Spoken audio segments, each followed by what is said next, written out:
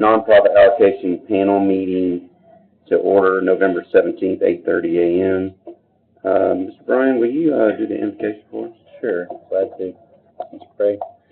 Heavenly Father, we come to you in Jesus' name. We thank you for your plans and the way that you orchestrate things, and we just, Lord, we want to honor you and we want to glorify you, and we want to be able to do the business of the county in a respectful way and an honoring way to you. So we just thank you for the members that are here and what will be talked about today, and we bless all of these organizations that will come and present to us, and we just thank you for them and the way that they serve our county. So we just thank you, Lord, for this opportunity to be able to be here together and do this. So in Jesus' name we pray. Amen. Amen. Amen. Before the approval of the agenda, there's under the report of the committee chair, we'll add item A for the Sumner County Special Olympics. They sent in their information last week, so they missed the deadline. We can talk through that, but just wanted to note under report of the chair, Sumner County Special Olympics. With that added on, is there a motion for approval of the agenda? One note, can we get the members to swap out? Yeah. For the members, we've got Jerry Becker, Dylan Lambert, Deanne DeWitt, Jill Rather, Mike Bryan, and Mr. Hine may or may not show up, but we do have a quorum with them. Appreciate that. Is there a motion for approval of the agenda? So moved. Motion second. Any questions? All in favor say aye. Aye. Any opposed? So that's unanimous. Recognition of the public. No one signed up. We'll have speakers throughout the meeting. Approval of minutes from November 18th, 2024. So moved. There's a motion to approve. Is there a second? Second. For those that weren't here, you can just, we can abstain. Were you here last year too? Mm-hmm. Okay, yep. So all in favor say aye. Aye. Any opposed? Abstain? Me. Okay, we got 2 abstentions. So that's approved. All right, so we need election of the chairman. Are there any nominees? Nominate Mr. Becker, Commissioner Becker. I'll second that. Okay, any other nominations? Seeing none, all in favor say aye. Aye. Any opposed? So that's unanimous. Election of vice chair. I can nominate Mr. Lambert. Any other nominations? Seeing none, all in favor say aye. Aye. Any opposed? So that's unanimous. All right, so before we get into we got the Special Olympics already here, but just wanted to run down. I know we got some new faces. We've got some faces that have returned. Deanne actually began this whole process back whatever year that was, but when she was 20-ish, maybe? yeah, when she was on the commission. 2019. Yes, I knew what I was, thank you for reading my mind. I knew what I meant. But so this is great. So it's really, before Deanne created the process, it was, I don't know, it was sort of just winging it and trying to figure out, what to give everybody, but not really have a broader view of, that it wasn't organized. And so anyway, long story short, we have $105,000 that the full commission has allocated for the nonprofits that we'll be listening to and hearing from today. That $105,000 is the max. We don't have to allocate the entire amount, but we can allocate up to the 105. And then the next steps after that, this committee is an ad hoc subcommittee of the budget committee. So whatever we approve at the end of today will go to budget committee. They will approve it or whatever, and then pass it on to the full commission for then full approval. Right? You know what date that budget committee meeting is? Is it this month or next month? It'll be next month. It'll be next month. We've got full commission tonight, so it'll be in the December cycle. I did know that, by the way. It's a long day. It is a long day. Tell me about it. You think I know what you mean. I told my daughter this morning, I said, I won't see you till tomorrow. Have a good night. My voice is already Yeah. Yeah. going out, so it's going to be a long day. So. The college book now. I didn't have to cheer too hard this weekend, but it's an easy win. The allocation is about $10,000 less than last year, is that right? Okay, so what happened last year, Jessica provided this little sheet. The Meals on Wheels, the $10,000 that's listed for last year was an add-on a little bit later. So this committee was at 105, and then that 10,000, it came through later, I think, on the full commission floor. Anyway, a different path. So the dues or something like that. Yeah, there was something. It was something along the lines of it was in the other standard type of budget, Jessica, and then it got moved over to this budget. So but regardless, even though this does say 115 from apples to apples, it was 105 coming out of last year. And was there any discussion for potentially increasing it in the hardship?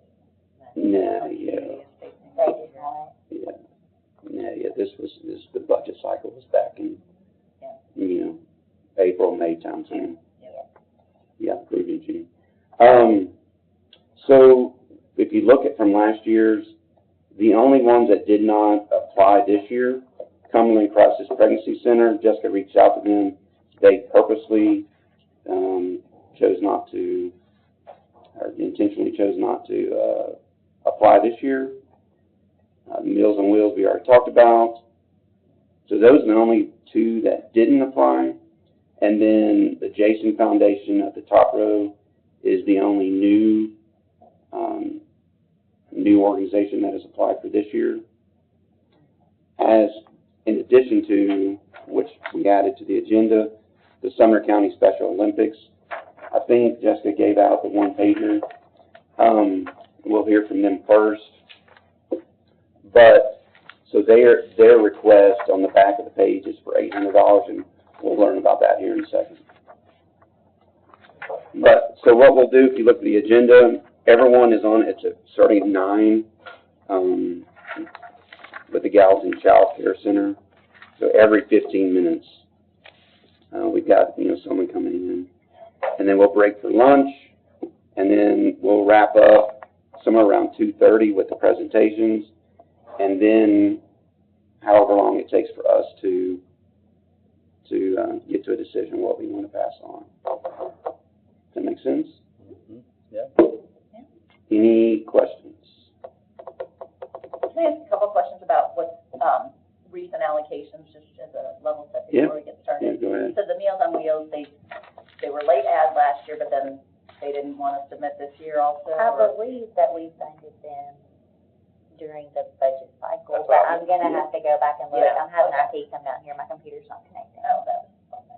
But they didn't, did we reach out to them too this year? Well, to see if they I wanted- believe they did during the regular budget cycle, but I have to look. Okay. But I would have reached out to them if Yeah. they had not as yet. So they just kind of like, sort of. But no, they're Well, no, they may have we're thought moving into a different budget category. Yeah. Outside So of they're this not budget. through this. So basically, like, Oh, I all of see. the nonprofits apply that are civic organizations, like the volunteer fire departments and all of those during the regular budget cycle. The budget committee approves, like a Yeah. certain amount for Yeah, we have this, and then you guys determine how to allocate it. Yeah, got it. Okay, so they're in their own. And I just have to refresh your memory just a Yeah, little bit. I know, thank you. And there were a couple that just seemed like they, like the Gallatin Senior Center, they had a big jump down last year. Yes. Is there history there that I guess we can talk about that with them when they're here. Yeah. The thought process, consensus-wise, was the amount of activities and events that they put on, in regards or in relation to what some of the other senior citizens do, was substantially different. Right, And okay. so that was the reason. I forget what they asked for last year, but we They come asked for 14. So yeah, we took them to 5. Got it. So that's where they have to come back to 14. It was programs and amount of people that were coming through. Yeah, that's what I was wondering on all those senior centers, just Yeah. comparing the Yeah. numbers served. The Gallatin Child Care Center, somewhat similar situation, where it went from 75 down to 1,000 last year. probably surprised me What the was most. when I was With the there. Gallatin childcare, One of them explained it in their application, I can't remember who it was. I can't remember that, I remember that.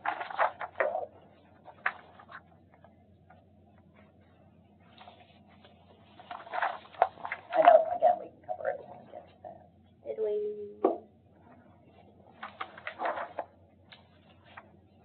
Oh, I think I just inferred that it was for their playground, because their playground needs to be replaced this year for $150,000.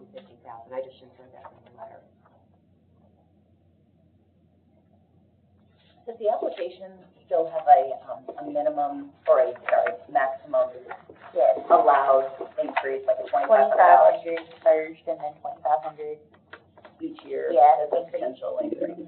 And those are, And some that overlap that. I mean, those are recommendation. the recommendations. We could choose to, That's what we did with DCO a couple years to ago. adjust it, yeah. Sumner Spay Neuter Alliance is one that obviously kind of jumps out to you. It went, it was tracking along and then it had a big jump last year. That was because I believe they had some type A of. partnership with Yeah, they had the, something. Like a match. Can't remember. no, partnership with the, sheriff's office, what's that thing called? Yeah. Not Humane Society, the. Animal control? Yes, that, thank you. This is not empty yet. Animal control, we had kind of promised that if we could help out with that. Even Sumner State kept paying attention to all these things. Listen, I don't know how you. Thank you. Any other questions? Probably, but. We can wait, I don't know have any others. So as we go through this, by the way, I guess we'll be operating under essentially suspended type of rule where we can, typically you would have to wait for the chairman to call it, but during as we're already doing, during the meeting, feel free to ask the folks that are here talking about their organizations, whatever questions you want. Now, we do have, I am going to keep us on the 15 minutes, so, but whatever questions you would like to ask, feel free to do so during your time slots. Okay. With that, we'll go ahead and start Sumner County Special Olympics. How are you doing, ma'am? I'm good, how are you? Doing wonderful. If you'd like to join us in the hot seat. Yo, am I getting? Yes, ma'am. Right at the end of the table. Good. So you probably were listening to us, so you understand how all this is going to operate. But why don't you introduce yourself, introduce the organization that you're here with, and then tell us about the request for funding and what it would be used for, and whatever else you'd like to share. My name is Kim Watford. I am the area director for Sumner and Macon County Special Olympics. I do work under the guidance of our state office in Nashville. In the state of Tennessee, we have 36 areas that are actively involved with an accredited Special Olympic program. We are completely nonprofit. That means every coach, every event coordinator, myself, it is all volunteer. We are not paid one dime to do what we do. So we go out and actively, obviously, I did not know about this, by the way. It was Terry Boyd came to our spring games last year, and another county commissioner came. And by the way, just to let you know, we had a sitting U.S. Senator show up. Marsha Blackburn showed up. No matter your political whatever, just having her show up was such an honor for us. She put ribbons on kids' necks. It was great. So we were very grateful for that. We had Dr. Langford was there. Paige Brown was there, Mayor Brown.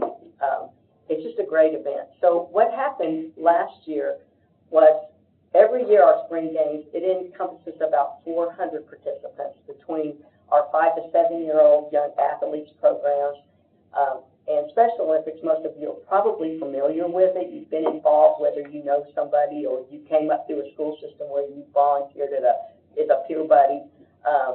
But we are a sports organization. We bring special needs kids together, in the unity of sports.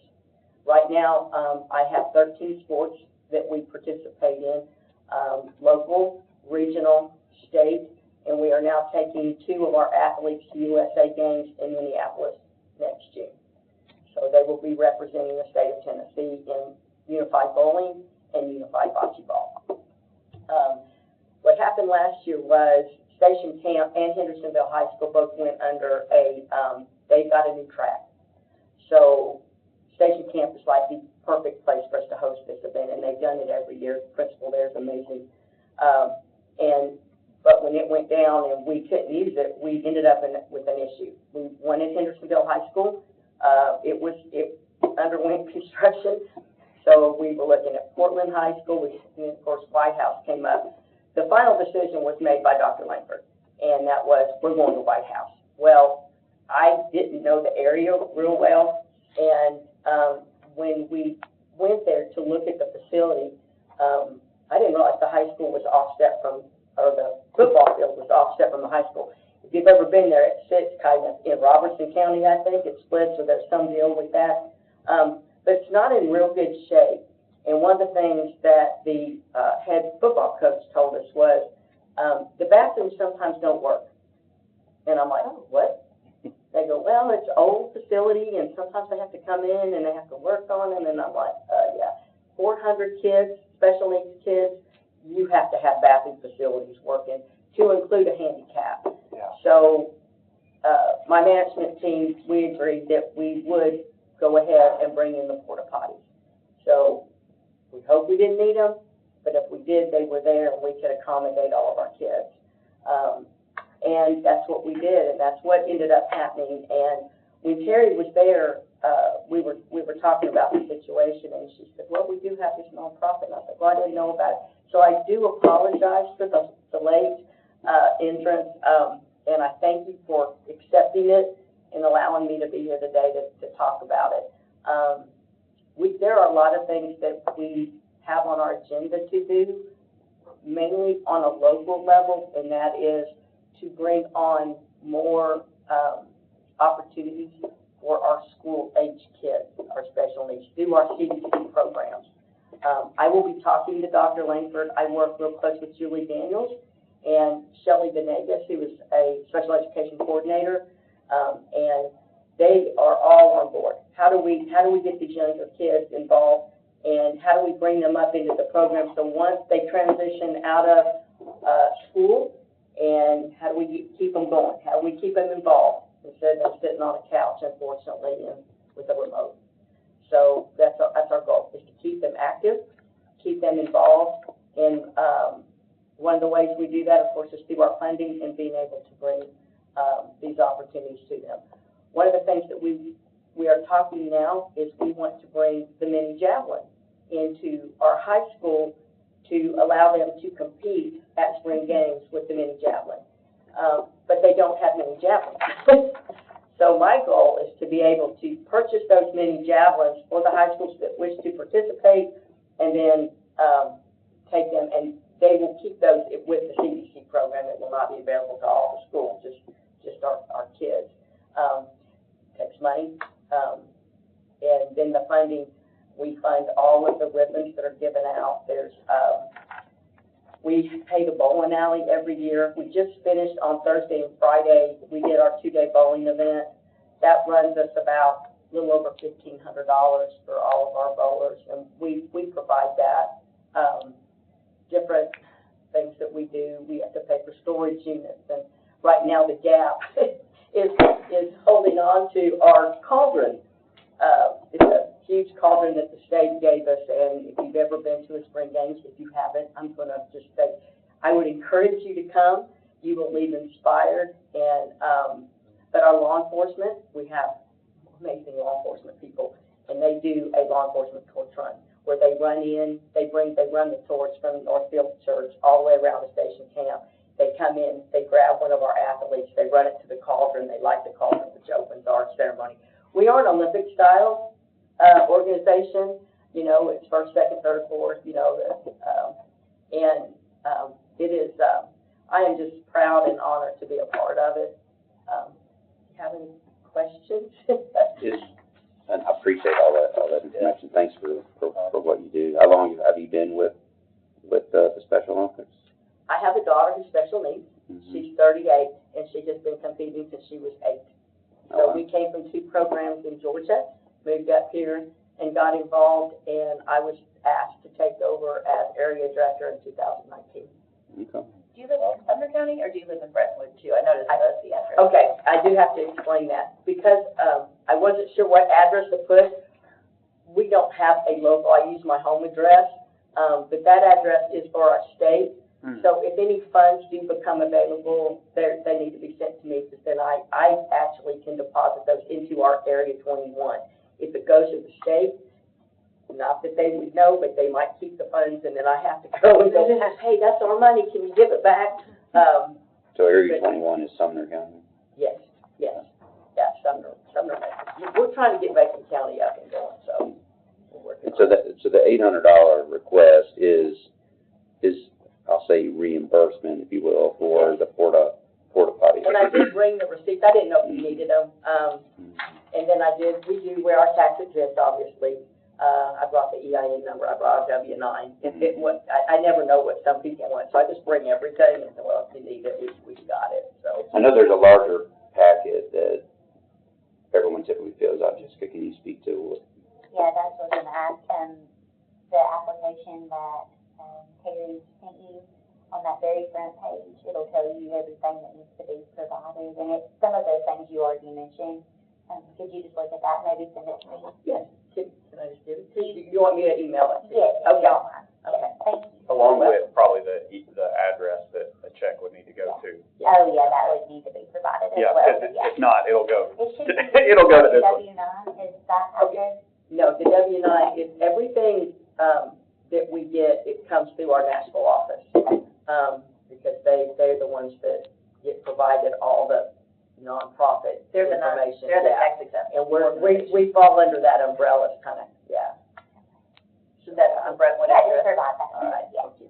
So that's the Brentwood address. I mean, you Yeah, do have to. they just contribute. moved in, they moved from Nashville into Brentwood, so that is our main office, so I'll get you my address. I'm from Macon County, so get that as a They are, I am getting some teachers that are excited. They came to our day bowling. The middle school did. We're still working on the high school, but they absolutely had the best time. They walked up to us and they said, we had no idea. And I Yeah. said, we're just happy that you're here. So. I have a child with special needs, so that would be, What school? she is not in school yet. Okay. She is 6, almost, so she will start kindergarten next year, but I always look for extra things for her to do. So through the elementary school, we have the Young Athletes Program. So they have to be able to actually compete in the competition. Okay. So we create an area for all of our young kids, and they come in and they can kick balls and throw balls and play, and the ROTC is great from Station Camp High School. Those kids get out there with them and they play with them, and they have their own little area, because it's really hard for the elementary teachers who have this separation. And they're like, what do we do with these kids? You know, we can bring our eight-year-olds, but then what do we do with these? Yeah. And so a couple of years ago, we made the decision that we're going to include them, and the state does run a young athletes program. So we kind of created our own to kind of give them something to do, and, you know, hopefully they look forward to the day that they can come and run and jump and throw. Oh, yeah. As the son of a 30-plus year special education teacher, I just want to say thank you for all you do. And I've been to the game several times, and when you said leave inspired, you also should take a box of Kleenexes, because you will not only leave inspired, but also it's special to see, and it warms your heart that many people care. It's amazing the people that come for the first time, and they'll walk up to me and they go, I had no idea. Yeah. I had no idea what you were doing here. Our president, who I absolutely love, Adam, he was driving down the road. This happened last year at our spring games. And I don't know how many of y'all listen to the national sports station. It's The Fan, something 107 or 104, The Fan.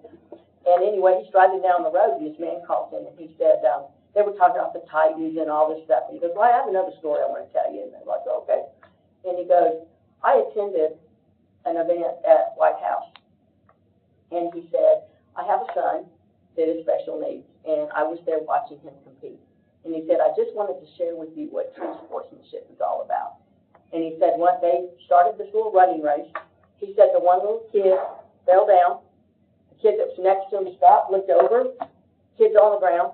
He runs over to him, helps him up, and runs across the finish line together with him. It wasn't that he would have won, but he wanted to help his kid get across the finish line. He goes, that's what we're about. That's what we should all strive to do.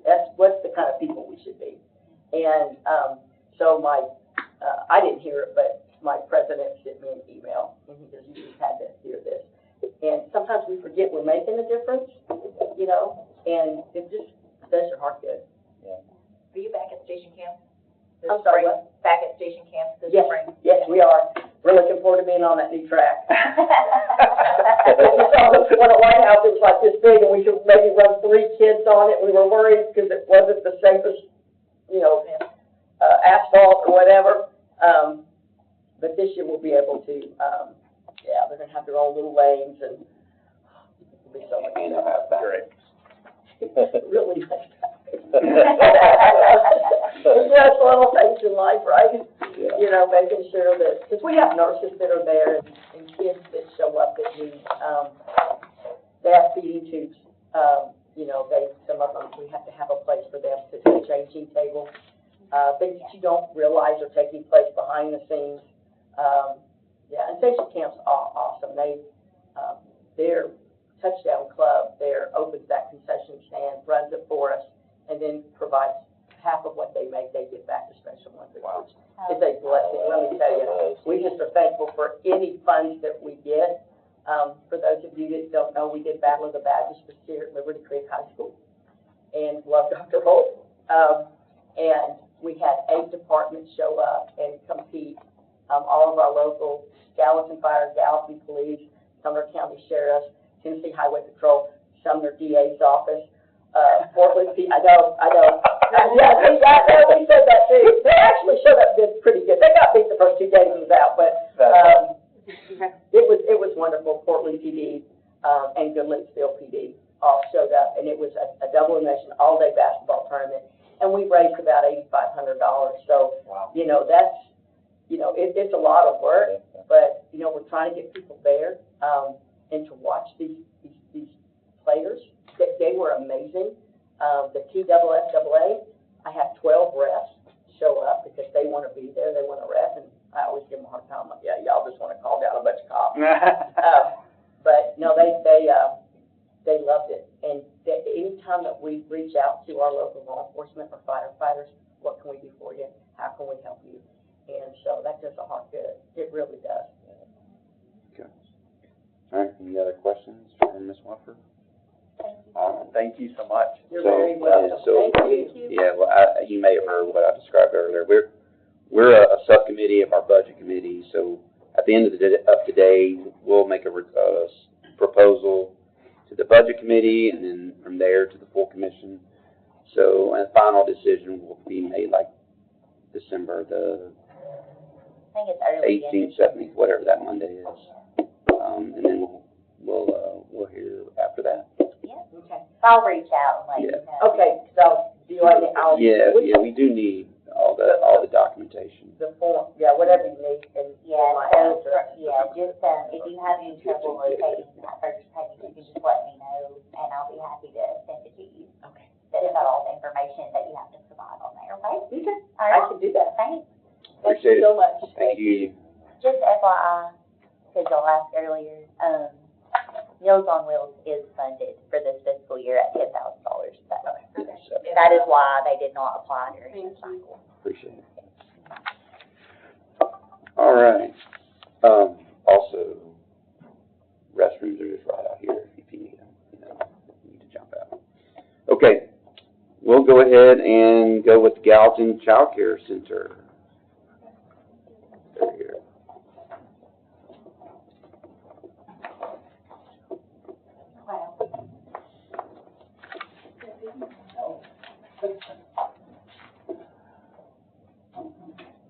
How are y'all doing today? Doing good. Great. I'm Glenda Abel, and this is one of our board members, Jeff Hill. Okay.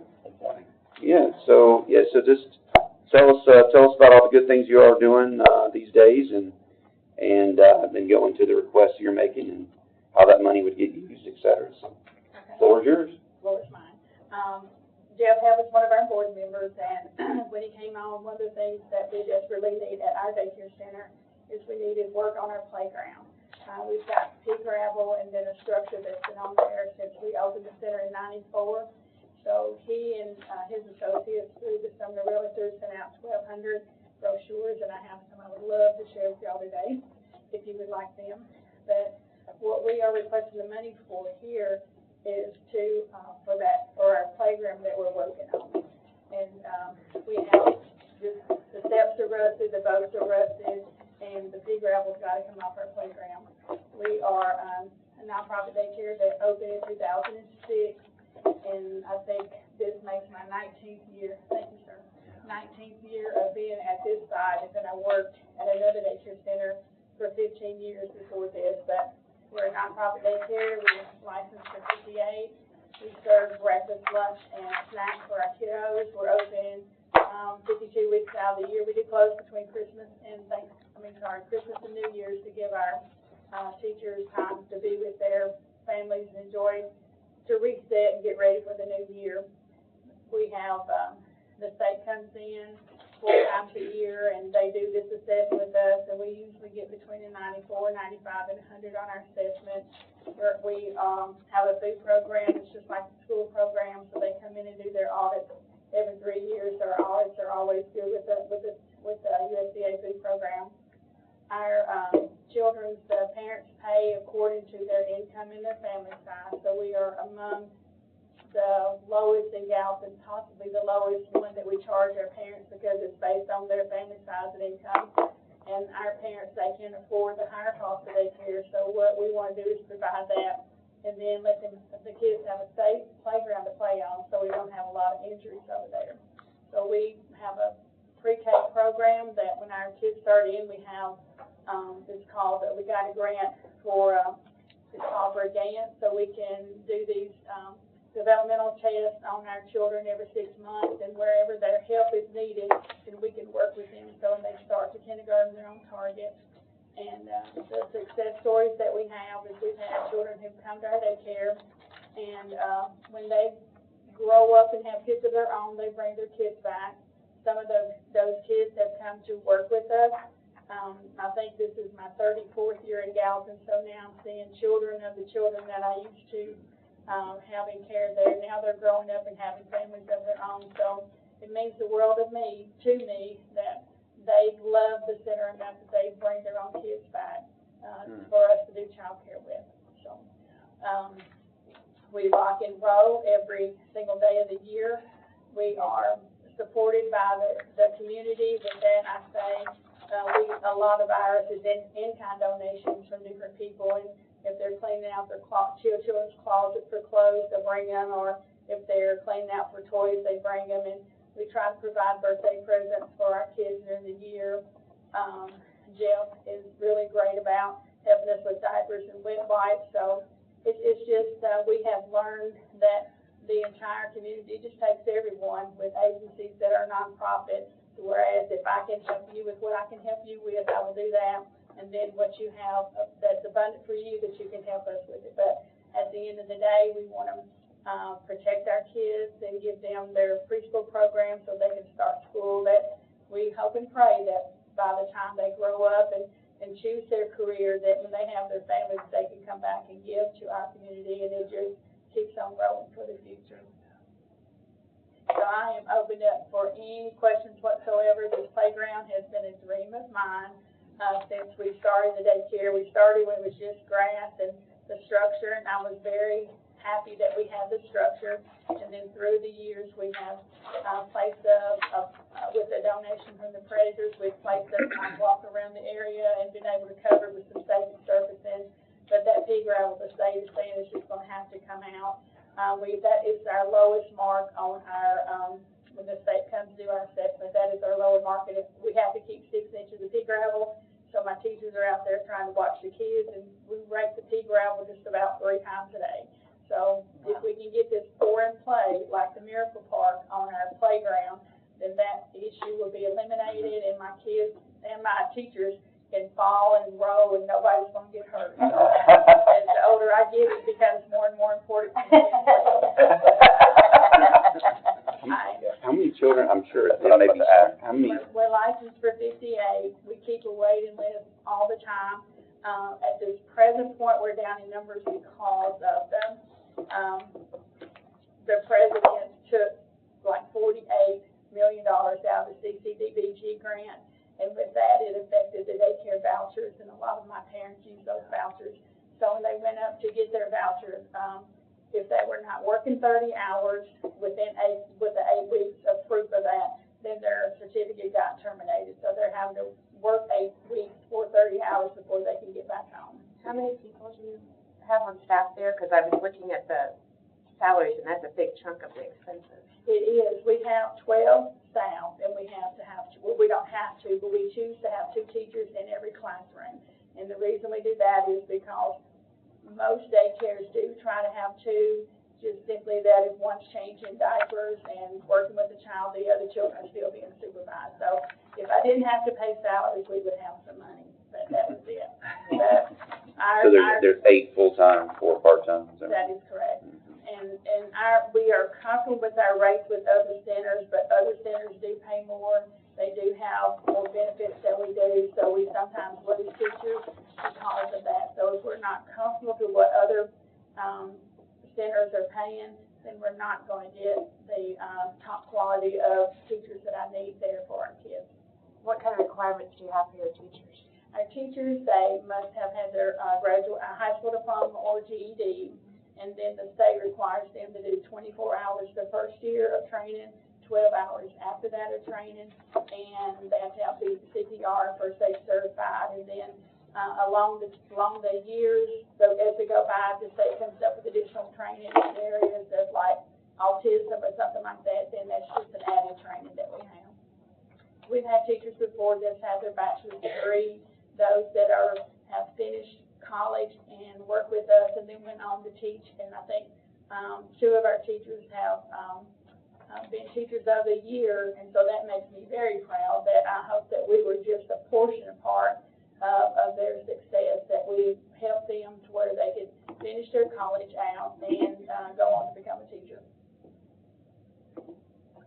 So it looks like Your staffing is, a lot of that's regulated, right, in terms of, the age group and how many staff you have per. It is. We have so many square feet per child. And so years ago, we were like 6 weeks to 12 years, but the ratios for a baby now is 1 to 4. So we had to change our ratio and just start taking children from 12 months.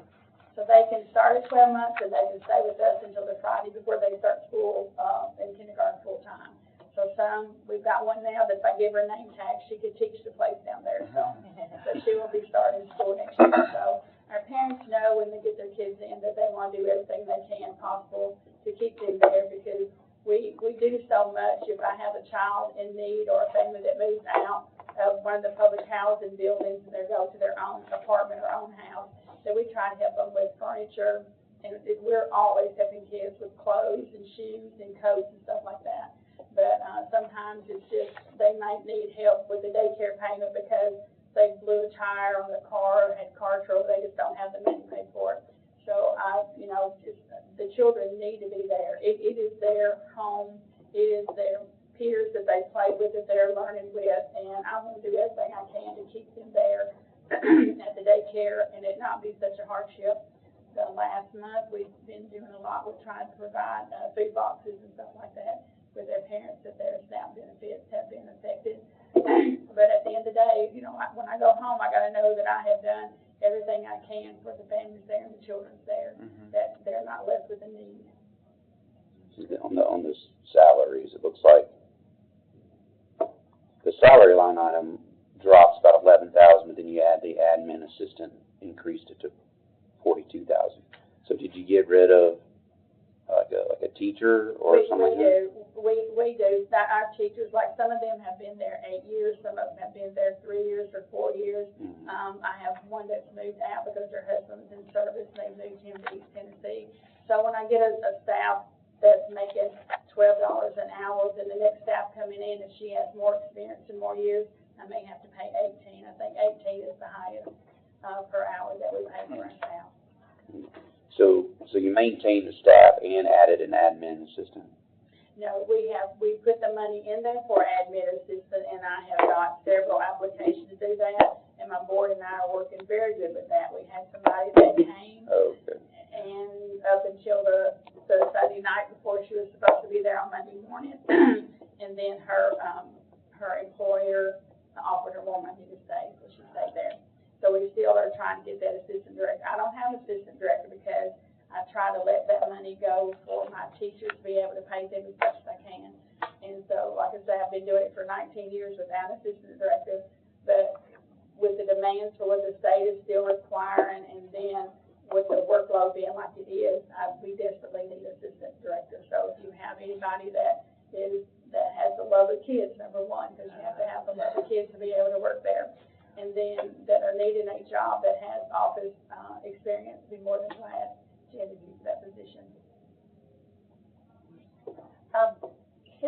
Historically, so you were granted $1,000 maybe last year from this body, is that right? Yes, I think that is correct, yes. And then prior to that, is that the first year you were? Well, I will tell you, the reason is, there's another daycare center, and I sent a cover letter for this. Right, And so then the prior years were Gallatin Daycare. Okay, prior guessing, years, right? when we would go and apply, I would get a note back saying, or something, response says, then, you have duplicate, grant request. Well, it's not duplicate grant request, but then, year before last, I got a phone call from the city, and because my, I don't know if y'all know, Glenda Bird was my CPA from the time I opened. Her son died very quickly, and so she closed her CPA business and retired. And so I had to get a new CPA, a new accountant. And with that being, I couldn't apply for the city's grants because I didn't have my 990s, I didn't have my audit done for that year. So the city just said, Glenda, try for the Sumner County to see if they can help you this year, because we know you're not going to get what the city normally gives you. They normally give us like $10,000, so we did not get that year. So that is the only reason why I did not know that it was available. If I had, that is one of my jobs as directors, try to seek out the grants that are available to the businesses here in Gallatin or Sumner County. So that is the reason why. So when I went to apply this year for this playground equipment, it's like, I know we're going to have the money to get that done. And if we do, that's wonderful. And if we get some, that is wonderful. Throughout the day, I know you're going to meet with agencies, with directors, or people sitting here that's going to tell you that, you know, we need this money for this. And I realize that y'all got X amount of money that y'all can give out to the agencies. And so if we are approved, I will be so much thankful and feel so blessed. And if I'm not approved, then I'm going to know somebody else that needed worse than we did is going to be blessed. So, yeah. I got just a quick question. I'm a numbers guy here. So like the projected budget, it on the staffing it says 526, but these numbers add up to 20,000 less than that, like 506. Is that just maybe a typo or something? It's possible could be. Like I say, I have a copy here. We have worked with the new accountant and the new bookkeeper on getting this budget together so we could have it together to get our audit 990 done for this year. And so a lot of it. It could be a row that was hidden when it got printed or something, but you may just want to check into that. Okay. We are run out of time for this one. Sherry. All right. I appreciate it. Thank y'all very, very much. I appreciate it. Thank you for being here. We should have a finalized decisions by mid to late December. So, all right. Thanks a lot. Y'all have a great day. Thank y'all.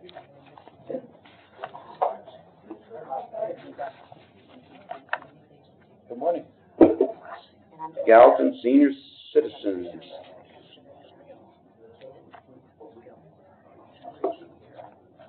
How are y'all doing today? Well, right off the bat, Doing wonderful. right off the bat, I'm gonna tell you I'm not a numbers Say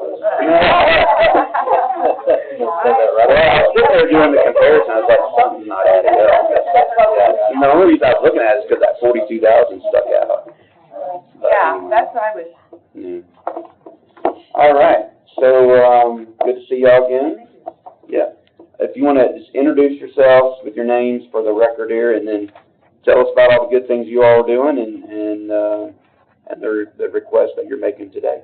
Okay, I'm Beverly Stovall, and I am the director of the Galaxy Senior Citizen Center.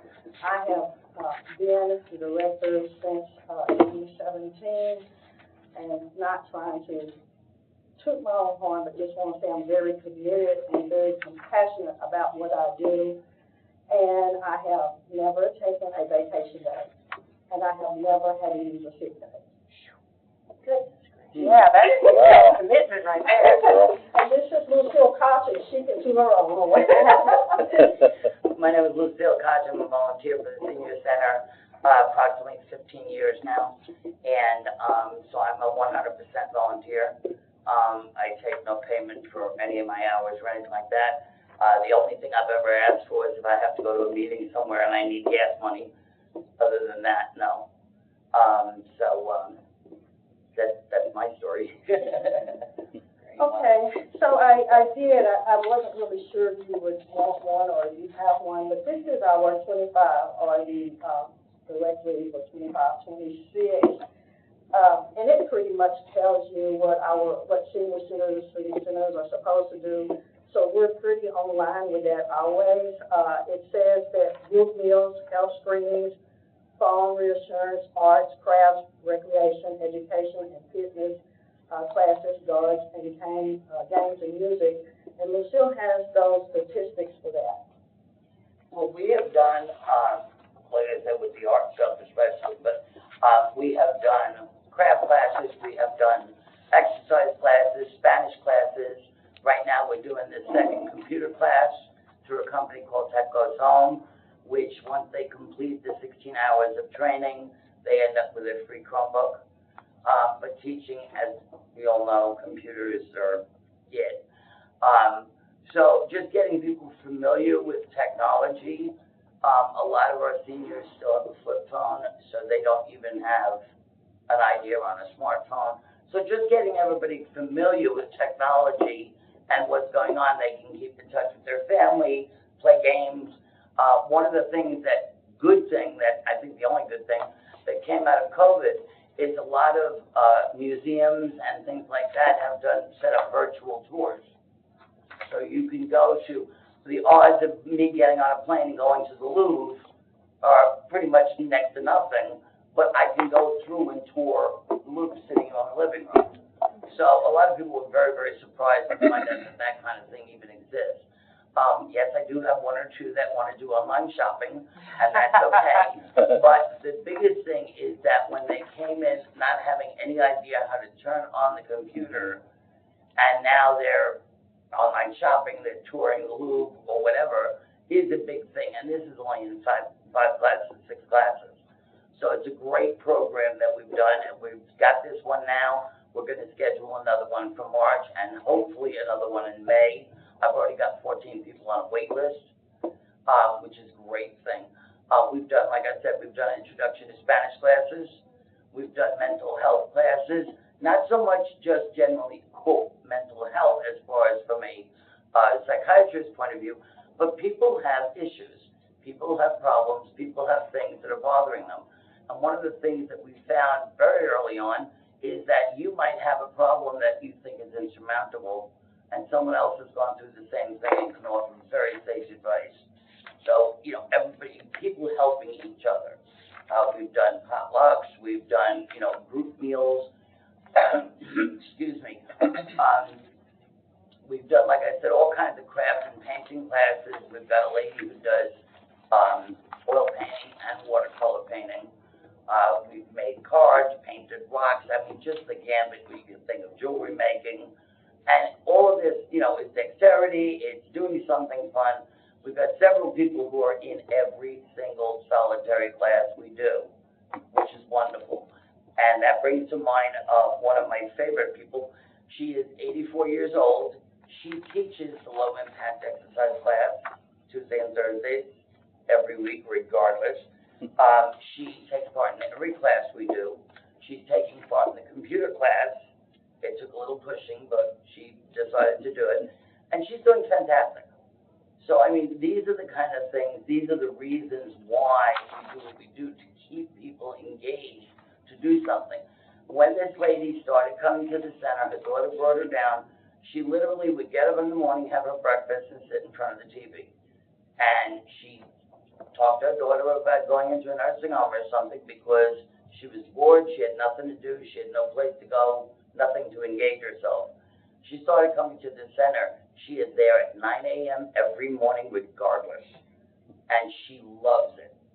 And those are the kind of people that we need to be around to help, because the fact that there are so many people that have nothing, you know, if they live with family, their younger family members are out working, and they're bored, and they have nothing to do, and boredom is not a good thing. You know, living alone and not socializing is not a good thing when we get older. It's not a good thing for anybody, but at least as a younger person, you can get in the car maybe and go somewhere. She drives herself from Portland every day, and when she fell and sprained her wrist a couple of months ago, it was agony for her to not get anywhere. But by the end of the first week, her daughter had to drive her down to the center, so because she was going crazy being at home, and as soon as she got the go-ahead from the doctor, she started driving herself again. But these are the kind of things that, you know, make a big difference in people's lives. And if she were here right now, she would tell you that. Real quick, we've done a couple of things. At the center. We put in the gutter guards around the building, so we no longer have to worry about doing the maintenance, cleaning out the gutters. And we also tinted the windows because we have full glass windows at the entranceways, and then glare, you know, is very hard. It's incredibly decreased our heating and air conditioning bill as well, because of not having that coming in, so that's a good thing. And just, two other things, I'm sorry. That's all right, I'm done. Two other things. We had partnered with, a program called 55 Plus, but it's now called Workforce Essentials. Workforce Essentials, where Workforce Essentials pays someone or employees to come to work in different nonprofits and whatever. And we had those people, some off and on for the last several years, but just back in June, they lost funding. So we ended up being back again, just with myself and Lucille. And on a really great note, we not the center will be the hub, but we had someone that had talked to Senator Hale and Senator Slater and John Garrett. Yes. And they signed a support letter for an agency called Community Healthcare Workers. That program receives $50,000, which the center will get none of that. It's directly for this program, and it's for caregivers to stay at home and take care of their immediate members of the family who have dementia. So, on your application, it says 324 Sumner County residents. What's your average, you know, each week? Are you open every day? Monday through Friday. Monday through Friday? Yes. How many on average come? How many do you see each day? We'll get anywhere from 35 to 70, depending on what's going on. Okay. Y'all do meals weekly or daily? Or? We do it, we usually do, I will say that we were doing it monthly, but our food suppression system was down, and we couldn't get anybody to come in. Yes, about 2 months. Yeah, more than that. And But so, it's fixed. yeah, it is now. Yeah. So meals are about to be monthly again? Yes, they will. Okay. Yeah. And we've also done, you know, like potlucks and stuff on the side, so it's still a matter of socialization and community getting together. And I'm trying to remember from last year, I can't remember. But there was something, if I remember right, something with an audit or something with I don't know if it's a lawsuit. Was there something going on last year, or am I misremembering? Yes, it was, I think the amount of money that was received, through, We did do the paycheck retention thing. That was the year before. From the, what do you call it, the parking with the, Christian Terrace. Oh, yeah, that's what it was. And that was just a, what do they call it, Oh, you were asking about? I can't recall what it was, but what was, is that, if it was a lawsuit that's done now, or is it still? Actually, it was not a lawsuit, and as a matter of fact, I had to sign, or the board had to sign a confidentiality agreement thing in there. And so when you do that and you talk about it, then that causes you back to go into that same situation. And I prefer that a board member would discuss that instead of myself. No, that's fine, that's fine. Does the city of Gallatin give any money to you all? When she wants to. Sometimes it's almost like you have to do me a favor, but, and sometimes I'm not. But, yes, she has, and that's still a part of the problem. Just basically, was nothing other than our property is private property, and our seniors, we have a membership there. And, when the Christian Towers was, when they started building the new garage, the people in the Christian Towers didn't have any place to park, so they covered our parking space. And then our members were complaining about not coming back because they could not find a parking place, and that's the basis of what happened. So we were protecting the property of the Senior Citizen Center. I guess. Yeah. We're running short on time here. Questions? Just any other trends that you want to mention in terms of your members and the things that they're struggling with or the things that you're seeing? Well, the biggest thing that's happening now is with the SNAP benefits, that people aren't getting their SNAP benefits, and the scary potential of the fact that January 1, all their health insurance costs are going to go way up. There's not a whole heck of a lot that we can do with either one of them, but the idea is that when we can, we do help. Matter of fact, our members have been really great because if they end up with things that they don't need, they bring down and put it on the table for somebody else to take.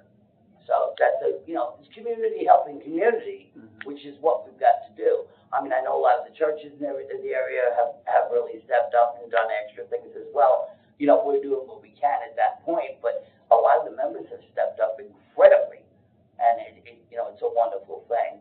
But we're hoping that whatever you guys can help us with would be a godsend. We do want to, like I said, with the monthly meals, we do want to add more meals, and we can do that, with extra funding. And do you have a add more classes. calendar of events? I don't have one with me, but I can email you one. Yeah, that'd be great. Or if it's on a website, I can look it up. Yeah, GallatinSeniorCenter.org. Okay. And also, before I go, a couple of things, just before I go, when you look at the website, our calendar of events, sometimes Lucille tries to get it done before the last week of the month, but then there may be someone that just walks in and says, can you put me on the calendar? And by that time, the calendar is already posted on. Yeah, the one that's on the website should be live, so. Okay. Exactly what we've got scheduled. To answer your question, I am considered a gatekeeper for suicide. And so I do have the more input of what seniors go do at our center. And sometimes I don't always discuss it with Lucille, but try to, feel the need for that. But yes, there is a problem with our seniors in depression and anxiety. Very much so.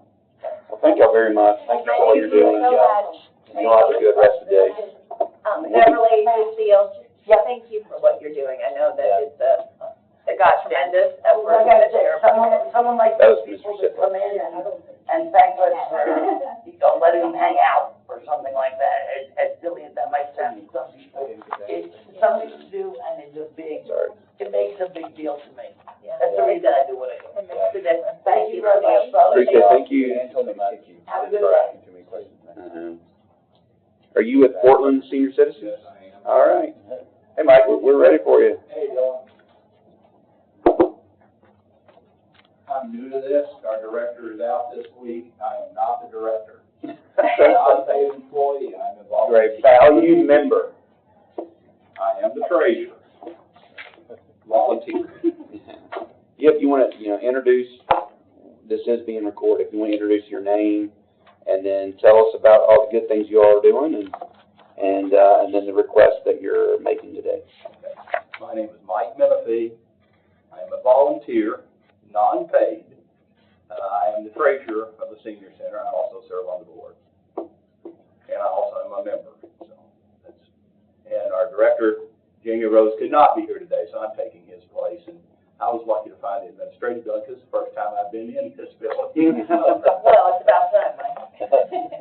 Well, I usually do all the plate things by mail, so I don't ever have to make the trip. But I'm down here today, so I'm representing our senior center.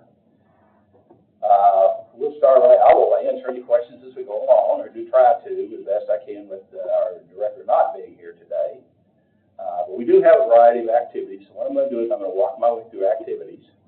I probably should have made more copies of this. I do have one copy. Which you can pass around. Pass it around.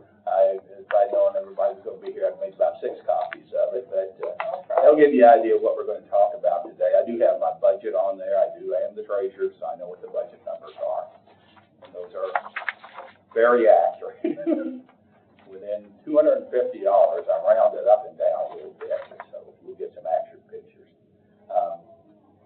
We have a variety of activities. We're going to start with that. We do provide a birthday party every month for people having a birthday that month. We have cake and ice cream. We have everybody come in. We have balloons. We sing happy birthday. And we do that once a month for all of our people. So they get a chance. And it really is a nice time to get together and have them recognize our people are very old. I'm sitting here saying this, I'm very old. I'm very old. Thanks, John. Good to see you, John. Good to see you, John. So we have birthday parties. We have card playing. We have card tables there. We have a variety of card games that people do. There's Popo. Everybody likes hand and foot. That's a biggie at our place. Shanghai is another biggie. We'll get probably 8 to 12 people about every day coming in playing cards. That is a great social interaction time for them. We don't care who wins. Nobody does. There's no money on the table. Just a good time of fellowship for people who come and play cards. I've been known to participate myself in that activity. I want to thank the people at Old House, and put that on the record, Old House gave us a pool table. And we are really thankful for that. It's a beautiful pool table, and we do have pool players in there regularly on the table, and they provide everything, covers, balls, cues. It is a beautiful facility. We have a set part of our facility, which is very large, for the pool players.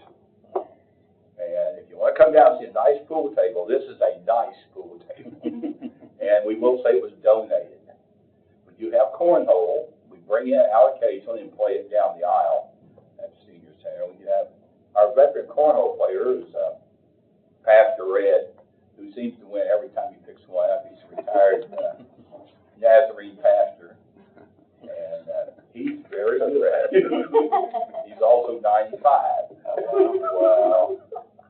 We have puzzles. We have on the table. We have a puzzle table. People like the old jigsaw puzzles. We make sure that they're there. We have a wide variety of those, and there's always 3 or 4 people playing that, and they team up to get together, see if they can figure it. Most people take the 1,000-piece puzzle. I don't have patience for that. Those people are more patient than I am, so they put together the puzzles. We have movies and TV. We do have TV there. We have a big screen TV on the wall. People can watch movies, see TV shows. And once a week, we play bingo in cooperation with the Portland Library. One thing about Portland is we have bingo players, serious players. The library brings out 60 people at a time, at least, for bingo. And Anita will attest to that. And we'll get 30 or so people who want to play the senior center. So we provide a variety of small prizes, mostly items, hygiene items and things like that they would not be, maybe would save money by winning it with us rather than having to go to the store and buy shampoo or soaps or things like that. So we provide that for them. And nobody leaves a loser. We play till everybody wins. And they take home the personal care items and whatever else that they need. We try to make that available to them. So we kind of know what people need and maybe don't have enough money to cover it. So they could be able to win that prize that day. And it's not like we're giving them away. They win it. That's a big difference. We have show and tell, and there's very interesting show and tell because these people are fairly old. I say fairly old, I'm 76, but and I'm not anywhere near the oldest person there. We have people up 96 years old at our senior center. Talk about their past, bring in their craft items they made when they were a kid. They bring in stuff in the Civil War that they found. One of the things I brought in was I grew up in Chattanooga and close to the battlefield in Chickamauga, and I actually found shells left over from the Civil War. Before they put lines, you couldn't take them off the battlefield, so I have a few of those. I always say it because it was pre-law. I grew up in Chattanooga, so I could go around, and we just went out to the battlefield, and you'd find just playing around. And but now you can't remove anything from the field. It was legal at the time. So you see all these things that people have in their life. It's fascinating to go and show and tell and see what these people had in their life and the things they accumulated and the things that they made. So that show and tell is always a good day. We have crafts. A variety of people come in. We have crafts people in the area that volunteer their time. Yes, I've made a vase and fancied it up kind of thing. And they'll have hand crafts, necklaces, bracelets, things like that. And they just love that. And we provide all that for them. We have the crafts person usually comes in and volunteers their time. And we do appreciate people who come in and say, yeah, I can do this. And, you can buy this stuff and you have it there. We can make this stuff and they can take it home. Let me interrupt you for a second. Okay. The amount of, it says 290 is the Sumner County residents. On a daily basis, or are y'all Monday through Friday? Or Monday through Thursday. Monday through Thursday. And roughly, what's your average daily type of participation, I guess? We get 25 to 30. 25 to 30. Okay. And if we have food, I would say 40 to 50. I think I've been there, and it's close And to do you have food weekly, or? We try to have food weekly. I've got that coming up. We'll talk a little bit about that. We try to provide food for folks. We have stuff back in the back. People can get if they need something.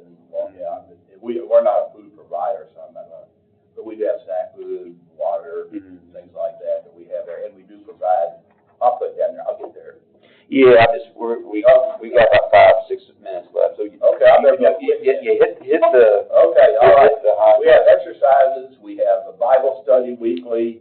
We have exercises, Bible study monthly, exercises weekly. We have reading in there. We have a piano. You can come in and play that. The potluck lunches are once a month. The dining out's once a month. Our sponsored lunches are once a month. So about have a meal every week. And we get sponsored things. Thanks to our friends at the Farmers Bank who are going to be providing the December meal for us. They come in every December and provide a meal for the thing. We also have a few more homes that come in, nursing care centers, and they provide free meals for our folks. We do have Chromebook computers. I'm running out of time. I prepared for about 15 minutes, so. And I'm my first time here. You're doing a great job. Yeah. I'll do the best job I can, and the director can fuss at me. Free. We provided 20 of these free from a grant to our senior citizens, and I got one of them. So, and you take 2 weeks training from a professional computer person, and this is a state grant. We gave 20 of these away to our senior citizens. Now, bottom line is to show you what we got. This is a high-quality Chromebook computer here. And we provide that for free through a grant. We're good at grant writing, too. Thank you, CODA, for getting that one. We do have exercise and physical therapy. People come in and we do exercises every week. It's on Monday. Have a Bible study. We have fraud protection from the Portland Police and the TBI. The biggest problem we have, I heard the other way talking about this, that we have fraud problems. People trying to steal money from old people. people. We've had that happen to our people. Mm-hmm. They're scammed. Their bank, they think it's their bank, and we've had that love scandal thing going on too, which really makes me mad. That's this guy you can't see, he's overseas, he's loving you, and if you send him $10,000, he'll love you more. And we've had people lose serious money on that. And we try to tell people, we have TBI comes in, and we have the Portland Police come in and say, don't fall for this stuff. But yeah, we've had a couple people be victims of that. We've had computer training, which we put on by Koga. He's a former computer expert from Vanderbilt. We have nutrition programs. University of Tennessee puts on for us. We do that every year. This woman, they come in, we do the extension program out of Galveston here. They come in, prepare meals, show people how to be more nutritional on what they eat, and we go through, and she's very good at. We have legal issues. We have a lawyer comes in and talks about wills, and we get people to have set aside somebody who's going to be responsible for their finances and their medical when they can't do it. And we want people to be prepared for the end of life. So I'm working with a lot of lawyers now for myself. We have hospice and grief share for people who need that. People lose a spouse. We've paired with grief share to get some help for that individual. If somebody's facing end-of-life decisions, we've had hospice. We've had one of our people just go to the hospice. In fact, I lost 2 people this week. Mike, I know you probably have a lot more prepared, but we need to save just a couple minutes for questions. Okay, I'll speed it up. We have nursing home facilities come in. We have people. We have dementia group come in, the memory care unit. We have fire safety from the Portland Fire Department, and we do have volunteers from First Baptist Church who do minor home repairs and even build you an access ramp if you need one at no charge to our seniors. All right, I've got the bunch on the back now. You can figure that one out. I tried to be. This is based on the one we sent to the state. Here's a copy of the one we sent to the state. So I've taken the numbers and said round them off, and there's our budget. So okay. We spend $44,000 a year. $10,000 comes from you guys.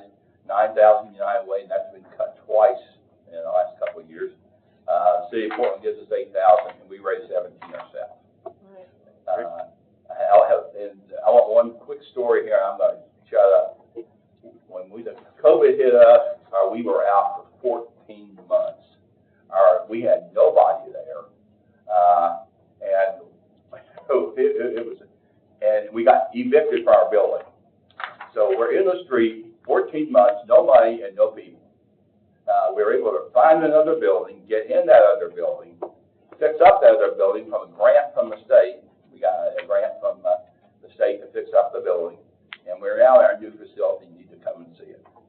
That's an open invitation. You need to come and see our facility. It's not big. It's nice. And serves our community. We have 115 people right now. We went from 0 to 115 people. That's a pickup. Before the pandemic, we had 70 people. We picked up more people in the last few years because we're becoming a place you want to be. So the 115 is what? It's our enrollment. That's who we have. Oh, okay. And we charge the outrageous amount of $10 a year to be a member of our center. Okay. Which is I'm gonna cut you off. Any questions here? Nope. Again? Center generated your 12,000. Is that a fundraiser or? $17,000 we generate ourselves, and we have contributors from the community, our business community. I myself contribute to the center, and so a lot of individuals. I shouldn't shamelessly plug one of your commissioners, but we do have one of our commissioners that does support us. We do get support from other people, and we do have fundraisers. We have food. We prepare food. We have our big chili cook-off, which generates about $1,000. We have our auction. People donate items, and we auction it off. That was just $3,000 or $4,000 right there. So the fundraisers we have will give us about $7,000 of this money. The fundraising in the community will give us the rest of the money. We only get $1,000 in actual membership dues. We're about to cut you off. Okay. I'm sorry. Thanks so much. Yeah, thank you very, very much. I came to go for about an hour and a half. 15 minutes goes fast. Well, thank you very, very much. You have a great rest of your day. We'll get back with the final decision number? I think that, well, Jimmy said to ask for 11,000, I guess we better do that on the way out. We're getting 10 now, we could use an extra $1,000. But The we're very application happy was with for what we're 10, okay. All right, well, thank you very, very much. And I think I did everything Jamie wanted me to do, so. Yeah, you did a great job, Did a great job. Appreciate it, sir. Thank you all very much for having me up here. I just hope I did Come on up, Julie. a good job. You did a great job. You can slide on. Come on. It's all right. We gotta keep moving. All right. Thank you all. Thank you, Mike. Bye, Mike. Bye, guys. That was your job. Didn't need to do that. I was okay with her waiting a little bit. Hello, how are you doing? I'm doing well, how about you guys? Doing great, doing great. Thank you, ma'am. So if you want to start off, introduce yourself. We are being recorded. If you want to tell us all the good things you are doing and the request you're making today. Well, I am Julie Merriweather, and I am from Elevate 50 in Hendersonville. And we actually, with the paperwork that was sent in with our application, you'll note that we asked for $20,000 this time. And quite frankly, the reason is because we, if you read any of what we sent you, we have several people from Gallatin, Bethpage, and Cassade Springs that come to Hendersonville because they won't go to Gallatin. And it is around, I did not write the exact, it's in the paperwork that was in our application, but it is over 250 people. And it grows every month. We get new people that come in, and invariably, many of them are from those three zip codes. You said 250 people from those zip codes. Oh, really? Yeah, Okay. collectively. Okay. I gave you this. We're talking about impact. And I know I'm preaching to the choir, but I need to say this anyway. What centers like we all have in the county, we provide something that no other business can provide to our mature adults. And quite frankly, it helps them live longer, it helps them live healthier, and they live more engaged lives because it gives them something to look forward to. We all know what COVID did to everyone. And because of that, we have really just dug our heels in, and we are just bound and determined that we are not going to lose any more people to something like that. And we have an outreach program. We go out and we visit people. We have people let us know if my neighbor fell and broke her hip, could you please start calling her? We've had that going on for years and years and years. It's called our telephone reassurance program. But our outreach, we actually physically go to their homes, and we might take them a card or, you know, a small little bouquet of flowers, something like that, just to set them up and let them know that somebody is thinking about them. And another thing that we do, the programs that we provide adapt to the ever-changing things in our community. Everyone grows older every day. And we also have strong partnerships such that we have with you all that help us sustain our mission. And I don't have that memorized, and I'm going to read it to you. Our mission is, at Elevate 50, we are dedicated to enriching the lives of adults age 50 and above. We provide a welcoming community where members can strengthen mind, body, and spirit through meaningful programs, lasting connections, and new opportunities, proving that age is only a number. And I fortunately, I won't say unfortunately, because God has blessed me to be on this side of the dirt. So I find myself in that category because I am in that 60s range now, and I realize that not everyone is as young feeling as I am who is my age or older. I have 3 grandchildren that keep me pretty active. And I'm also very active myself with what I do. You have to be able to be around 80 and 90-year-old people every day, 5 days a week. And it's a blessing. It's truly a blessing to do what we do and what we provide for our folks. I'm not going to bore you with a lot of details because you've had my application, and I know you've read it. We are really proud of what we do. We are up to 1,657 people, and I noted that we had more last year. There have been some people that have passed away, but I really went in and looked at our roll of people, and there were a lot of duplications in there, and so we culled all of those out, and some people that we didn't realize that haven't been in a while, they actually did die. So it's down a couple of hundred from that, but like I said, last year was our biggest year ever. That was historically our biggest year that we've ever had. And Is the 1,600 after all the culling of the members and everything? Okay, yeah, it took a couple of hundred away from that. I guess. So I don't know, do you guys have any questions that you might like to ask me? Do you charge a membership? We do, $2 a week.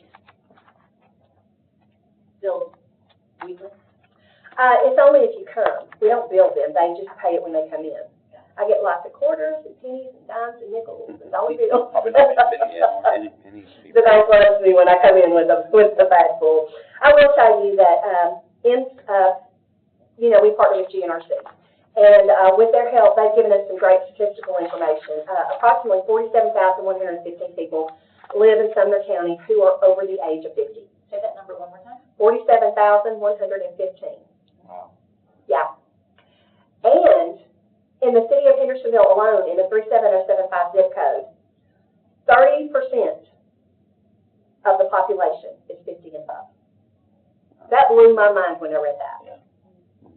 So, we must be doing something right, because like you guys have heard me, this is my 11th time to come to y'all. And when I first started, it was basically, here are your keys, have fun. And I looked at QuickBooks and went, oh my God, what did you let me get myself into? Seriously. And you pick up the phone and you start dialing for dollars, and you call people that you know who have the financial wherewithal to help you dig yourself out of this hole. And I did, and here we are today. We're thriving. We are in a much better financial position. Our building, if you haven't been to it lately, Deanna comes by every now and then. It's gorgeous. The city has helped us with that. They helped us write grants for that, and through the Department of Housing and Urban Development. And we got 2 grants, actually. Last year was the final. We got the parking lot paved and all the landscaping, and we got new air purification systems, and new heating and air systems. So it's in essence an 85-year-old brand new building. And we painted, we took the initiative during COVID to paint and have new flooring laid down, and we got new furniture, and it's just a beautiful place. Everyone that comes in talks about how pretty it is. And that's what we want. We want people to feel safe when they come here. And I can imagine and I don't mean anything disrespectful to anyone when I say this, but I can only imagine what some of their homes look like, based on the stories that they tell. And, even the ones with a lot of money, they still are eclectic and are living in yesteryear. And we want them to come to something that is cheerful and makes them forget about the problem. Because all I hear every day is, woe is me, I got to go to the doctor for this. So, you know the drill.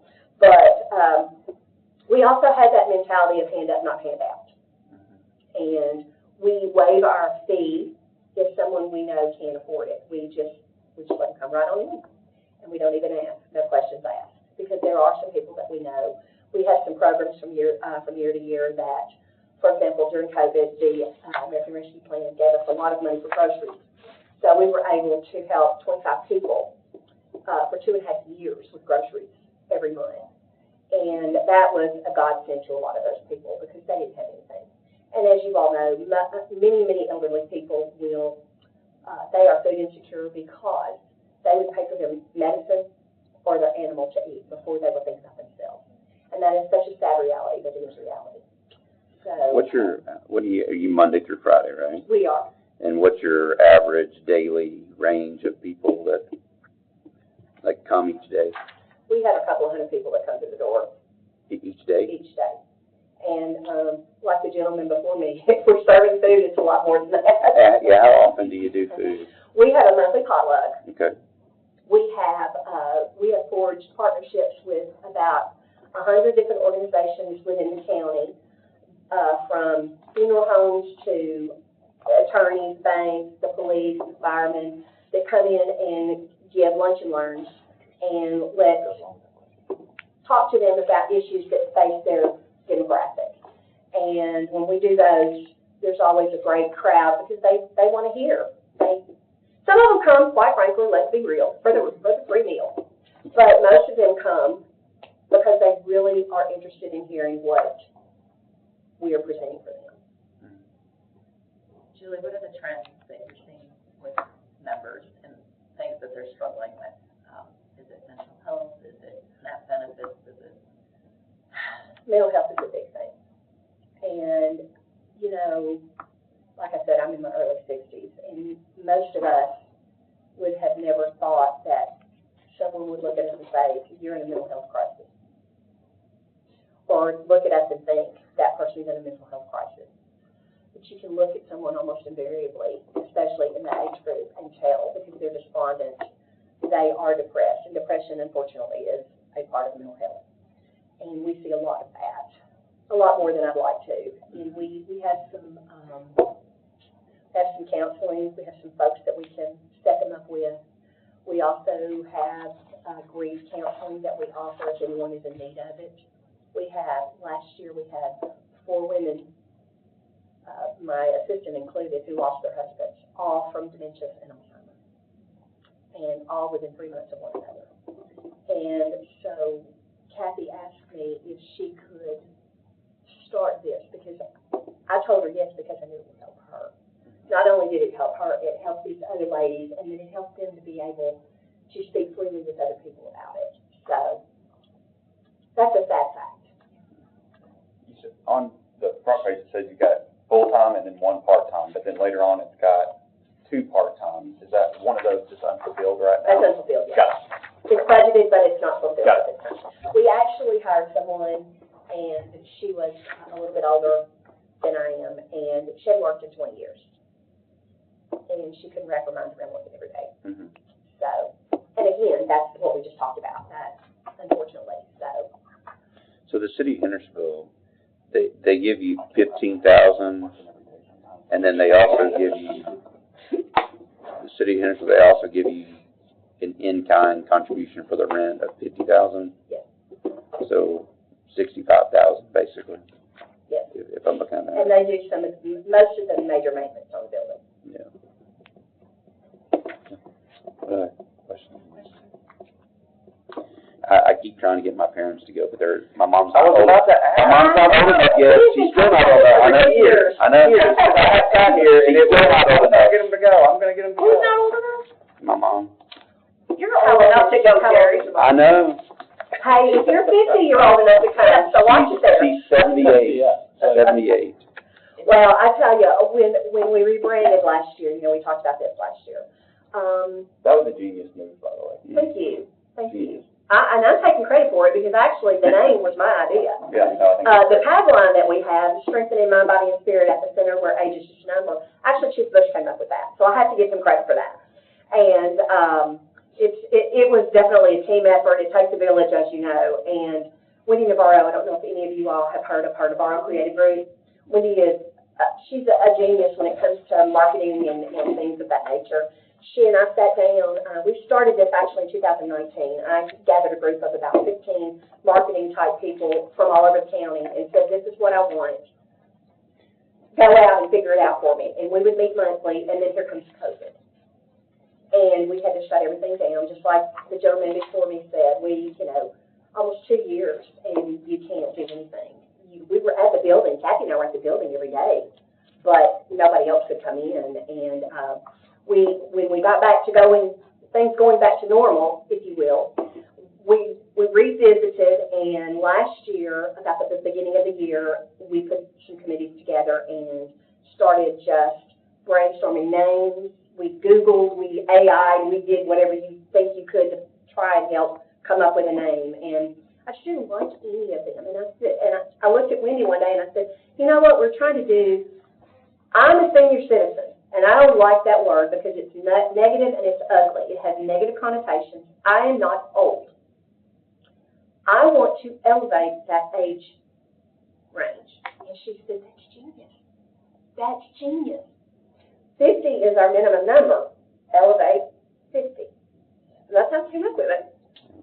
And Your mom's not old, she's elevated. there you go. She's 27 years elevated. And we've got so many new people coming in since we did this. Y'all know Album, the really nice senior complex there in front of the Street City and Lake. Mm-hmm.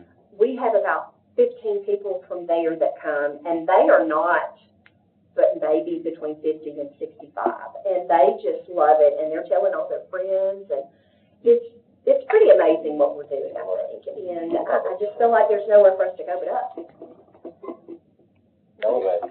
Since who's next, Westmoreland? Yeah, they're not, they don't appear to be here. I think, well, no, never mind. You can ask. Well, it's, and I, I was thinking we could speak candidly, but, I don't necessarily, yes, but no, I don't want to put this on recorded because what I want to say is that you are a gem, in this space, and the other cities are all doing what they can, right? They're just strapped for the resources, and you are at a certain, unique place in life and energy and creativity, strength of your board. You have a lot of things that are really pulling in the right direction, and the fact that you are an asset to other communities beyond just Hendersonville is obviously a testament to that success. And so, if we can clone you, you're in one of those categories. Well, I appreciate that. To be able to clone what you've developed and what you offer is something that we obviously wish we could do everywhere, but it's everybody who is willing to step into this role is really valued, and it's just hard to build that.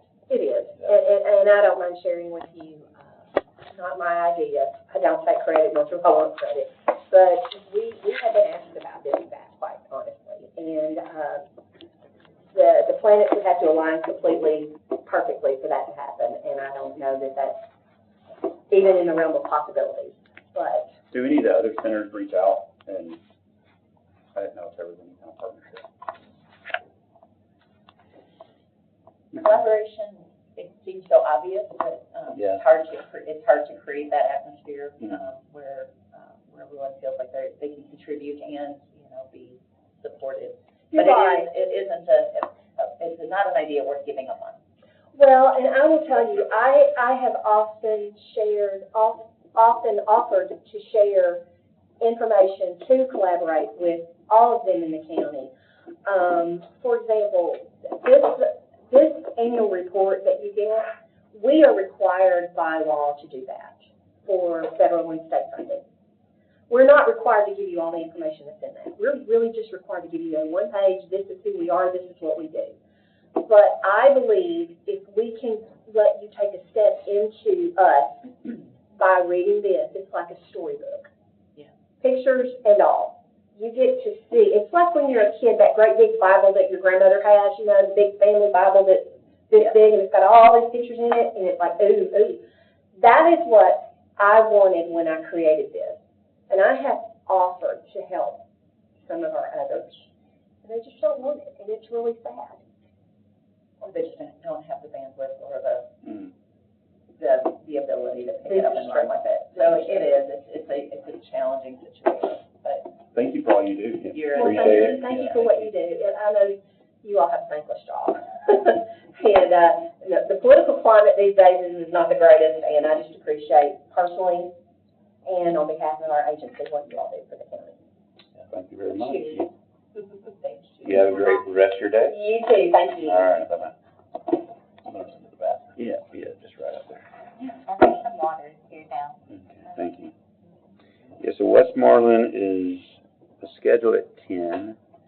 They're also in a situation where they didn't have a facility for a while, I believe. Westmoreland? Westmoreland, yeah. I remember Portland. Is Westmoreland typically? That was the new director from last year. Yes, I just talked to her, so I'm not sure. Maybe she got contract. Well, let's just call, see what happens. Do you think Karen was supposed to be here? Yeah, I think so.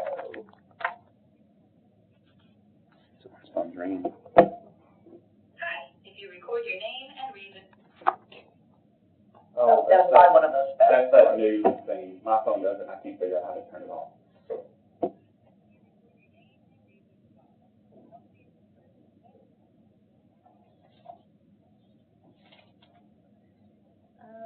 Deanne's away, nonprofit allocation panel.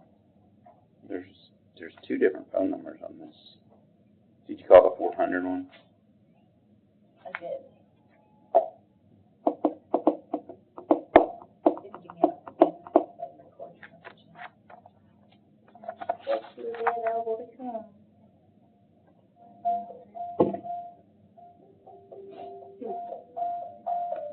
I just had a friend, she had a huge bug in her backyard. Hi, Karen. This is Cam2. I'm sitting with the nonprofit allocation committee. Are you planning to be here with us, or? Yeah, it's for the, you have a grant, yes, I'm upstairs, I went to the wrong place, I sat out there and waited. You come to room 112, is that right? That's right, we're downstairs, down the, down the hall in your better. Right now. Okay, just 1 minute, thank you. Sure. What did you just say, Joe? I had a family friend shoot a huge buck in her backyard. It just, in the picture's like 8 points. With permission or? Yes, with permission, yes. Just checking, I wasn't sure what direction that was. Oh, wow. It was huge, we saw him, Yeah. Bo, I'm guessing. yes, both, but he's not even the biggest one in the backyard. There's like a whole pack of. Yeah, come on in. Come on in. Nope, Right here. the special seat of honor. Upstairs, then I went to the second floor. Bless your heart. I'm sorry, I apologize. You've got a workout this already. Get your steps in. Yeah, Thank you for working so hard to be here. You can, give us your name, tell us all about the good things you all are doing there at the Westmoreland Seniors, and, Okay, and then the request you got for us. okay. Karen Adcock, Blanchard, that's my last name, that's behind you. So I'm the director of the Westmoreland, Senior Center. I've been the director for about 2 years. We did come in the fall last year for a grant, and I'm gonna speak a little bit of the same thing. We have grown because, our attendance has gotten, we have increased. I tried to print off this morning before I left, and I didn't, so my printer wasn't working, so I'm not doing things like that. But anyway, our average attendance now is about 200 a month. Now that is, I know we talk about, non-recurrent, or like you can't come in one day for 2 things and count it as twice, so it's that's 1 per day. We're just doing part-time right now. Our goal is to go to 4 days a week at least. We're about 2.5 days a week right now. We do exercise on Mondays and Wednesdays. We have, right now we're on the off season of Tai Chi, but they do Tai Chi on Tuesdays. We have meals about 3 times a month. We have 2 of them sponsored, 3 of them sponsored now. That one of them is from the Woodard Funeral Home, one of them is from Charter Senior Living of Gallatin. They come up and do some things with us. And then the third one is from Sellers Funeral Home and High Point Hospice. And so anyway, we get together. We have exercise, and we go to movies. We lots of cards. Have a pool table that was donated from Old Housing in Portland. That's really been a good thing. So we have some guys that are seniors that come in and just play pool. We just had a bunco event Friday night, so we do try to match the grants as best as we are able. And our grant, our bunco event, I think we made $475, which doesn't seem like a lot, but it is for a small town like Westmoreland. We had a lot of different age groups. We had young ones that came in aged 25 to 27, and then we had some 80 to 85-year-olds playing together, so it was a lot of fun. What else would you like to know specifically about the TCAD grant? TCAD grant. The TCAD grant that I applied for is $26,000, which seems like that would solve all of our problems. The only thing is it is specified for certain things, so we had to have, and I didn't bring anything about that, but I can tell you we used like 6,000. Our parking lot had ruts in it. It's over by the walking track. People do their donuts and stuff. The kids did. So we resurfaced that. We got new gravel. We got shady, because I would, like, they'd be playing cards over here, and I'm over here on the phone trying to say, oh no, you know, you are bingo, and they'd be, you know, doing bingo, so I'd be trying to, you know, so I did get an office space that is, you know, enclosed and has a window. I can still see everybody, I can still talk to everybody. We got a handicap accessible ramp in the front and that wound up being donated, because after they got over there and saw what we needed for, they wound up donating it, but that was one of the things. But so all the things that we had put on our grant. So they were specific capital improvements. Yes, so none of it could be for current expenses, none of it could be for salary, none of it could be for bills or anything. So we spent about 18,000 on that so far. And then the last thing, you know, I needed a new computer. That was going to be on there. I needed, we have a few more pieces of furniture, just comfortable furniture for people to sit in the folding chairs that they come to. That's good enough. Do you have a membership fee or dues? We don't, and I'll tell you the reason we don't do that. At the beginning, it was because that we just were trying to get people endorsed. You know, we were begging them to come. But as we started to get people in, they donate quite a bit. You know, like we have, I think we had over $100, which may not seem like a lot to you guys, but this is for maybe 25 to 30 people in a week coming in. And, you know, $100, that's more than what we would get if we charged a $10 or $20 fee. Mm.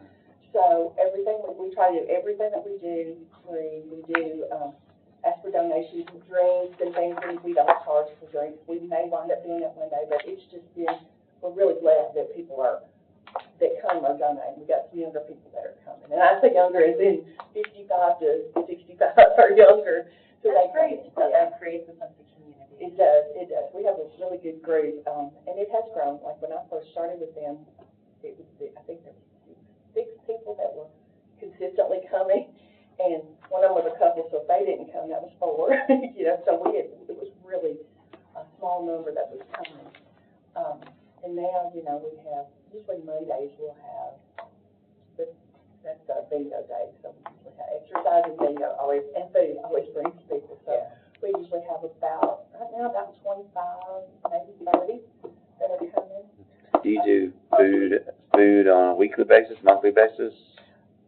Well, it would be like, I don't have a calendar, but it would be like, sometimes people bring snacks, you know, they might bring breakfast for everybody, you know, that kind of thing. Okay. But as far as providing it, we don't sell it because we have, I don't guess we have enough people really to even cook, but we have a kitchen that's got 2 stoves, 2 microwaves, a big sink, so it has the capacity, the potential to do that, but right now it's just for.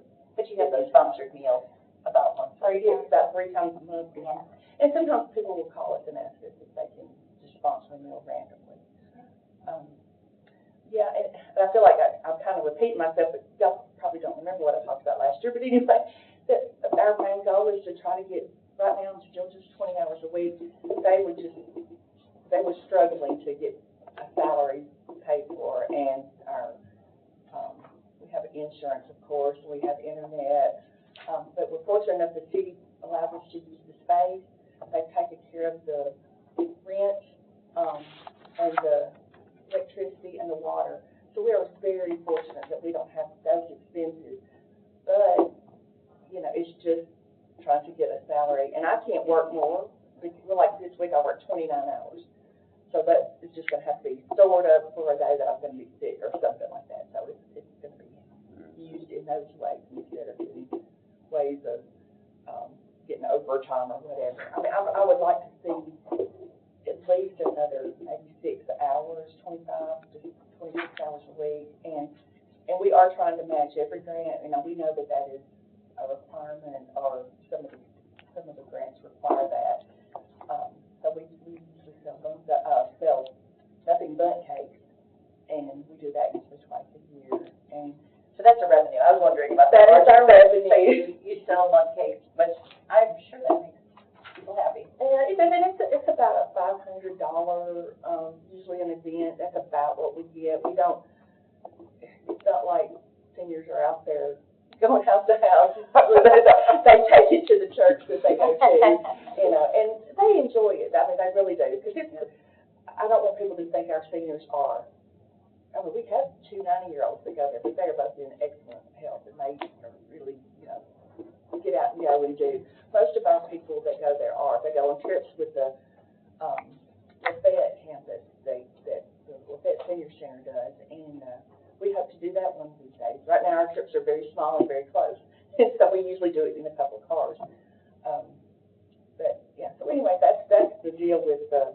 Is there, I know we're over. I know you had trouble finding the room, but the increase. I guess we gave you 3,500 and you're requesting 6,000. Is that for something specific? It says see attachment. I don't think the attachment's in this packet, but. Oh. What? It's just, well, I was there. Yeah. Okay. Well, I don't know where to put it, but I can go ahead and go back and look. But the main thing, it says, well, here it says, how will the funding be used? And I put on there that the director position is still a part-time position. I guess we're trying to catch back up to, you know, the seniors missed a couple of years in getting the grant here because they didn't have a director. Right. So that one time there was like, we could have gotten the grant, potentially, and there was nobody to get paperwork together, and they did. So that's when I decided to get a director. So now I'm there, and that's what I am doing. It's slow going because I'm just trying to find out about different grants and things like that. But that is probably the biggest thing, or everyday expenses. I got you. Okay. Everyday expenses. All right. Anything else? All right. Well, thank you very much. Sorry for the confusion with the room. I'm sorry. I thought we went on the third floor last time. Then I went to finance department, and then and you probably have given me this number, but I haven't given it. Thank you, guys, and we appreciate it. Thank you. All you do. Grace, please.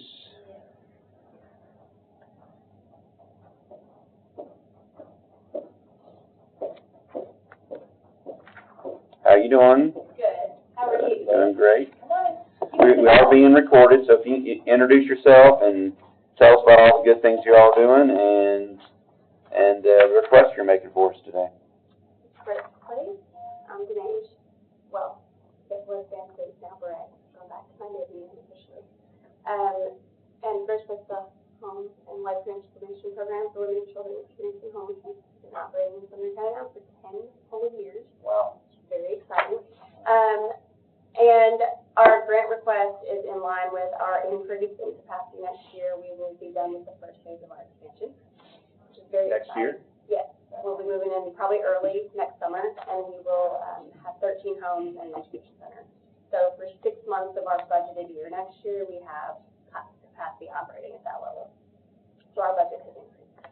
And so we're asking for the amount that we're asking for and hoping that the county will grant us that due to the fact that we do serve way more families. By the end of next year, perhaps here. That's awesome. Yeah. Congratulations. I know that's been a lot of work and a long time coming. Yeah. So. And there's still way more to do. And there's no gray hair or anything, so see, you did No, great. there You did is. great. I just need some good root So how many families by the end of next year? Go up to 13. 13. At a time. And what is it right now? I'm sorry. It's 5 at a time, so we're usually able to serve anywhere from 12 to 15, depending on how our families rotate through our program. And so next year, that number will Be go up 13. by up to 75%, yeah. What's the average time of stay for families? We say 6 to 18 months. That number in the last 2 years has drastically changed because the type, I hate to say type, but the type of situations that we're encountering now looks a little bit different. Moms coming in with a lot more eligibility than our, first few years just because of what the housing market has done. So to explain that, our program is equipped to help a mom who has been very marked by generational poverty, go all the way from crisis to stability.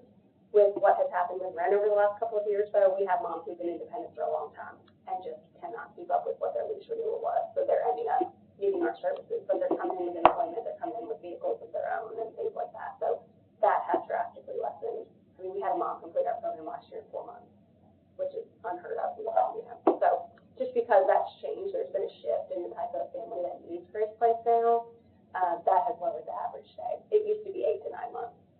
Yeah. But up to 18 months. And you said 4 full-time part-time, staff, is the driver part-time, full-time? I thought the driver We wages have were one on there. full-time position for a driver, and then we have a part-time. So we have Monday through Friday, day shift, and then we have part-time for the evenings and weekends. Transportation is available to all of our families 7 days a week. I should know this, but what's the transition plan from your current facility to phase one? Are you shutting one and moving in Yeah, completely? we will officially move over to the new campus, and then we will sell our current property. Building some more homes. So the $387,000 in wages and salaries, that's just divided up among 4 people No, for plus, full-time? no, plus the part-time person. Is that what you're, you Well, I'm look looking at at it the driver. itemized, yeah, there's transportation, because we have to separate it out like that, because we have a grant that matches 50% of our transportation costs. I'm just trying to figure out, so there's $400,000, almost $500,000 in wages and salaries and benefits distributed among the 5 people? Mhm. I just want to say, looking over this, how impressive it is. I didn't realize it was only 10 years old. I mean, you've done a lot of work in 10 years. Yeah. Some people do that in a lifetime, so. Very exciting. It's a lot of families' help. 190. Wow. Wow, amazing. And the Women's Alliance and Grace Vegas, those are events that you do, correct? Grace Vegas is an event, yes, we just had that last week actually for this fall. The Women's Alliance is a group of philanthropic women who pool their membership amount together. Gotcha, okay, Yeah, all of them give $1,000 a year, okay. and so that money is used to fund different purposes within our operating budget. Gotcha. And then the Men's Alliance just launched this year. Awesome. So, yeah. And they're very competitive, so.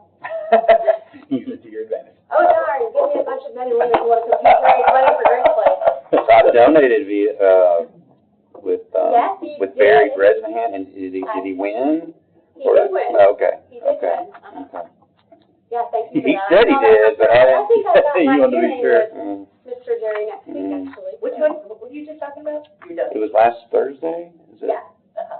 Barry Bresnahan reached out to me, if you know Barry, but it was Mr. Real Deal or something like that. Yeah, we added some things to our, yeah.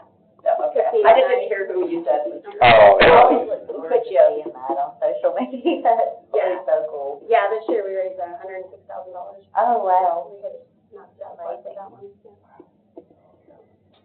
I was with Heather Deverman over the weekend, and she said, I only have one of those bracelets.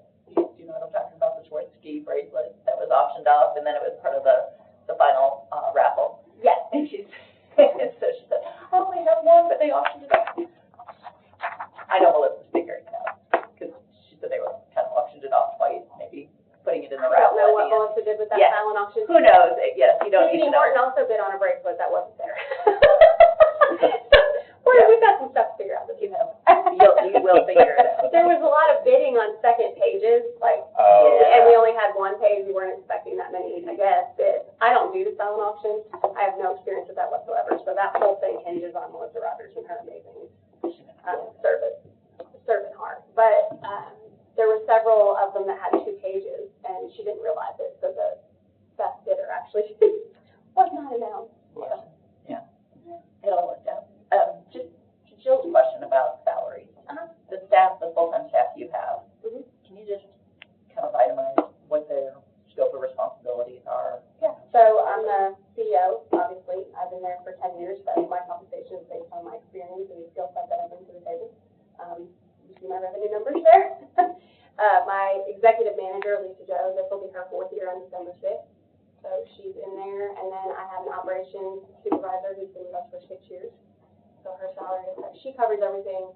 Lisa Joe keeps everything, like, her job has morphed more into like a COO, Chief Operating Officer, so that I can be more in the visionary strategic sphere. And then, Lisa Martin is over our, like, the actual home and the transportation program, so she operates all of that. And then we have a program director who oversees all of our volunteers and all of our programs, both development and implementation of all of our programs. A lot of the educational things you do, are those Lisa, or a lot of those volunteers that come in and provide? No, so that would be our program director. Yeah. I still teach a lot of classes, and then we have volunteers as we can. volunteers mainly lead our entire, children's program. But there's a level of expertise that you need to have with the stuff that we're teaching for our financial, yeah.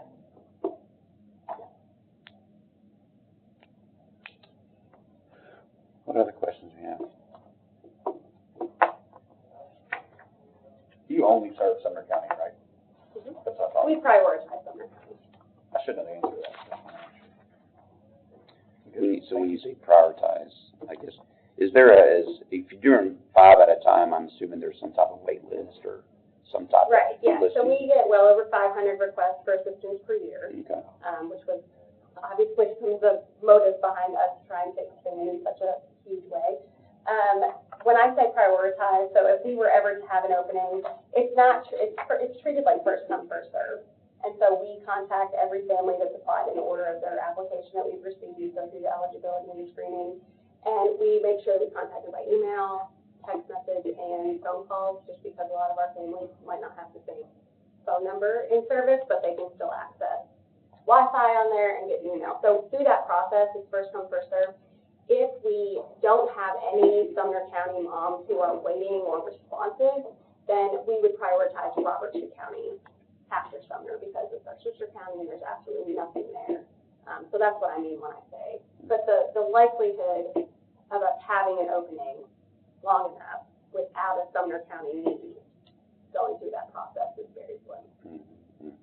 But we wouldn't keep that door shut for long To keep if there were other people needing that place. Gotcha.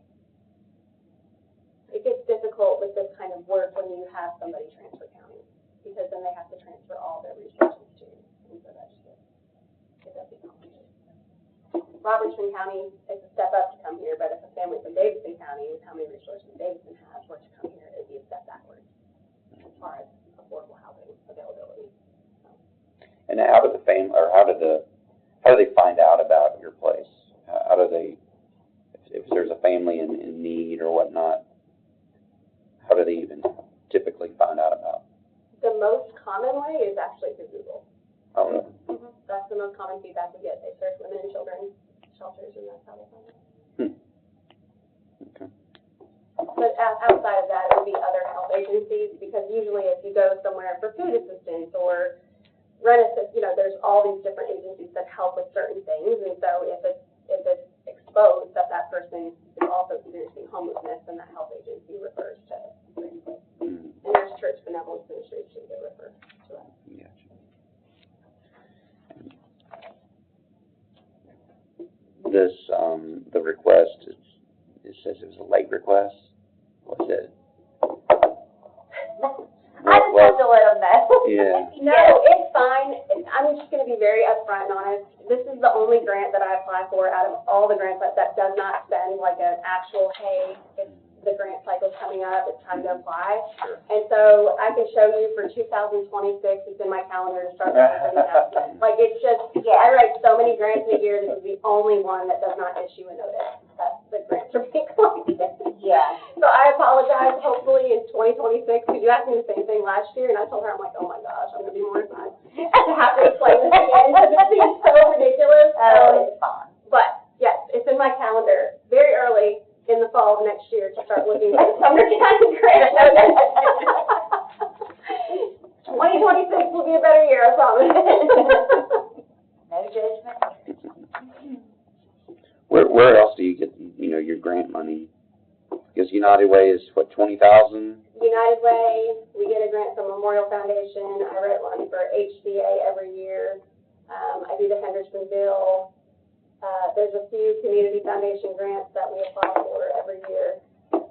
And then anytime a new one, happens to come through my email that I think we're a good fit for. This year I've focused more on trying to get some more capital dollars. What's the JARC? What's that? That's that 50% match on our transportation costs. It's called Job Access Reverse Commute. Okay. It's a reimbursement grant. What does Hendersonville give? City of Hendersonville? Is that a... 2,500 to 5,000. Okay. Any other questions? All right, well, thank you very much. Appreciate it. Thank you. Good to see you again. Yes, take care. And we'll make decisions mid to late December. Okay, Yep, all right. yep. Well, have a Merry Christmas. You too, thank you. Hello,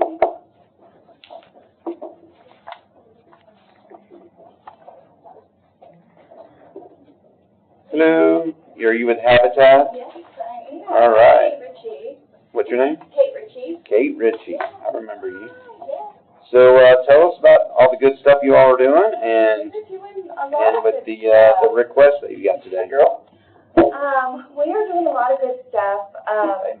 I will tell you this Thursday, we are announcing our next neighborhood that we're gonna build. We're finishing up our first neighborhood in Gallatin. We'll build 9 houses. Well, I'm gonna rework some things to where it will eventually be 10 houses, but that will take time. So we'll build 9 houses there, and then our next one will launch this Thursday. So follow us on Facebook, and you'll find out all the information. Congratulations. Thank you. We're very excited. Something new and different that we hope can be done all throughout Sumner County to address affordable housing.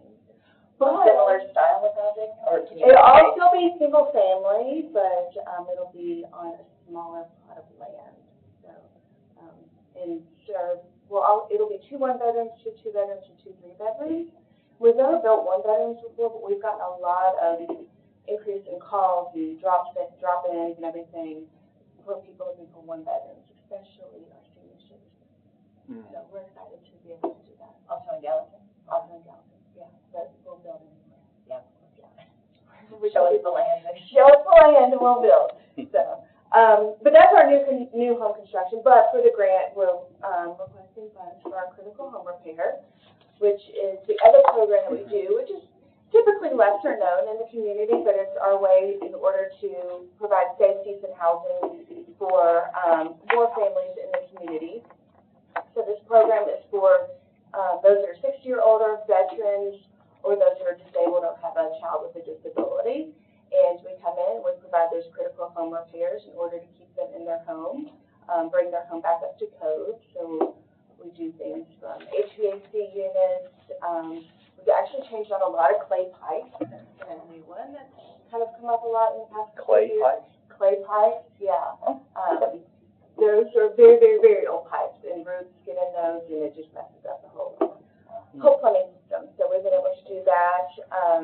New roofs, we do quite a bit of roofs, accessible bathrooms, accessible ramps, things to help their quality of life within their homes. So we've done 13 so far this fiscal year. We start in July, and we have 8 in the pipeline. Our goal is to do 20, so that would means we're probably going to exceeding our goal.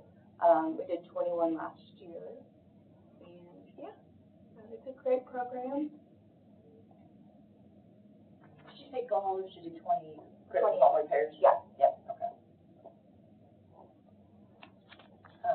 How many employees are there? I know it's somewhere out here. We have 15. That includes the restore employees. Includes the what? Restore employees. Okay.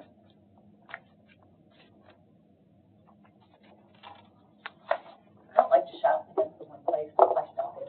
I do see you a lot in there, so I really appreciate your support. There are some really cool things I've seen in there over the years. We still have the UKP furniture for dorm Yeah. and apartment furniture. Oh, We good. painted it and restored it, yeah. Questions? So you've got a community, I'm just using the name here. So you've got a neighborhood right now, and this coming Thursday, you're announcing a new neighborhood. Okay. Yes. Okay. We'll finish the current neighborhood that we're in Packer Place. We'll finish building the homes in December. We'll move in January, and then we have to do some paving and some landscaping and stuff to finish out the final master development plan. We'll be done with Packer in June. Is that 10 homes also? Well, it's 9 homes. I'm working on trying to get a lot with some land over there nagled so that I can come back and build like another 2-bedroom house. Just kind of squeeze a house in there because I'm desperate for land. So wherever I can find land, I'm gonna. What's your infrastructure cost?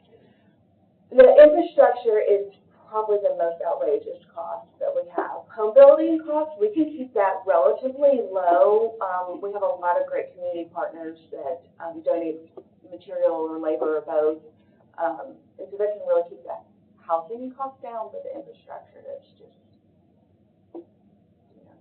and it's not, sexy to be like, hey, you wanna come buy some sewer pipes for us? You know, it's just kind of a harder sell. You wanna pay for some curbs that go with these sidewalks type thing, so. But it's good. Sponsors group help you? They do, yeah, they donate a lot of gravel and rock, and we also purchase a lot of gravel and rock from them. But that's like one of those, an example of, you kind of go in like off 50/50 and give you a discount. And speaker for your next annual convention, done at GCAP Murfreesboro. Oh, did you? Don't let me forget to Okay. send that information along to you. Oh, that was amazing, yeah.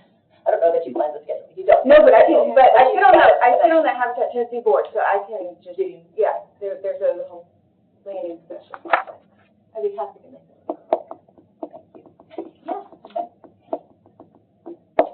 How long have you been there now, Katie? 5.5 years. Started in April of 2020. Yeah. April of 2020. Well, were you doing, start, right? Any other questions? Okay. Well, we'll make a decision, pass it on to the budget committee, to the full commission. So probably be mid to late December when we hear back. Okay? Wonderful. Thank you. I appreciate your time. Thank you very much. You have a great rest of your day. I'm gonna ask another quick question. Yes. The annual operating budget, that's part of the form, that's the critical repairs budget. The budget that we put on here for 125, that's how much we spend on critical repairs. Yes. So its average is about 6,300 per repair, but we've gone up as high as like 17,000, and of course, like, we have a great group of volunteers that they can place a hot water heater for $500, so it's kind of the whole gamut of costs. Okay. Thank you. Thank you. Appreciate it. Thank you. There's certain programs we all just kind of know, what they are and what they do. It's a little easier, doesn't it? Yeah.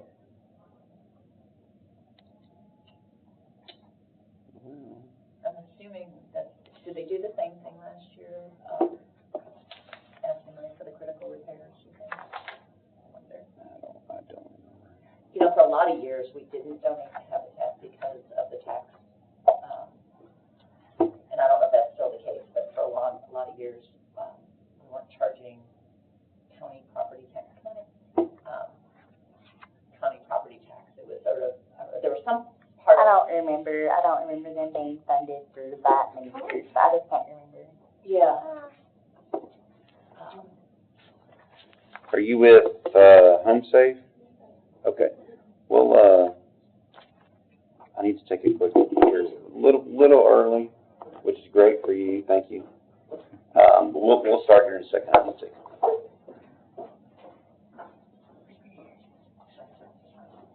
Take my nail.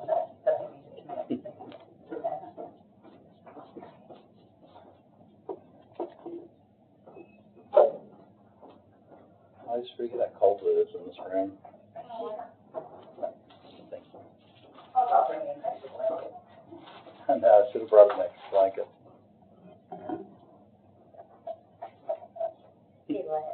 I always forget how cold it is in this room. Oh my gosh, I'm in it's here. always freezing in this whole I building. know. Just want a long sleeve shirt. Yeah, it is a little chilly. I know, I bought a jacket when everybody turns on the air conditioning in the buildings. I get so cold. Yeah. Oh. It's like, You can never tell, like, sometimes it's really cold in here, and sometimes it's warm, but like upstairs on the 3rd floor, sometimes it's like you can never tell. It's like from one extreme to the next. yeah, you just don't know what it's gonna be. You don't never know, yeah.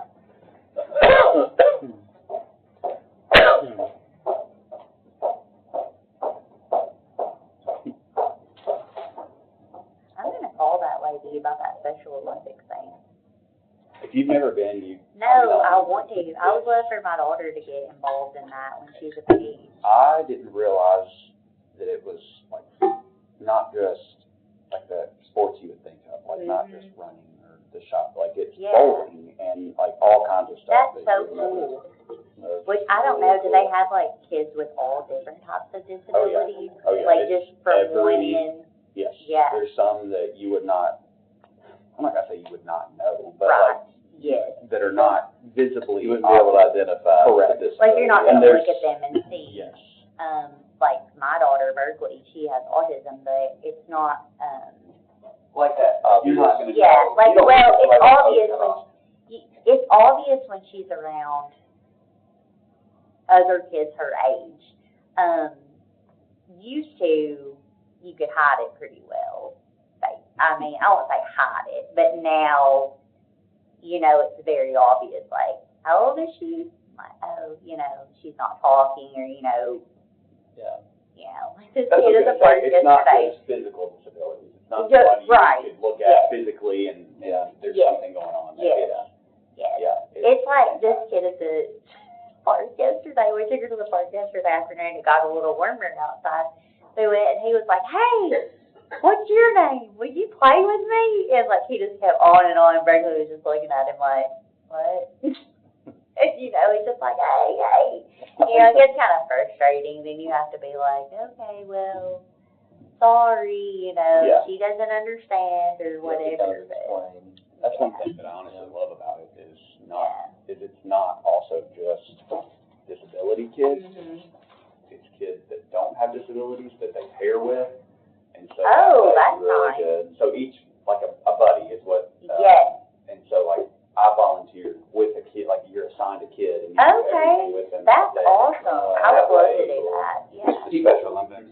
It's kids that normally wouldn't get that type of interaction, learn to deal with and interact with people with disabilities, and learn that they're just average kids like you are. They just have to. I meant to ask, what's the oldest kid that they, as far as I know, it's high school. okay.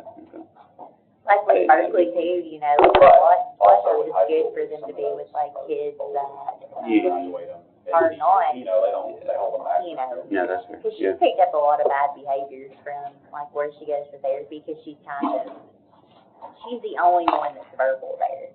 Oh, wow. So How old is she, she'll be 6 in April, yeah. So like a lot of the kids that She's she goes. starting kindergarten.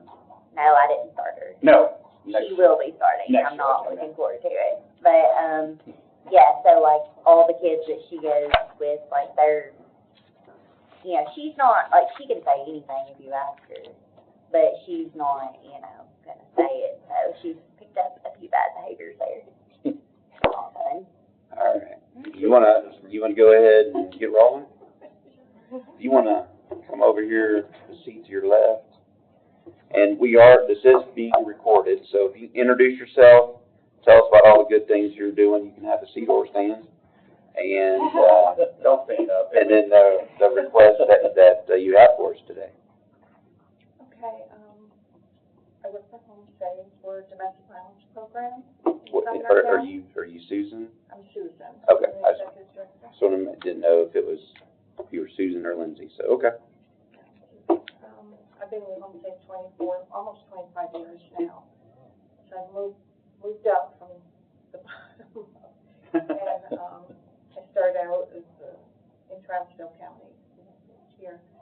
But we've had a lot of improvements over the years, of course, and we're increasing bed space. We have a shelter here in Gallatin, and we're increasing bed space by 4. That's the max we're allowed to have with our designation right now. So we get so many calls, we're constantly full, and so we're doing some restructuring with our we own 2 buildings, so we're doing some restructuring so we can house more. So the top floor will have single ladies, so they can be separated from the kids, because that causes issues. And 1 floor will be families. They have a communal kitchen and bathrooms, living room. The ladies upstairs, the single, have their own living room and a reading area, and then the downstairs will have the same for the families in the children's room. We also serve a lot of non-residential clients, which people think we're just a shelter program. The majority of our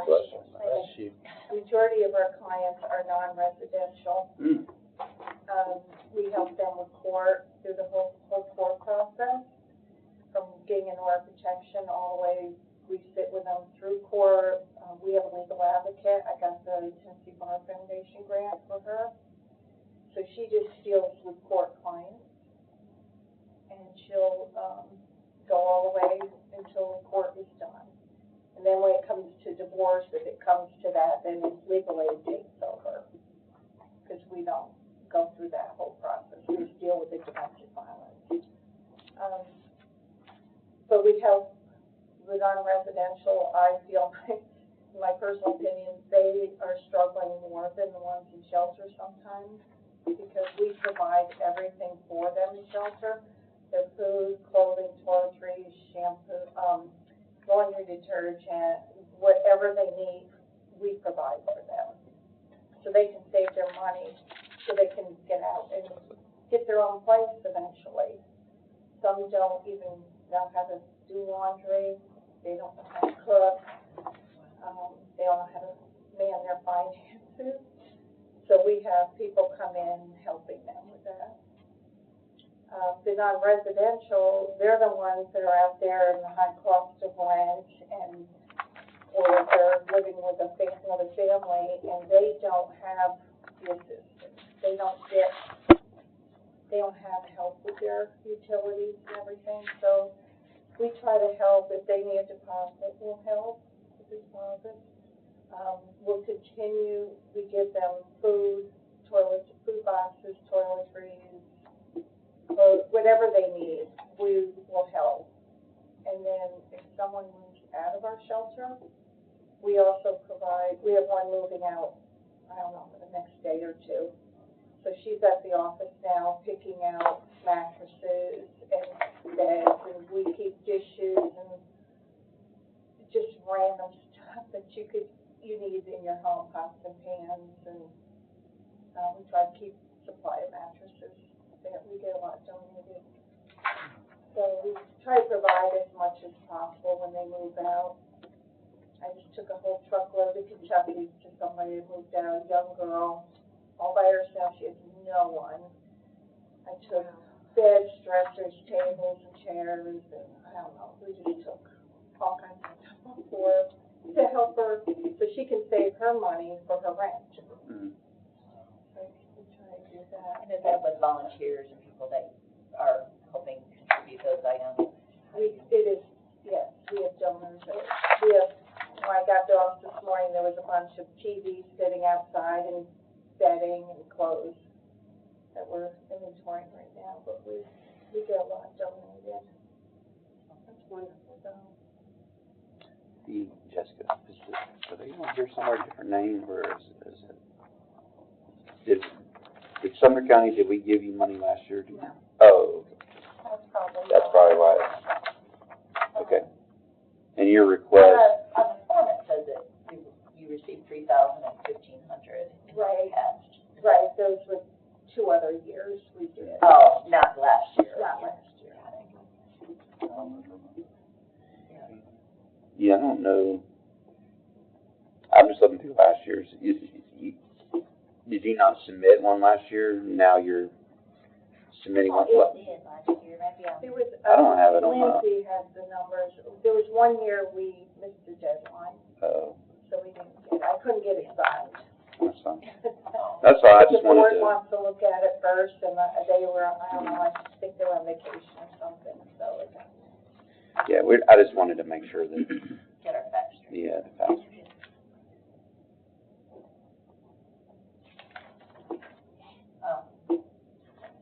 So on your budget, you have like 2 columns, the Sumner County and the agency total. Is that, help me understand the 2 different columns? Okay, we also serve Sumner, Wilson, Robertson, and we pick up Trousdale. You do, okay, I was wondering about that too. Yeah, I live in Trousdale, so I hold them under our wing. How much is Trousdale? I see that you're asking $3,000 from us. What is Trousdale and, or I guess Robertson and Wilson, what do they provide, those counties? Robertson doesn't provide anything. Trousdale, I have not applied because we're not officially there. We don't have. Yeah, I meant to say Wilson, yes. And Wilson, this year we got $6,000 from them.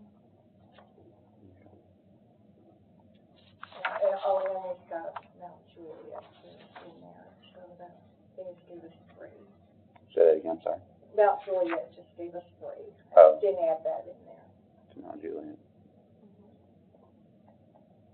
Wilson County has a way of showing us up sometimes.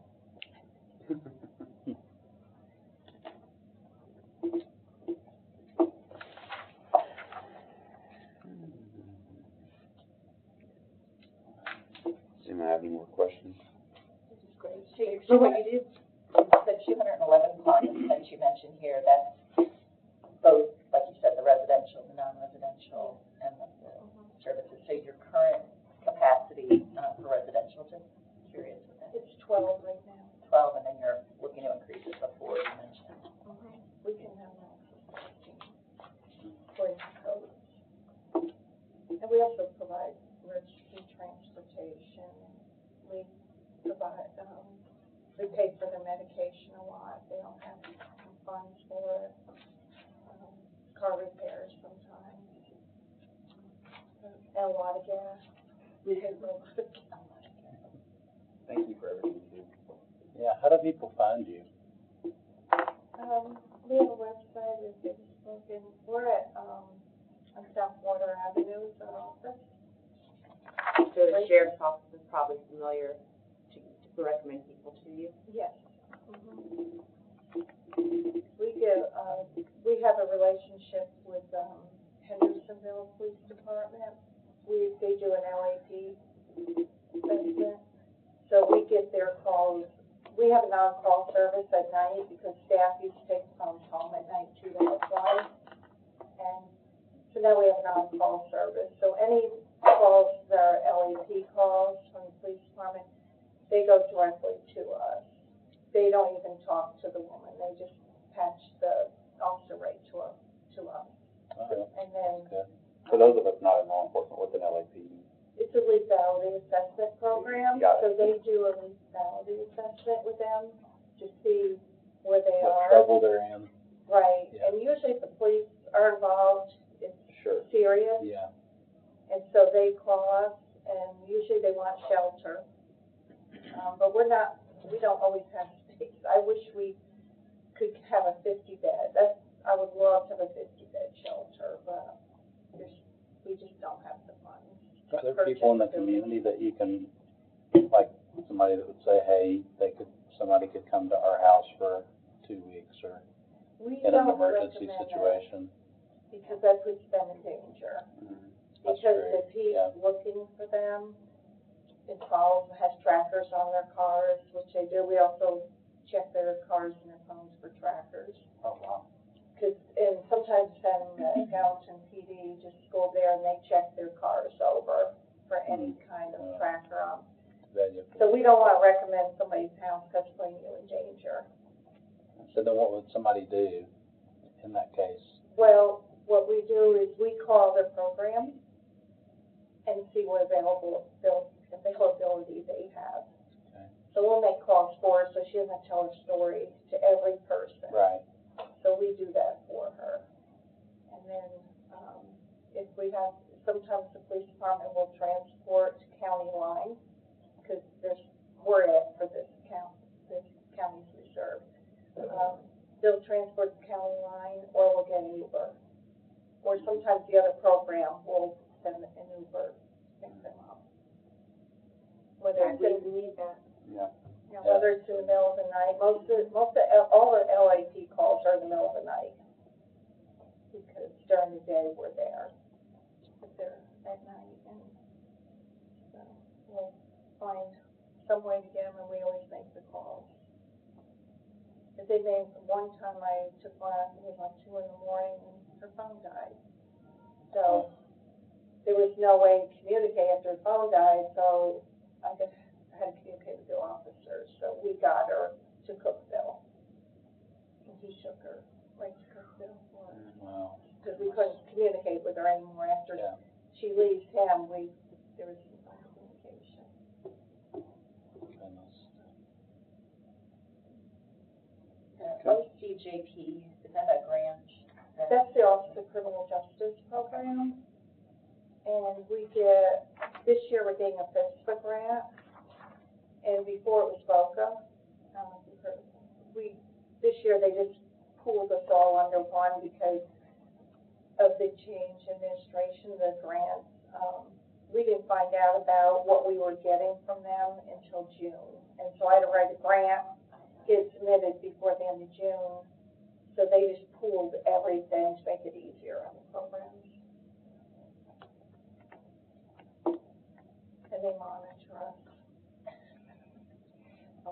I'm gonna ask you again about like the comparison between the two columns for like your salaries. 8.5 staff, you have 8 full-time. And so your grand total is 253, I think I see, and then 185 is your Sumner County piece of that. So like, just help me understand what those two buckets are, how you're. Well, we had, Lindsay and I, we split 3 ways, our salary. And then we have some staff we have a Wilson County office, so some are over there certain days of the week, they're based there. And then we have a DCS liaison that we just got this year. They work with only DCS cases that are duty cases. And then she works with them and then passes them on to the advocates. And so she's based at some of the DCS offices.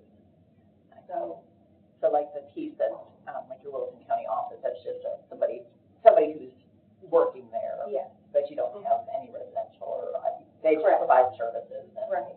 Go to supports for the court. We used to have a shelter there in Robertson, but we couldn't afford to keep them. And so that's the occupancy, that's your rent cost for the shelter on South Water. That's on here, That's 14.4. utilities and everything. And I think she put our counseling office in there too. Because we have, our office on South Water, upstairs is administration, downstairs is the counseling center. So we have support groups. We do game nights, movie nights, craft nights, and just different activities to give them a little normalcy in their life, things for the kids to do.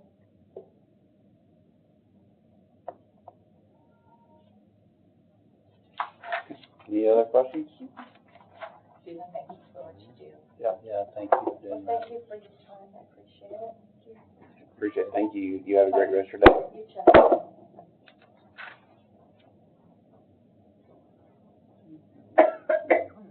John Pitcher.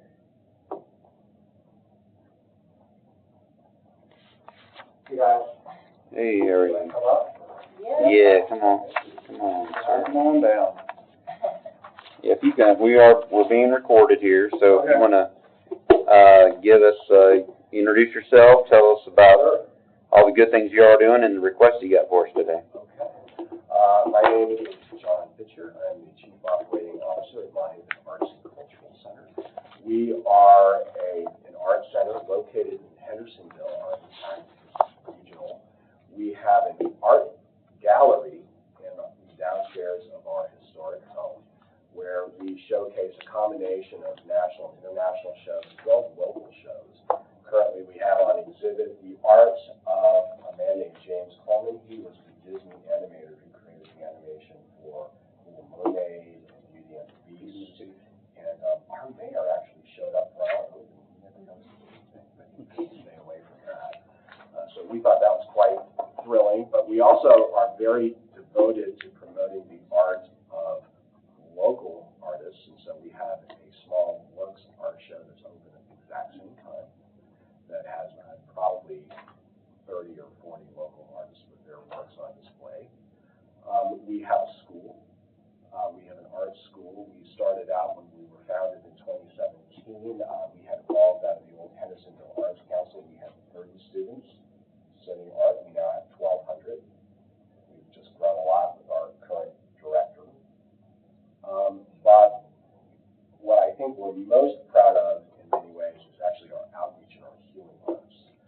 The Monthaven Mansion actually served as a field hospital during the Civil War. It was captured by the Union Army in 1862. It's part of their campaign to seize all the railroads in the area. And we were close to Master Station and the Louisville-Nashville Railroad. So they took took over Mott Haven and they turned it into a hospital where they treated Union and Confederate troops. And we thought in this day and age, the best way to recognize that and honor that was create a healing arts program, so that we actually use the arts to serve veterans who are suffering from PTSD and from traumatic brain injury. So in Sumner County, we have created a studio over at the American Legion Post 17. This is a place that has a residence for veterans. It's essentially like Section 8 housing for them. It's where they can't live independently in their own apartments, so they live in these essentially converted hotel rooms. We created a healing arts studio, an art studio there where our healing arts director goes weekly to work with them. Some of these people have been so traumatized from their experiences that they have never left their rooms except maybe to eat. So now they all routinely, hundreds of them, come into the studio to work with our healing arts director, and it just helps them connect with their feelings. I grew up knowing the greatest generations on the world were vets, and a lot of these guys never talked about anything. We had an uncle who landed as a Marine on Guadalcanal. He found out he did that after he passed away. He would never talk about that. So we're trying to help these guys now work through those issues. And part of our ask is to help with that program. We have recently acquired a trailer, which we call our mobile classroom. So what we're hoping to do is take the work that we're doing now at the American Legion Post and get it out into more remote areas in Sumner County, more rural areas. Because what we have found with our military veterans who are suffering from PTSD is that you have to go to them. You know, they're not. A lot of them don't want to come outdoors. So this is we have this wonderful mobile trailer that our healing arts director Val Adams, tows around on the back of his pickup truck. So we're hoping to increase the number of people that we work with there. A second part of our ask is we are creating another program. Our deputy director, Tanya Mertes, oversees our education programming.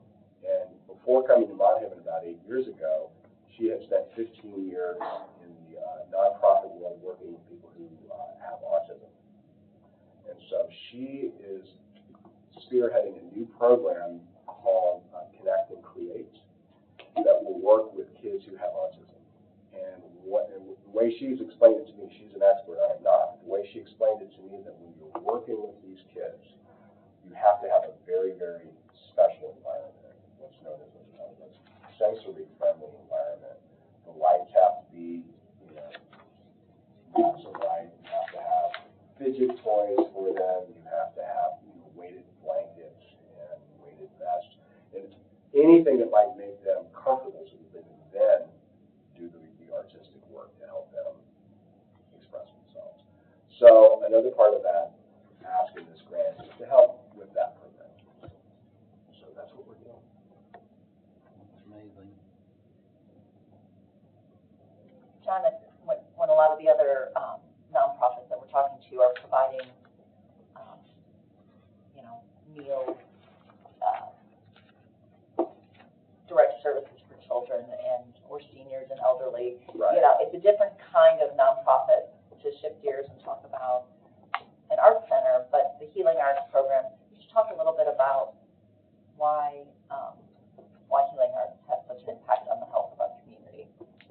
Well, we have a lot of these.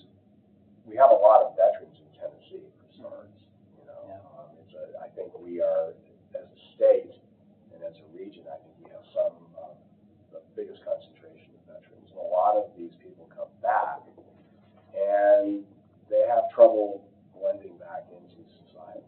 So what we have found with our programming is that it helps them get into connection with their feelings and emotions that have sort of blocked them from wanting to go out.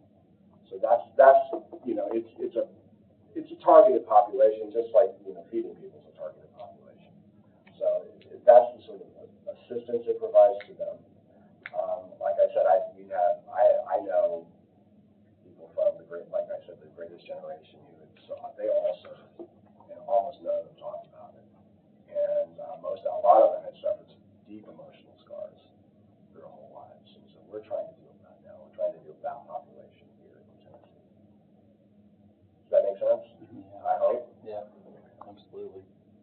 I did not know about the autism outreach. Well, that's brand new. It's a new program. That's something that our deputy director is spearheading. And I'm familiar with Monthaven, but not exactly what you do and how it's run. The travel expenses and conferences, what kind of conferences and where are you traveling to? Well, we actually had done very few conferences and not a lot of travel in recent years, but within the last year and a half or so, we actually received one of the National Endowment for the Arts' largest grants. It's called the Creative Forces Grant, and that's what helps to support this program. Okay. So we've had to send people to Washington, D.C. to work with them. Okay. But, the grant, like I said, it was probably bigger than any of the other NEA grants here in Tennessee combined. Mm-hmm. So it's really helped us with this program. That makes sense. Thank you. Do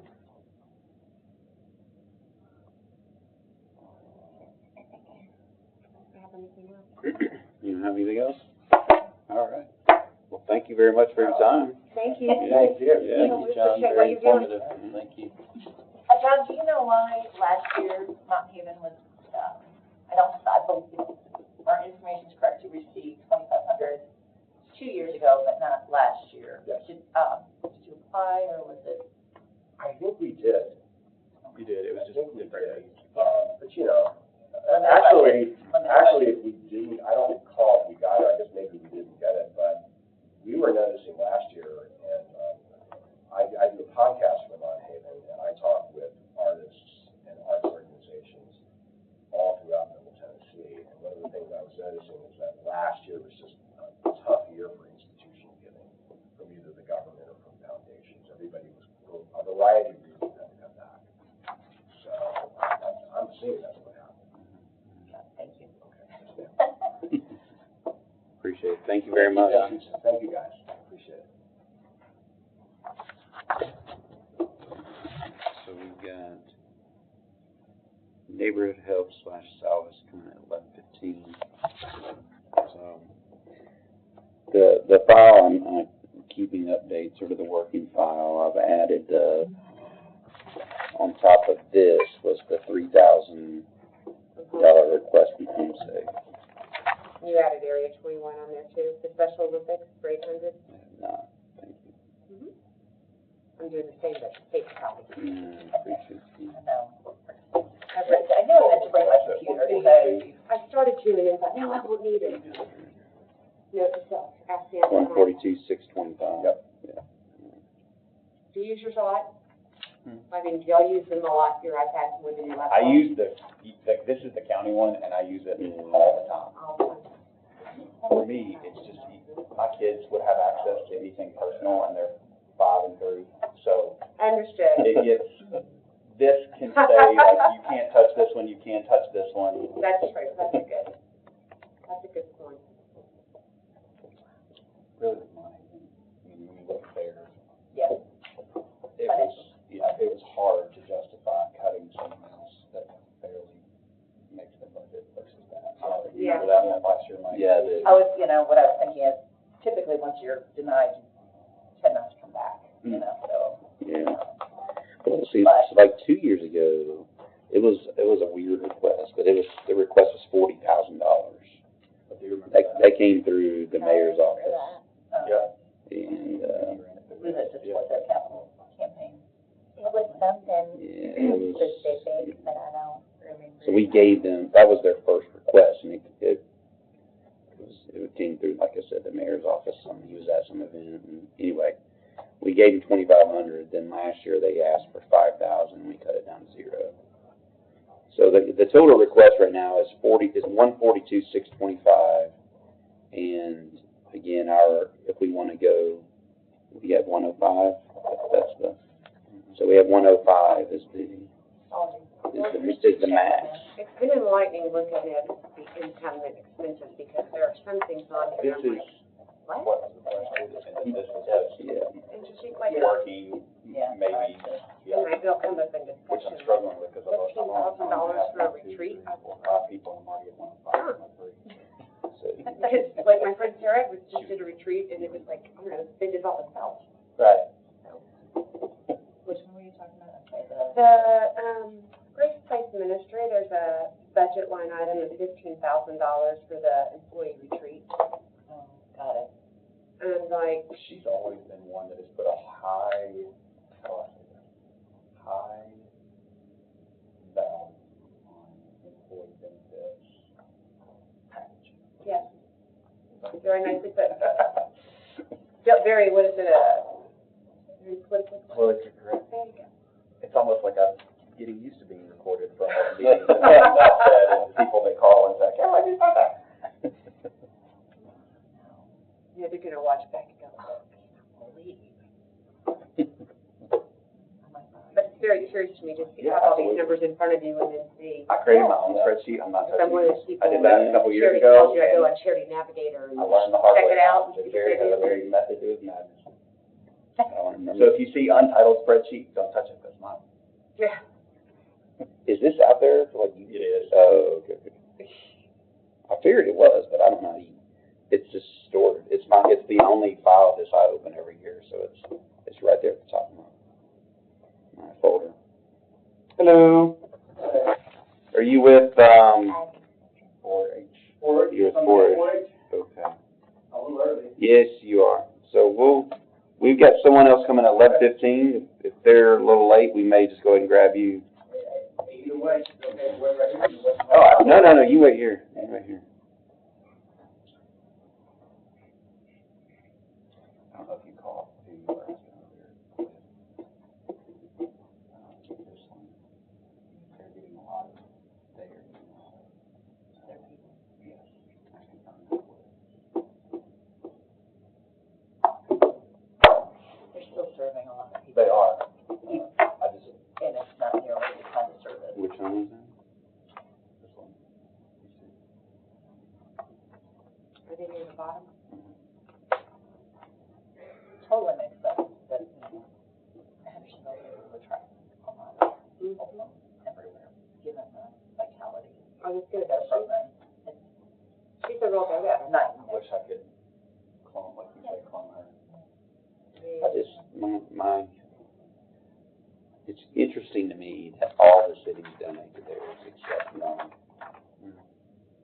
Well, I know, or is that, which one? and then White House. Yeah, Gallatin doesn't. She I mean, well, said White sometimes House she is does, and sometimes she doesn't. Well, and it's, you know, I think trying to motivate a higher output or. White House is ran by those. Correct. Don't count the- Are they later? I don't know, you know, I think, yeah, there's a lot more to that consideration. I agree. And I haven't seen any of these people. I'm familiar with them, but never seen any of these people talk to them. So it's interesting to hear their stories, what's important for them to highlight, and what's not. I mean, I thought, who was it coming out? It was Bill and Beverly. Did a great job, very passionate. But they have so much energy or. Vision. There you go, vision is a great word. How to Yeah. grow it instead of just. Yeah. You look like, you pointed out, Jamie, that Portland director, $15,000 a year, like, how? How do you do that? Yeah. That's what kills me, like, I tell them going on Charity Navigator before I donate, you go on there and look, you're like, oh wait, half of your program expenses are for your administration. Sir, if you want to go ahead, we'll go ahead and go you, and if they show up, we'll do them after you. So you're with 4H. Yes, sir. And we are being recorded, so introduce yourself, you can sit down, introduce yourself, tell us all the good things you all are doing, and the request you're making today. All right. My name's Clint Parker. I'm one of the 4-H agents here in the county. Sumner County 4-H is part of the University of Tennessee. We're the education department, so 4-H is for 4th grade through 12th grade. And so we do have the largest enrollment in the state of Tennessee. And so we're hitting around 8,000 youth in our 4-H program. And so what we were asking for today was an additional $5,000 continued base from last year. We received $5,000 the year before, it was $2,500. So we were just asking to continue that again this year. Our program kind of breaks up in our 4th, 5th, and 4th and 5th grade. We spend a lot of time in the classroom, in the school clubs we call them. We elect officers. We have an officer training for those who are elected as an officer. We had over 300 show up in 2 different locations to be trained in parliamentary procedure and leadership and citizenship type of skills. Of course, we're still doing the traditional, our bread and butter, I guess, is the public speaking contest. And so, public speaking contest, the poster contest, hitting nonverbal. This month's one of my favorites. We're judging biscuits and cornbread this month here. So, you know, I always like to tie in, and they go, you know, for communication, they go, that's a big jump. And I'm like, well, there's nothing no more science related than baking. And probably that was the only way that I made it through school in fractions, was my mama and a measuring cup and a spoon showing me what all those fractions mean. And so, you know, we're in the life skill business. You know, a lot of people think of 4-H, we've been around probably 140 years now. You know, you think of traditional agriculture, that's still a component there. But we're in the life skill business. So whether we are, you know, using communications or an animal project or a camping program, we're just trying to develop, you know, reasonable, responsible, capable adults. That's kind of what our mission is.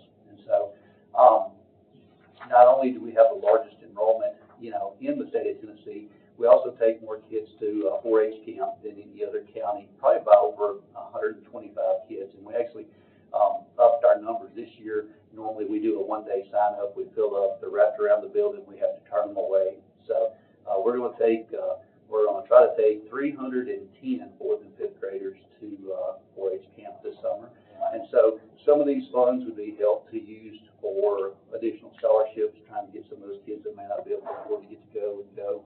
Other funds that this would be helped was just needless to say, when we're making those contests, whether it's cornbread or crafts or posters or speeches, just you can imagine what my ribbon budget is a year just to be able to hand out those ribbons. And we have county contests and like to put a little cash premium up there for that, you know, grand champion of the entire county, those types of things. In our middle school area, 6th grade is our biggest push. We do a lot of science stuff, and so we try to bring in hands-on materials so that, you know, they can actually see what they're learning kind of hands-on. So whether it's, you know, skulls and pelts with ecology, or whether we're bringing in weather instruments so they can kind of see that and not only know what that is, but understand how to use it. And those teachers don't have the time to do that hands-on stuff that we can actually have a little bit of time to get in and do. But as you can imagine, hands-on stuff's going to get broken. It's not a one-time buy and you're done forever. I mean, somebody's going to drop that little boiler or that little whatever. And so, you know, just replacing those types of things. And then when we get into our high school type programs, we had 2 teams that attended Louisville, Kentucky to the Eastern Nationals last week and represented Tennessee in the horse bowl contest at the national level. And then we had a dairy quiz bowl team that represented Tennessee at the national level. So whether it's kind of helping get those entry fees to help get those kids to those national events at that high school level, or whether it's that hands-on stuff in that junior high audience or that 4th grade, 5th grade, ribbons, handout, those types of materials, kind of get the hands-on stuff. Camp scholarships, you know, this money just allows us to get those kids here in Sumner County just more opportunities. So, is that kind of what you wanted? Yeah. What questions do we have? Does anybody remember doing their speech or do their get their bread? I remember making cornbread. I remember making cornbread. I do. That's the coolest part of my job. Now that it's been around 140 years, there's nobody alive. I mean, no matter what age, generation you talk to in a group, somebody remembers going to 4-H camp for that first time away from home, or getting that cornbread recipe or standing up and doing that speech. And so, you know, that's the coolest part about my job at this point is, you know, any generation, somebody kind of has that fond memory and can carry something along with them. How long have you been doing this, Clint? So this is, I'm going on 31 years now. So I've been in the county for 30 years. All four of my kids went through it. That's exciting. We were homeschooling, so we all, everything like that we could do, we did. We loved 4-H camp. I went two different years when I was younger. And that's it. And some of them, like they'll go as a camper, and then they'll go back with us as a team leader. And I've even had some go as an adult leader, you know. And heck, I think I've got 2 that I've hired in over the years that kind of went through that entire process. They were in the kayaks and the canoes and the, yeah, it was fun. And just been away from family. You know, that's what I try to tell people. You know, we're having fun, but it's a life skill. When all of a sudden you have to decide what you're wearing that day and, you know, keeping up with your clothes and whatever little bit of money they gave you, and you're, you know, if you want to go buy 14 Snicker bars on the first day, you can, but then you still got to go Tuesday through Friday without eating. You know? So, you know, I do some really cool stuff, but like I said, in the grand scheme of things, I'm in the life skill business. You know, I'm trying to teach them to be adults and be responsible and those types of things there. Yeah, so. My neighbor was Steve McNeil, who's my friend is still my neighbor. One of my dear friends, and I remember him telling me most of the kids I talk to will never have a horse. Right. But, and that's what his thing, but the life skills that they learn from that. Well, and those the leadership skills. Those kids that went to nationals in horse bowl, what's cool about that one is you don't have to own a horse for that one. It's all about the knowledge. And then, of course, now we've got some riding programs for those that happen to have a horse. But for those, there's so many of them that just love them so much, and it gives them a way to be a part of that industry. And there's several of them that went on to be vets or in the animal science world where, you know, they've never had that outreach. But, yeah, that's when you asked me that. Steve moved up to the adult position because in our office we have adult agriculture, SCS, and 4-H. And 4-H is a youth component. Steve moved up to the adult spot, and I took his spot as the youth agent 30 years ago. So, good stuff. So last year, you requested 2,500. You've all, it looked, if my numbers are right, you all have been at 2,500 for several years. And just a failure on my part is I didn't realize, I thought it was just 2,500, and the committee kind of mentioned, well, you could ask for 5,000 after you got it 1 year, and that's when y'all gave us that. Okay, that's so we asked for 25, but when we got here, like, well, you realize you can, I was like, I did not. So, let me do that. Y'all kind of adjusted it, I think, here in the meeting. Yeah, we did. Okay, that answers my question. Yes, sir. I appreciate it. Yeah, I just overlooked that part where it said you could ask for the additional the next time. And then the group here said, well, you know you can't. And I was like, I did not. I overlooked that, and we said, y'all fix that, I think, for us here on the spot. Okay, well, great. Well, I appreciate it. If there's no other questions, I think that's all we have. So, timeline, the full commission will vote on this mid-December. Okay. So official communication will come out, you know, after that. Gotcha. All right. Well, I sure appreciate y'all. And like I said, if you get that wild hair, you think you might like to go back to 4-H camp, I have to take 9 adult men to 4-H camp with me. So you can imagine what a challenge that is, trying to find 9 adult men to go to camp.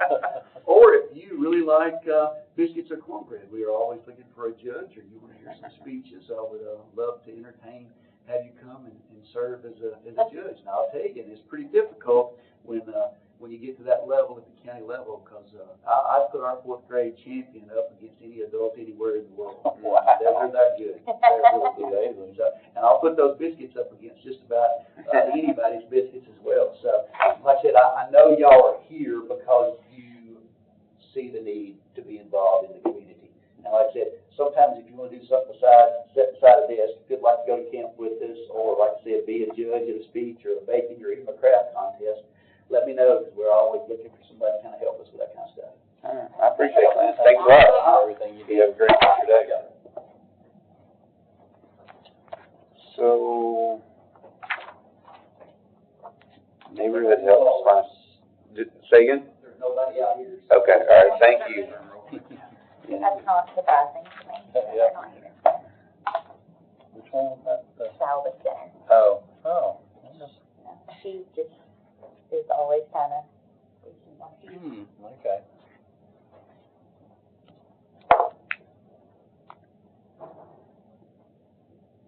Trying to get my head wrapped around grand total numbers, so when I look at, You know, I'm trying to, like, see where you could move around in some numbers. Yeah.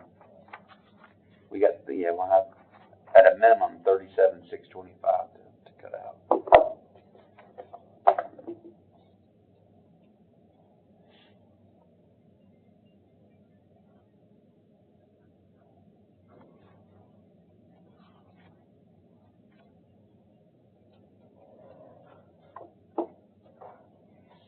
Jerry, in the past, like looking at the past years, I guess, what do I want to ask? It's not unusual for people not to get what they requested. Is that correct? Yeah, we've got it, like last year, the request was total was 144,825. So we had to cut, 42,000 last year. 144,825 was last year? That was the request. The request, okay, that helps, thanks.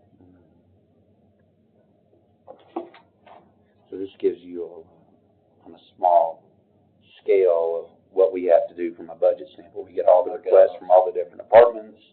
Everything seems, like good ideas and so forth, but then at the end of the day, it's just gotta. It's like working out the family budget with your kids. You're like, no, I'm sorry, you got to go in there. Yeah. We're not spending Yeah. 25 grand for you to go to Paris. Yeah.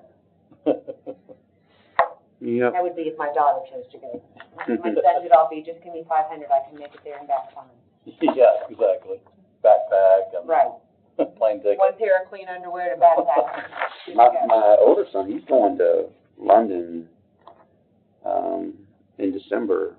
And I was surprised. I mean, I've never been over there, but his round trip was his airfare was like 600 and something, which I thought was like, that sounds like really, really reasonable. That does.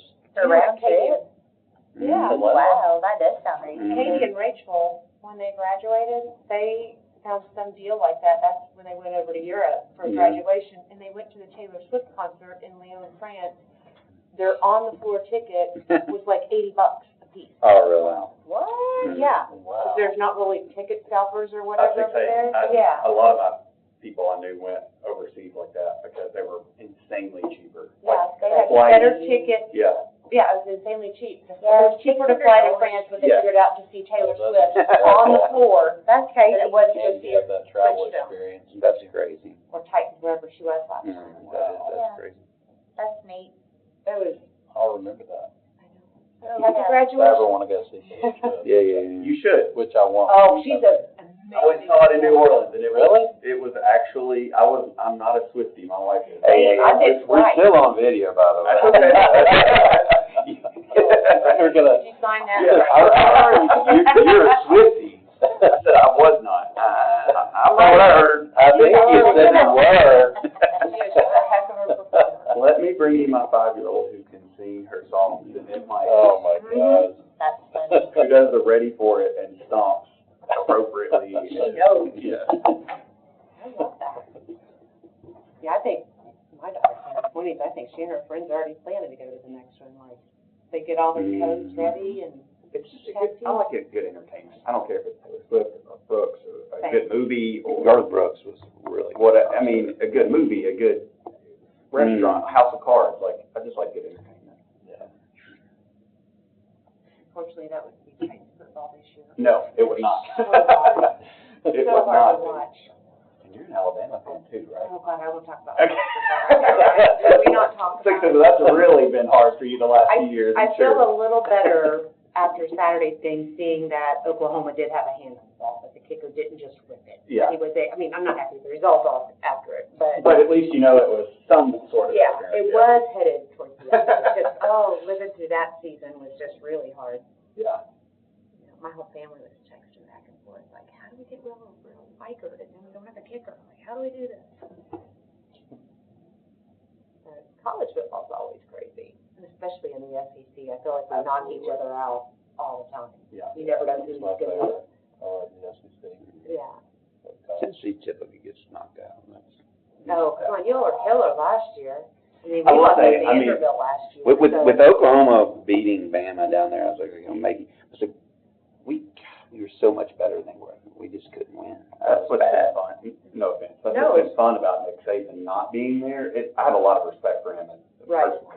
I hated him Yeah. going against it. Yeah. But it's more competitive again, and it's not just, they're Play gonna win, it safe. you know. I think he saw the writing on the wall with the transfer portal wasn't gonna fit his style of coaching and how he managed teams. It just, you can't have that legacy or that, build those players up because they're just gonna leave. Right. You can't save them. But I like our team this year. I like what I've seen. We just couldn't hold on to the ball and can't give the other team 17 points and expect to win. I mean, that's, Does factor in. yeah, that is really hard. Can't spot Oklahoma, especially 17 points. I don't know, I guess you can't really spot anybody. People like South Florida, Yeah, I don't know. Army. Texas A&M spotted South Carolina 30 points. That last quarter I was can't crazy. believe Did you watch it? No, I was in Knoxville, but I wasn't in front of a TV. Who do y'all have left? Who did UT have left to play? We're at Florida this weekend. Oh, and yeah, then that'll we're- be easy. And Sorry, Florida. they'll probably beat us. And then Vandy. then we host Vandy, so which Vandy's got Kentucky. So if Vandy beats Kentucky Saturday, then that game in Knoxville will probably, if they win, they'll probably get in the playoffs. How it all works out, but. Well, how's the fan base with your all coaches? Is everybody okay? I mean, Are you I would tweeting like Bama fans rather and call I them would rather just Ted? get beat versus like lose on our own, like we miss a field goal against Georgia. It's like Oklahoma was just. I mean, we gave them. We had 3 just horrible turnovers. So you lost 500 points too, yeah. Yeah. 71-yard fumble return for a touchdown, 2 interceptions toward our goal lines. Anyway, I would rather just get beat versus like losing like that.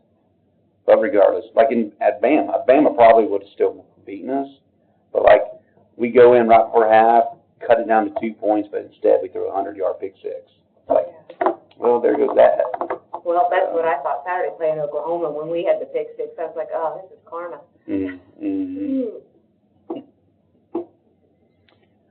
Well, Jessica, I think on the Gallatin Child Care Center line, I think that in the past, Gallatin Daycare was the recipient.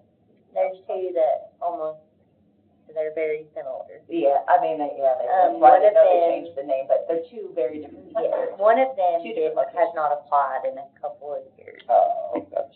Yeah, so they get very confusing because Yeah. there's like Gallatin Child Care and Gallatin Daycare or something. It's Well, very, very similar. Yeah, so I'm just thinking, just so you know, if the spreadsheet lives on, I think there's a separate line for Gallatin Daycare, which probably had prior years, and then the new PALS, they're calling it, instead of Gallatin Child Care Center. They're changing the name so that it is more easily differentiated, so I think your fiscal year 2024 and back, Yeah. probably Gallatin Daycare, which, I'm surprised that they're not continuing to apply, because they're in a very similar situation along with community childcare, and they're in really bad shape because of the way the state has made those benefits even harder to keep getting. It's tragic, honestly. But I do think they're 2 separate line items, and I'm just not sure if that falls in, that they're for fiscal year 25. I'm guessing that's this PAL, Gallatin Child Care Center. They requested last year, yeah. But so the daycare Gallatin Daycare. was before that. No, you got the way. Come on in. Good. There you go. Do we want to keep rolling? All right, hold on a second. You have the old spreadsheet. Yeah. Yeah, so the daycare stopped. They didn't request last year. Or this year. Okay, yeah. No, that's good. I had combined them on my sheet too, so. Yeah, let's And go then ahead. Homestead didn't get money last year, No. so. 2 years ago, they requested 3 and got 1,500. Back in 21, they requested 35 and got 0, if that's right. Dallas and daycare got money in 2024. Yeah. Not house, right? Not now. The daycare Dallas The and daycare in 23, 24 requested 5 and got 75. yeah. That was when we bumped up the community childcare and the Gallatin daycare. So, okay. All right. You all want to come up and, Yeah, we're just making our finance manager business. well, we can wait. We had a no-show. I think we can pretty much, I'm still pretty sure we'll be here, so we can go ahead and give you at least our case or support. Hello. Yeah. So we are on video here, so if you introduce yourself, tell us about all the good things y'all are doing, and the request you got for us today. Wonderful. I'm going to go ahead, if that's okay, and pass these to you all, if you want to go down. Those are our case for support, that just kind of where our funding comes through, all the types of things, that these are just like a little snapshot of all the programs that we provide. I'll just pass these down. I'll just pass these down. And we also just started doing Parent Power last couple of years. So I'll just pass it to the same for you all as well. Thank you.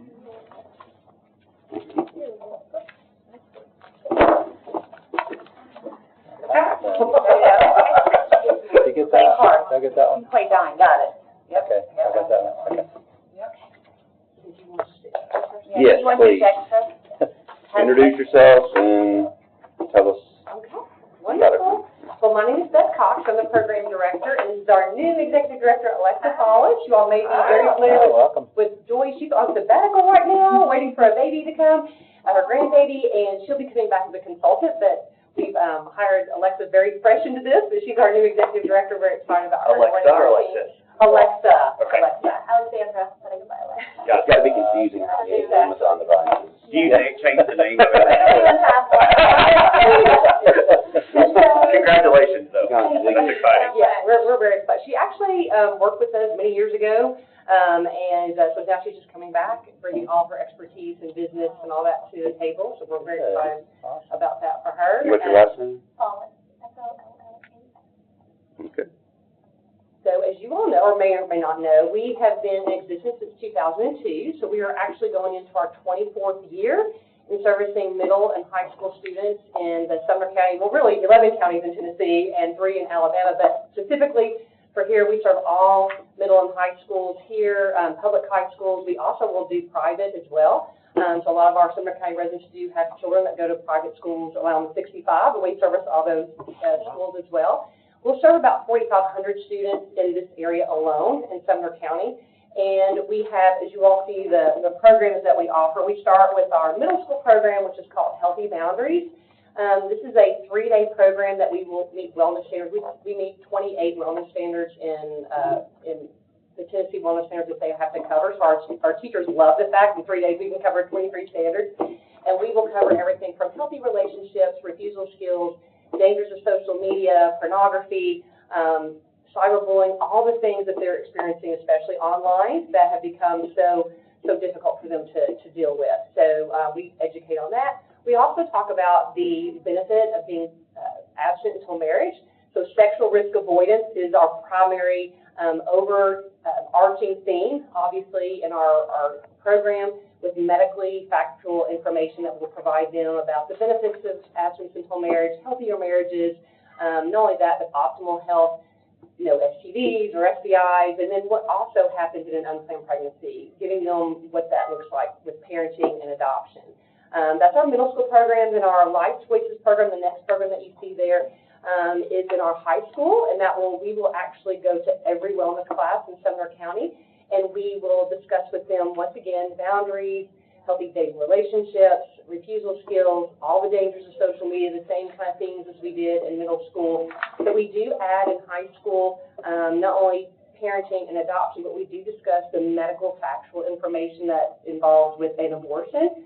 law and also complications and consequences of abortion medically and emotionally to that young lady.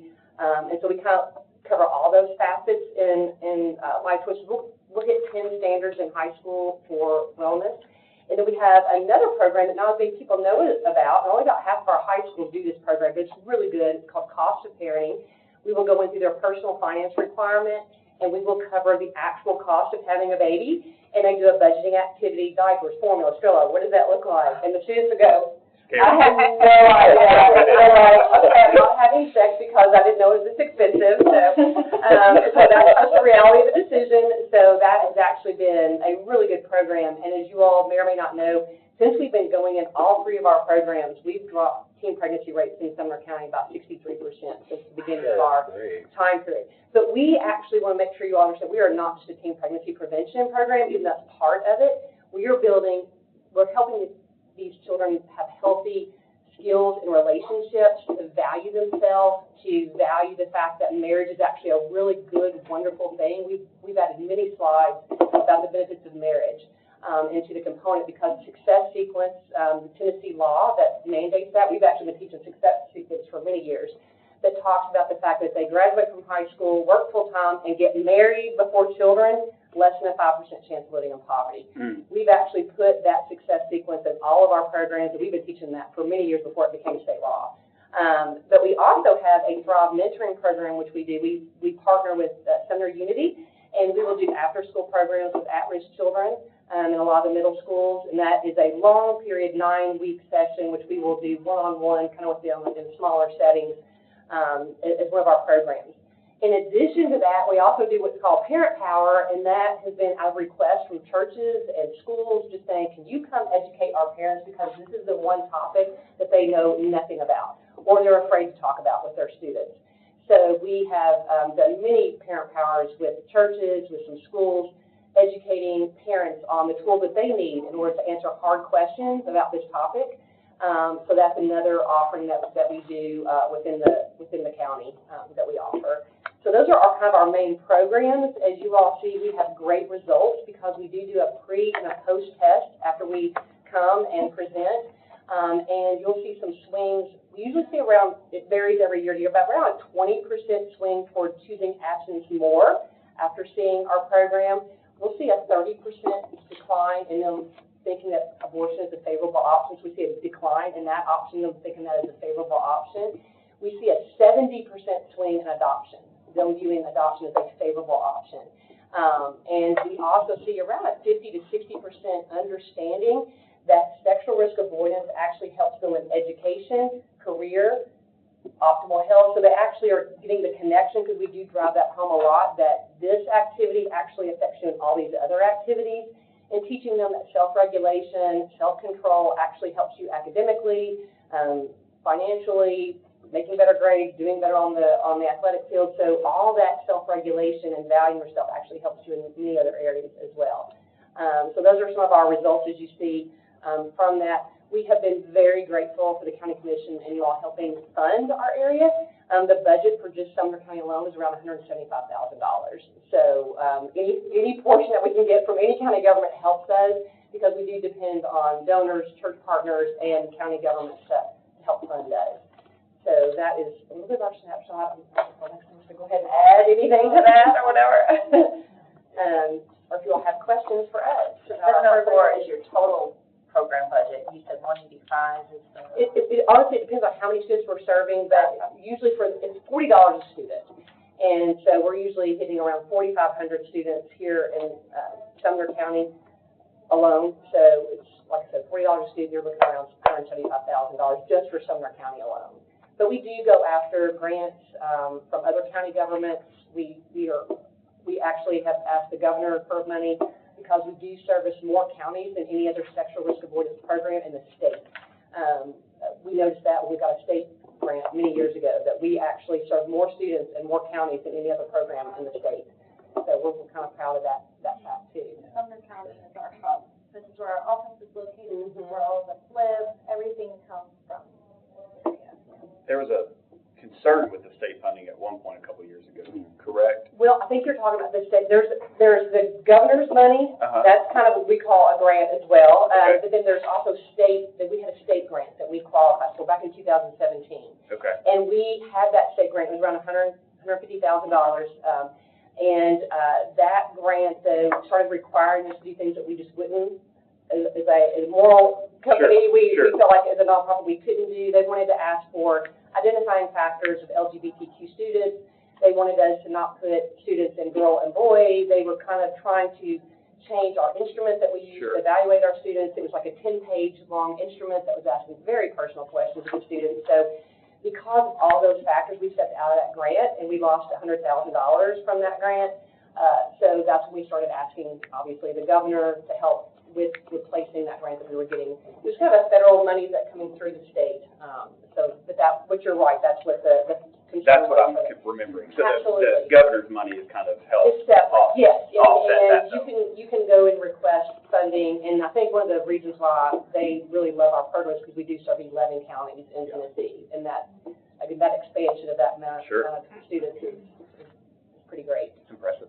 I think it's fabulous. Yeah, sure is. Thank you all. My younger kids had something like this at Ellis, but I think it was through Cumberland Pregnancy Center at that time. It may have been the same program, but it was effective for the entire. A lot of people ask, and I just want to let you all know, just so you all know how different we are, because a lot of people think, well, is it the same thing? A lot of actually of our teachers like them to come in first, and then we come in behind them. They primarily deal with STDs. They will be the ones that kind of show the pictures, and which is all very educational, but in other words, they really concentrate, that's kind of their lane. We go in afterwards, and we really try to deal with expand on that. In other words, we want them to learn what the benefits are before you even get there. Why are you abstaining from sexual activity? Well, all the research, even the Department of Health and Human Services is agreeing that abstaining from sexual activity until marriage is the best. And so we're trying to give them tools ahead of time. So we're kind of spending a lot more time on that. Also, we deal with a lot more social media. They're kind of more the health. We also deal with the dangers of social media, and we do address abortion and adoption and parenting. Is a great deal as well. And that's actually one of the standards to cover is adoption and all the various types of adoption, foster care, all the types of adoption that are available to a young lady. And that's the one we find that students know the least about. They have no clue what adoption looks like, or it looks like TV to them. They don't realize you can have a relationship with the child, that you can choose the parent. So that's very eye-opening information to them, and so we hope that we're helping to educate them on that as well. Do you know if they're continuing to offer that first piece of education you were talking about? Are they still doing that? Not in all schools, but no, they're in some schools. But I know that not all my teachers have them come, but some of them do. Way back when I. Well, and I was asking because they don't have a funding request this year, and so I thought maybe they had shifted gears. I didn't know if they stopped offering. From what I understand, again, I don't know, but I know some of my teachers, only some of my teachers have them come, so I don't know how broad their scope is.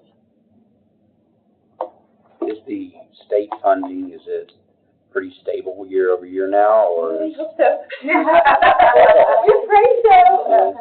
It's obviously something we have to make a request for every year. We hope that we've proved ourselves that, once again, since we serve more students than any other organization with a sexual risk avoidance component, we do offer things that we have not seen. Actually, I go to a sexual risk avoidance conference every year. In all over the United States, nobody covers what we cover. Nobody wants to get into adoption. Nobody wants to get into abortion. Nobody gets into the topics that we do. So it does put us in a niche that people actually come to us and ask for our curriculum because we just cover topics that nobody else does. So you do it exceptionally well. Yeah. Yes, you do. Thank you. Agree. Thank you. And we so appreciate you all.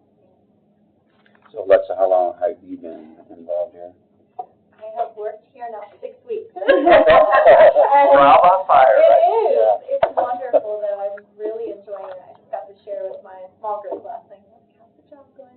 I'm actually really enjoying it. Lots of leadership, lots of HR, CEO, all the COO, CFO, all of the jobs put in one, but looking at everything, bringing it to the light of what's going on and trying to help them get really efficient. And also, I'm a big visionary too, so my heart is to reach out both through social media, just getting a public voice in what we're doing, sharing who we are and what we do, because some of our people only really know from attending our banquets or if we were to come and share, but hopefully getting our message out is really what I feel led to.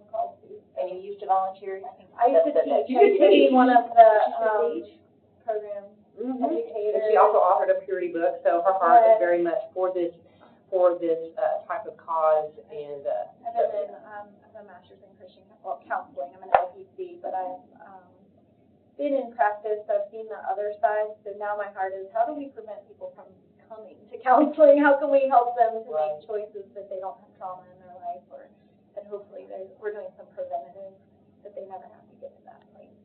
Some tools, some things that you wish somebody could have said to you years ago. What could we have said to them that would be impactful and beneficial, that will truly make a change in their life? I also want to make one other point. A lot of times what we find with our organization, it's difficult for us to explain what we do. People they are measuring assemblies, or like, how does this work? They don't realize that we literally come in and meet standards that the teacher has to meet. We're in a classroom every day. Every day I'm in a classroom. And so that's kind of hard for them to visualize. And we're also on the preventative versus rescue. And I think there's not enough given to preventative, because if we prevent teen pregnancy, that's $25,000 for every teen pregnancy for the taxpayer. So we kind of forget that if we're preventing this, we're helping long-term. They're being better citizens. They're contributing more. They're finishing high school at a higher rate.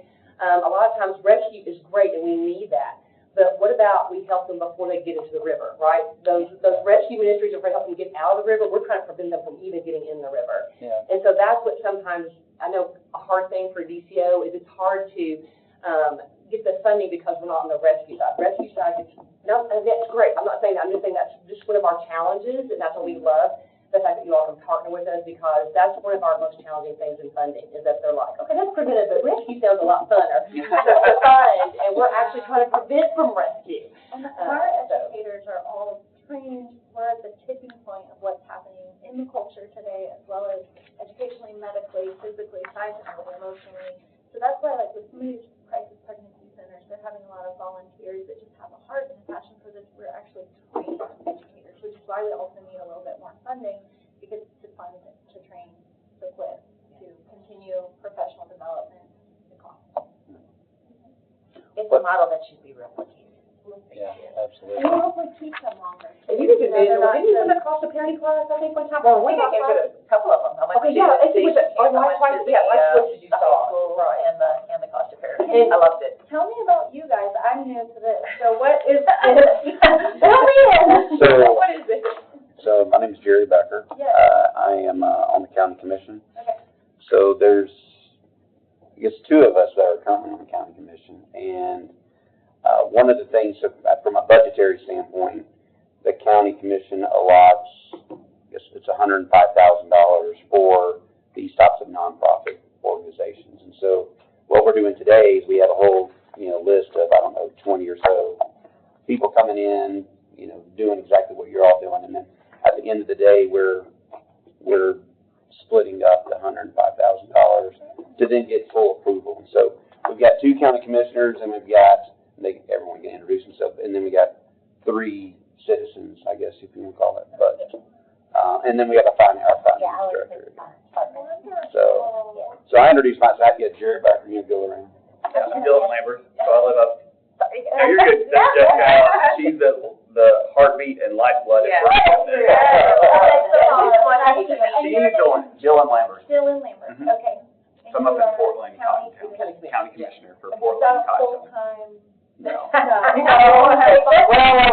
yeah, I think they. For real, or you pretend pay. Okay, well, we're grateful for you. It is, hey, We get $500 a month. $500 a month. That's what we get. So. Pre-tax. They will work at least 12 hours today between this meeting and. Yeah, we won't go until hopefully 9:30 Well, I need to talk to you about that. or earlier. Wait, put a wager on it. I'm a concerned citizen. Former county commissioner. She's former county commissioner. Yeah, former. She's helping to build that barn.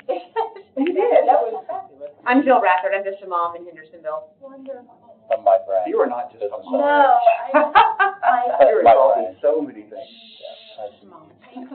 Miss Wassler was my marketing teacher back in high school. So a few years ago. Graduated in '93 from Hendersonville. So yes, I know her. I didn't know that. She's taking sabbatical right now, and her grandbaby's due December 15th. How fun. Is it the first?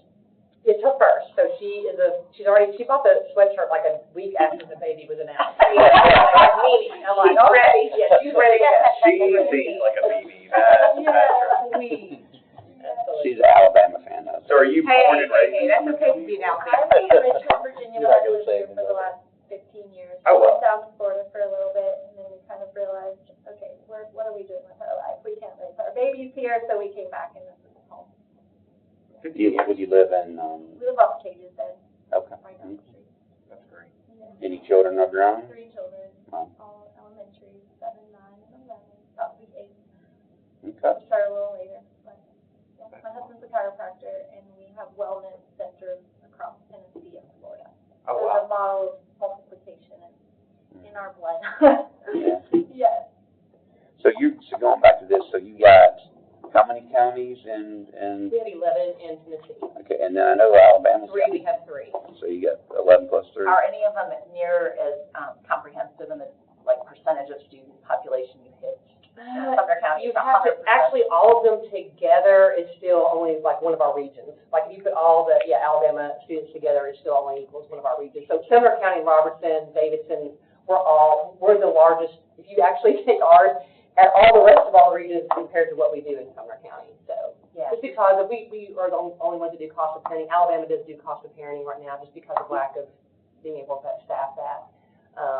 But we're the most. The other counties also do cost of parenting and healthy boundaries of life choice. But Sumner County, you hit 100% of middle and high school students, 100%. Correct. Is that true in any other county? That's what I was trying to ask. Oh, I see what you're saying. In some of our, like Jaws, Wayne Lawrence, Coffee, Franklin, Grundy, they'll do all 3. They'll do all 3. Okay, that's great. Wow, y'all are busy. That's a lot. Yes, it's a lot. It's a lot. Any other questions? Okay, from a timeline standpoint, the full commission will approve in mid-December, and so official communications will come out after that. Okay, wonderful. Thank you all for your time. If you ever have any ideas for us, please reach out. I'd love to hear them. Okay. Yeah. Appreciate it. Nice to meet you. Yes, thank you. Beth, good to see you. Yep. Bit are more final than were in our original application. But this is where we are. This is where we're July 1 through June 30th, 2025. But I just wanted to sort of hit on something that Amy said that separates our state baby court cases from our regular cases. If you heard Amy, we're talking about permanency or reunification within 6-12 months. And if you look at the 3 cases we just shared, and all 3 of these children reached permanency 2 weeks ago, you can see the difference in the amount of time that we're spending on a case that's not a state baby case. So, we had 133 days in DCS custody, 1,000 days, 1,500 days. And so those are the cases where a volunteer has signed on and stayed with that child all the way through permanency. And in the 3 that we shared, we had 1 case where a volunteer had to be, we had to add a new volunteer, and that's because the original volunteer wasn't safe. And so we're really proud of the fact that our volunteers are committed from the time they're appointed until the time our kids reach permanency, because it's not always easy. We celebrate the successes, and our successes sometimes don't come as often as other program successes because it takes a while sometimes to fix a family. And the thing that we can't do is show you our kids. Like, I can't show you pictures of our kids and our visits, and I can't show you the pictures of our families, because we most often meet our families at the worst possible time, when there's someone telling them when they can see their kids, how they can talk to their kids, what they can say to their kids. And so when our families find permanence and we find permanence for our kids, they usually don't want to talk about the fact that they had a CASA at that moment. They want to be as far away from the department, as far away from people who are constantly questioning every decision that they make as they can. And so we'll see kids 5 years later who have gotten older, and then they may be willing to talk about their experience with CASA, but by and large, people don't want people, you don't want people to know or be in your business at what is quite possibly the most inopportune and worst time of your life. And so it makes it hard to tell our story, but when our kids find permanence, it's such a pretty thing, and we're just really blessed to be able to do it. State baby court's been in the County now for just a couple of years? 2 years. 2 years. And can you just, I don't know, what do you see as happening? You know, I mean, you kind of touched on it, but just talk a little bit more about the value of that. Yeah, what we see in our county is the truly epidemic with the opioid addiction. And the addiction is really these mothers, these parents use throughout the pregnancy due to their addiction. They're in MAT, which is medically assisted treatment, and they continue that through the pregnancy as well. But over half of our patients right now involve fentanyl. And our families don't expose to fentanyl. They use fentanyl. That is their drug of choice. So our training with volunteers, our training with staff has had to be a little bit more precise because it's not an accident that our families come across it. That is their drug of choice. I have Narcan on me at all times. Our office, we have Narcan. Our volunteers are given Narcan. When we go see our foster homes, when we go see our placements, we go see the relatives who are caring for these children that are drug exposed, I take Narcan as well. Because we just need to be prepared at all times. Trying to get those parents into treatment and how long it takes to get to treatment is what Safe Baby Court helps with, but really at CASA, our focus is the child. And the children have to be assessed and have to have eyes on the child as far as to the early intervention and go to doctor's appointments and those kind of things. Services is a big deal in what we advocate for with CASA. And just to piggyback on what she said, we have lots of support for adults who have addiction issues, who have substance abuse issues. We have treatment, we have emergency treatment. What we don't have, and not just Sumner County, and I would say just period, is supports for the children who are the innocent victims. The things that we run into as CASA, especially with family members who step in to care for these children while parents are hopefully getting treatment or we're getting them to a better place, is the additional requirement it takes to take care of a child who is born substance addicted. And so the things that a normal family or a regular family wouldn't even think about in terms of feeding. We have, our children have trouble with their eyes. We have a child who had to get a cranial cap. We have a child who has torticollis. And so all of those additional things require much more hands-on, eyes-on than an average baby, like when they're born. And so one of the things that we've always, our wish list items are things like oxygen monitors for the families to have. Because our families, whereas those sitting here at this table, you probably could go out and buy an oxygen monitor for your kid, or you could go out and buy a specific swaddle that has been recommended for children who are born substance abuse. But our families, some of our families, we're just trying to keep the lights on and keep rent paid, and so that they have a place that if they can complete their programs, their children can come back to.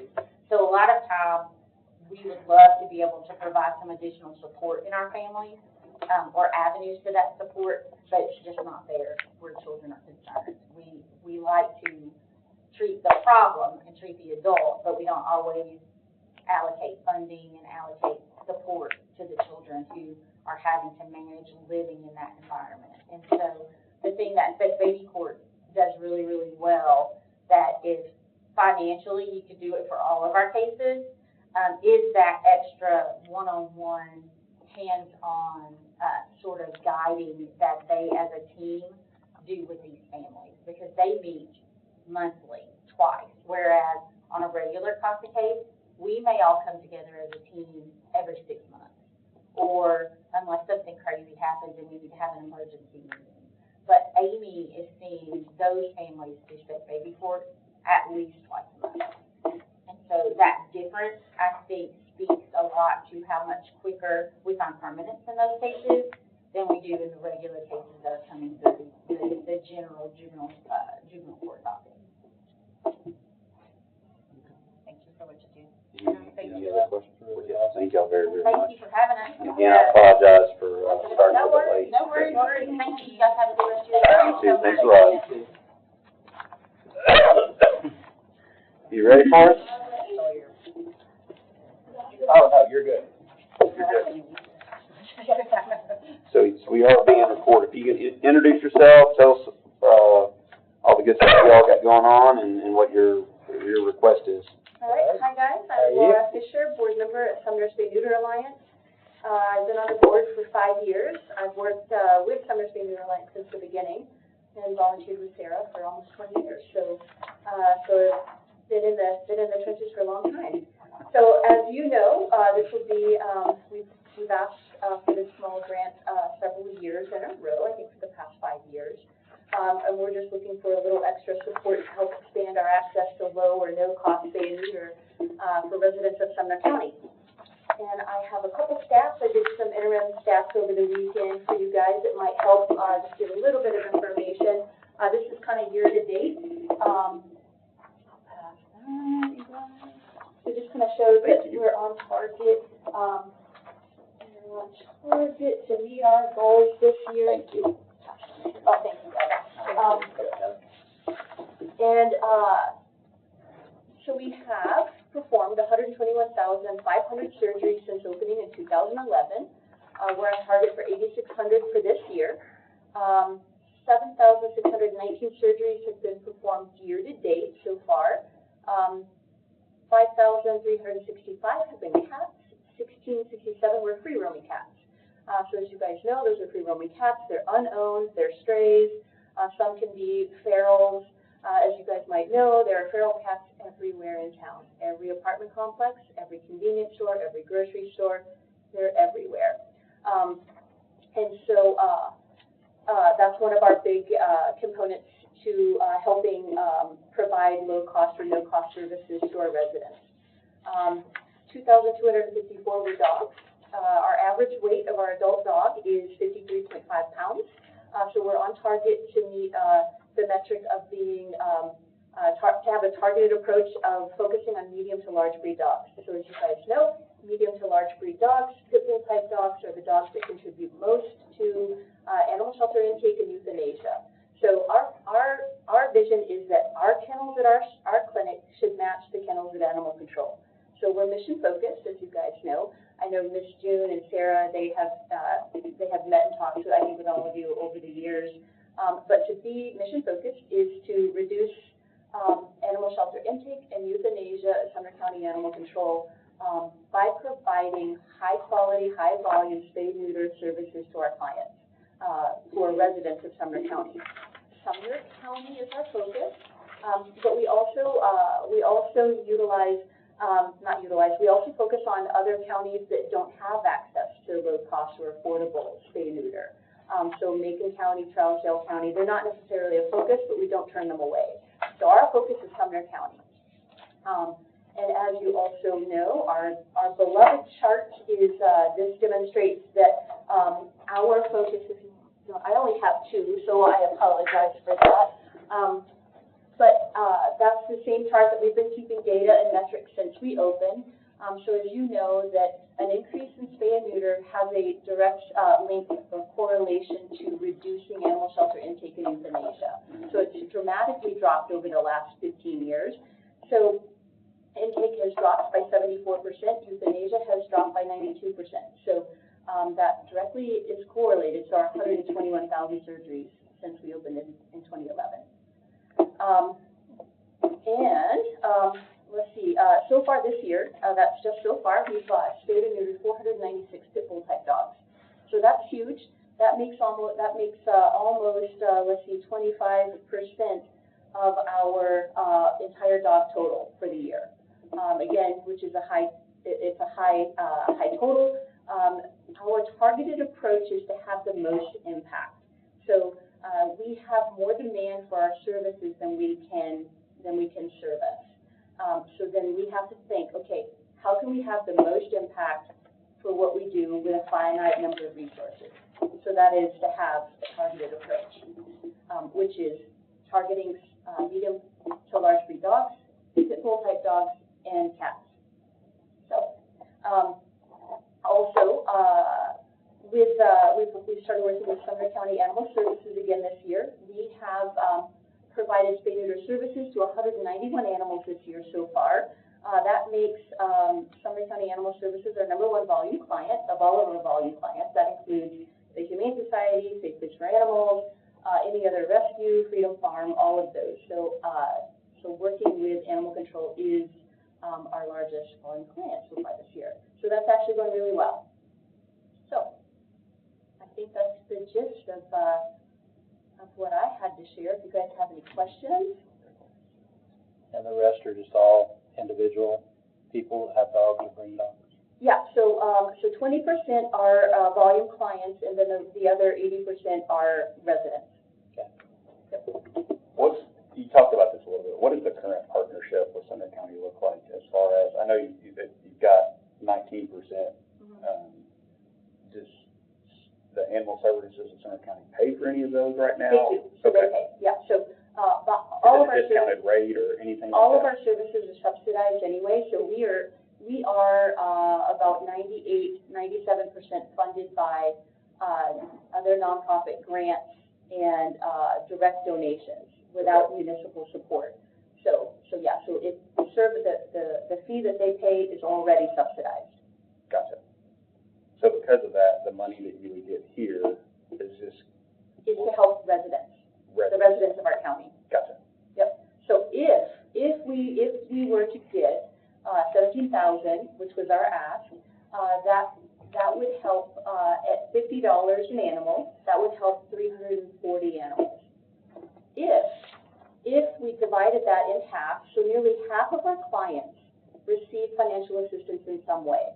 So nearly half of our 8,500 clients a year need financial assistance in some way. So then if we decrease that to $25 per animal, that would be 680 animals.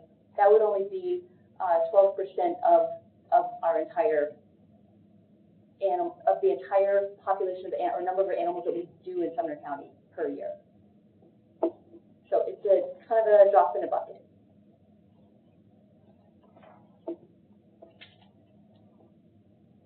We have a tiny bucket. Yeah. So I know we've always said this before, but Rutherford Paws in Rutherford County, they're kind of like they offer free spay neuter to the residents of Rutherford County. We would love to get to that point, but what are your other sources of grants? We write grants, Petco Love Foundation, the Bissell Pet Foundation. We've recently submitted a grant for Best Friends to target particularly community cats in Gallatin with a capital investment in traps, which would be a sustainable measure. So if we have an investment in a lot of live catch traps, then we can use those for years to come. And so not just Gallatin, but then that would reach out into all of Sumner County. And we have long relationships with a lot of personal donors. Most of it is grassroots, so we don't have a capital donor that donates a massive amount of money every year. It's all kind of bootstrapped grassroots, crowdfunded mostly. Your staff, is there medical staff included in the 5 plus 3 part-time? Is that? Yes. Well, no. That's our full-time staff. Our vets are all contract labor. Okay.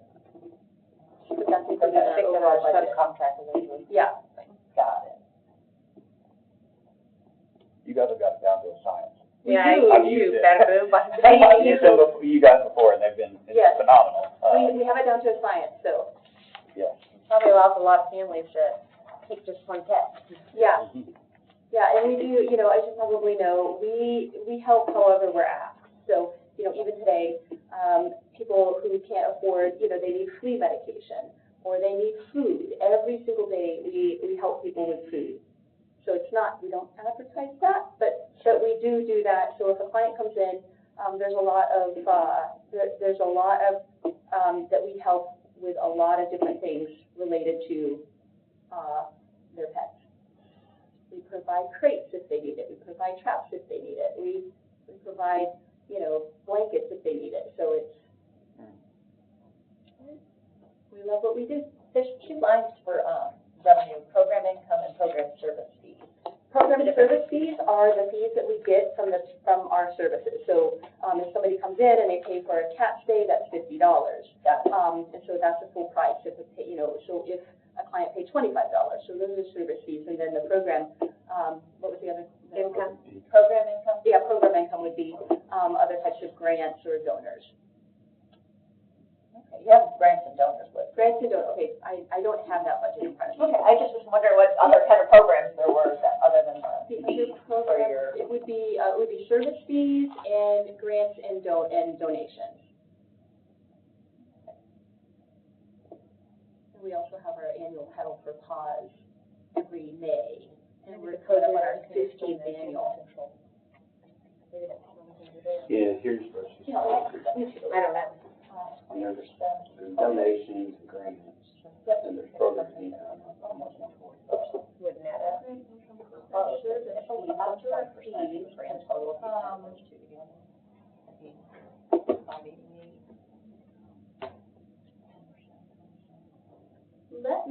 Let me take that back to Sarah and let us look at that. Let me look at that, can I? Maybe one's dog and one's cat. You can send it to Jessica. What was the question? What's the difference between a program What are fee those two and a line program items? revenue income? Yeah. Looks like there's, are you talking about the 554? No, the 144, right above 444. Because there's, looking at their audit, and there's, revenues without donor restrictions. Program income, service fees, grants, contributions, fundraisers. What does program income say? Just 144? Program is, that's the 41,894, and then you have grants for 41, no, the grants are, I'm sorry, the grants are 41,894, contributions 85,331, fundraisers 39,244. So I believe that the program income are all of the ancillary put together. Oh, okay. That wasn't one, that's just a projected budget. Yeah, that's the projected, that's not our actual budget. Got it. Just for looking at that. Yeah, and that's Money Matters. Yeah. We're trying to figure out more details. And I'm happy to provide you guys more detail, and our Giving Matters is up to date. So, last year, you requested 13, I think, I guess we gave you 14. Yep. What's the additional 3,000? What's the idea? To expand service, providing services to low-income individuals. Okay. And I believe that number was what was discussed at one of the other county meetings, when we were discussing animal control and then the ad hoc group and all the things that were going on with animal control. I believe that was discussed. You believe the 17 was discussed? Yes, sir.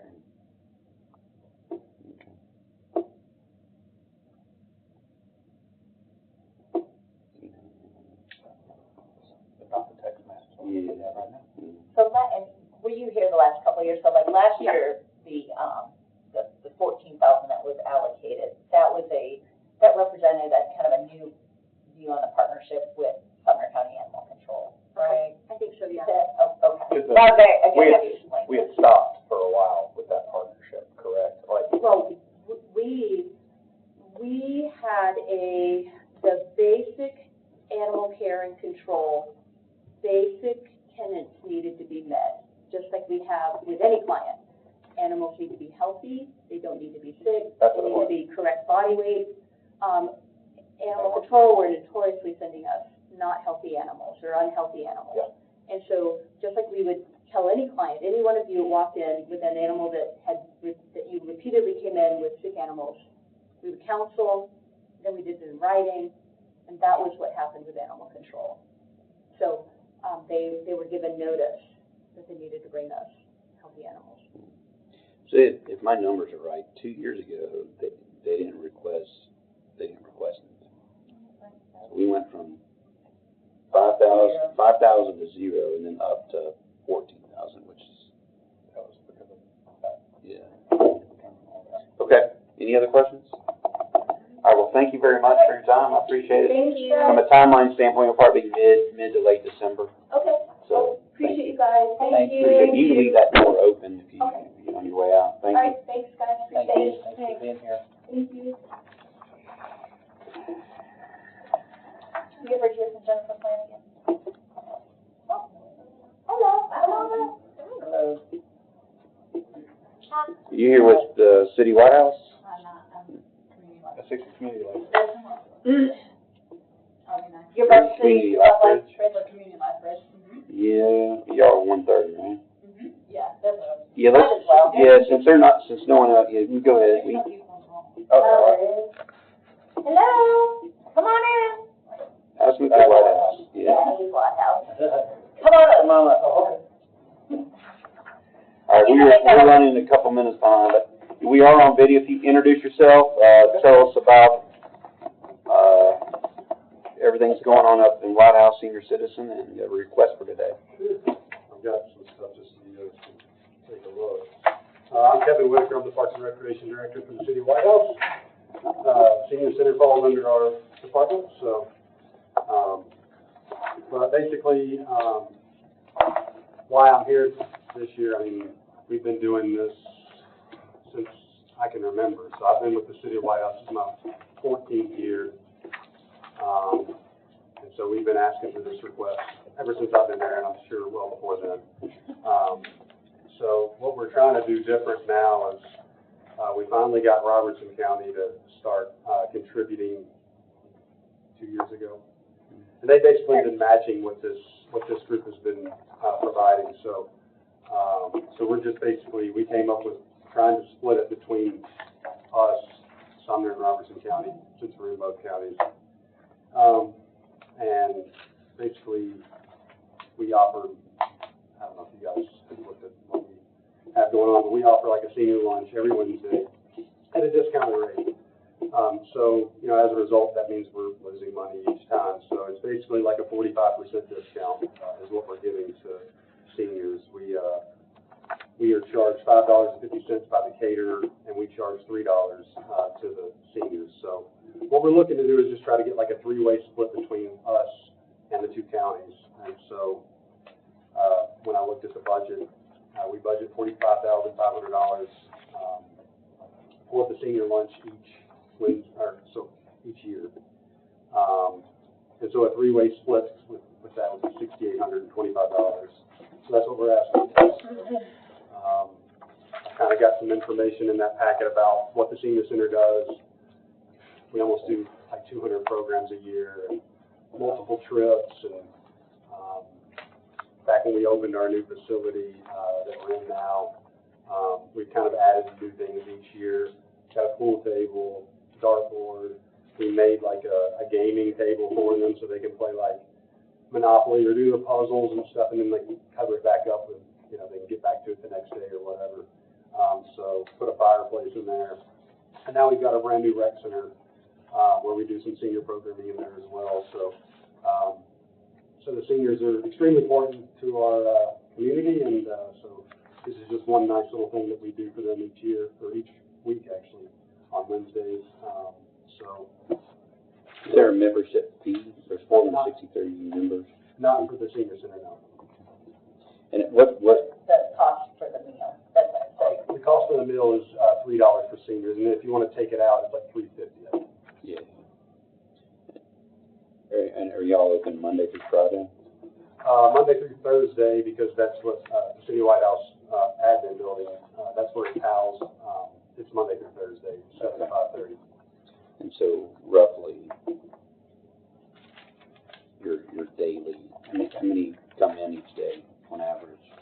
To the senior center itself? Yes. It really varies. Like on those days, on Wednesdays, I mean, we're averaging, I think it's 118 that participate in the meal. But then on other days, I mean, it could be less, but other days it's more because, I mean, we have a senior exercise class in our rec center. There's probably 50 people that come to that. So that could add to people coming down to the senior center and using that. As a result, we have painting classes where it brings a lot of people. There's a gardening club that has like 30 or so members. So it really varies, but I mean, throughout the day, I mean, it could range from, 30 to 50 to upwards over 100, in a day. So. Mm-hmm. Do you know the split by chance, rough percentage of Robertson County versus Sumner County residents that come? It's pretty close to 50-50, the last time we did an analysis on that.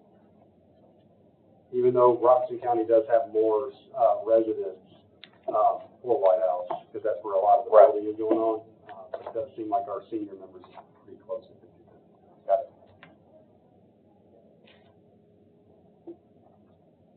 So there's one part-time staff, is that basically part of you? Yeah, I mean, you think it's your right arm or your left arm? Yeah, me and my assistant director, we both kind of help out where we can with it. But no, our part-timer, she only works like 20, 25 hours a week, and she does a lot. I mean, she's pretty incredible, and she keeps them going. But yeah, it's a lot. We help, but I know she does quite a lot of it herself. So. It was a serious question. Yeah. One of your many hats that you're wearing. Yeah.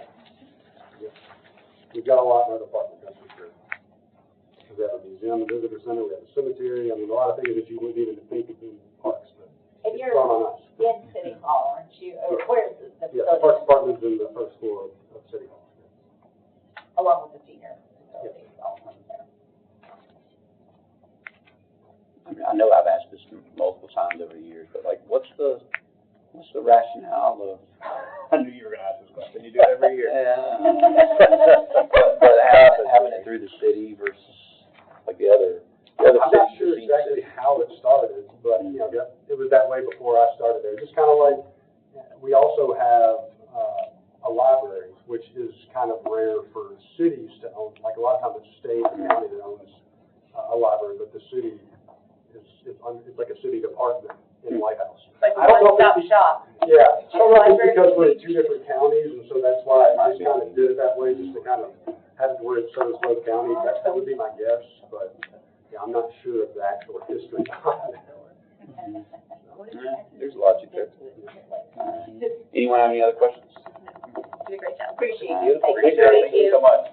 Time-wise, it'll be mid to late December when we make decisions or approvals. Thank you. All right. Community Life Bridge.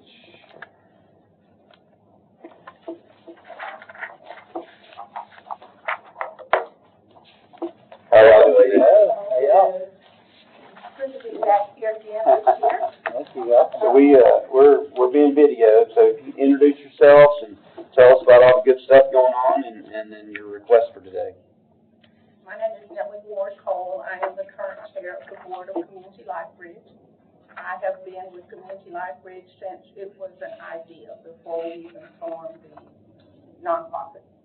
And I am happy to introduce our official executive director, Christine Martin. When we were here last year, we were looking for an executive director. And we interviewed a number of people and just were not getting the right vibes.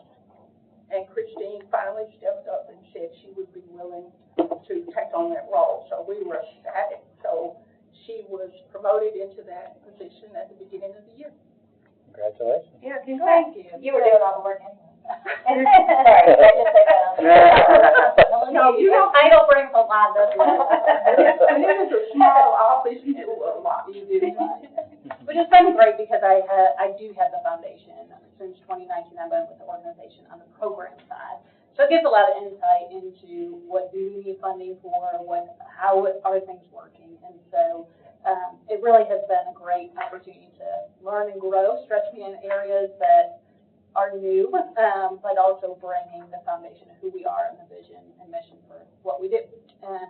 So right now we're kind of at a place that we've been for a little bit of time, and that is where there's just so many people needing our services that we're struggling to support it with volunteers. And so really our efforts have got to be spent going out and finding more volunteers, more opportunities to support the incoming. We have over 66 applicants waiting to be served. The majority of those are in Hendersonville and Gallatin.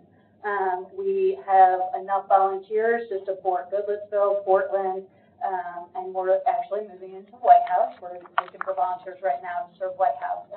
But the other areas, the Hendersonville and Gallatin, have just so much need. And when we look at the options for transportation, and when we have 66 people on our wait list, we have very few places to refer people at a cost-effective way. And so they can, take an Uber or Lyft, but we all know, especially living on specific incomes, and also, with just the raising cost of food, just general basic necessities, our seniors are really struggling to make ends meet. So some of the other options that they may have had have really been hard to even consider. So our list just continues to grow, and we just continue to work hard to try and recruit volunteers and find different ways to bring people in and help them get connected so that it will work with whatever resources they have available. And so that's kind of, our request really is for funding to help support just getting out there and continuing to grow that base of volunteers so that we can get our older adults not just out and about, but part of our community. This year we used our rider socials where we gather our riders to honestly get to know the community resources. We went to the libraries, we went on a history tour around to different historical sites. It was kind of fun, yeah. We went to the veranda to let them know about that resource, and so we tried to partner. We're going to the Civic Center for our holiday party, and so try to partner to let them know about the resources that Sumner County has to get them out and not in that isolated silos of homes, so that the people who are in our program can really be part of our community, shopping in our stores, and doing life alongside us and helping to support the businesses that are here, but also the resources, experiential resources that we're so rich in Sumner County. I do want to say that as far as our wait list, we have continued to have a wait list, but they're not the same people on the wait list. So we are continuously bringing people into the program. It's just their incredible need, so you have more people signing up. And the other priority there is we've talked to many, many people who've come into our program who have been left by other programs, like trying to get an Uber, trying to get a medical transport through their insurance, whatever. And so for us, that number comes at a cost, but it also comes at a service of 99.9% reliability. We have, that small error of us, but really, if we tell our riders we're going to have a ride, we are going to have a ride for them.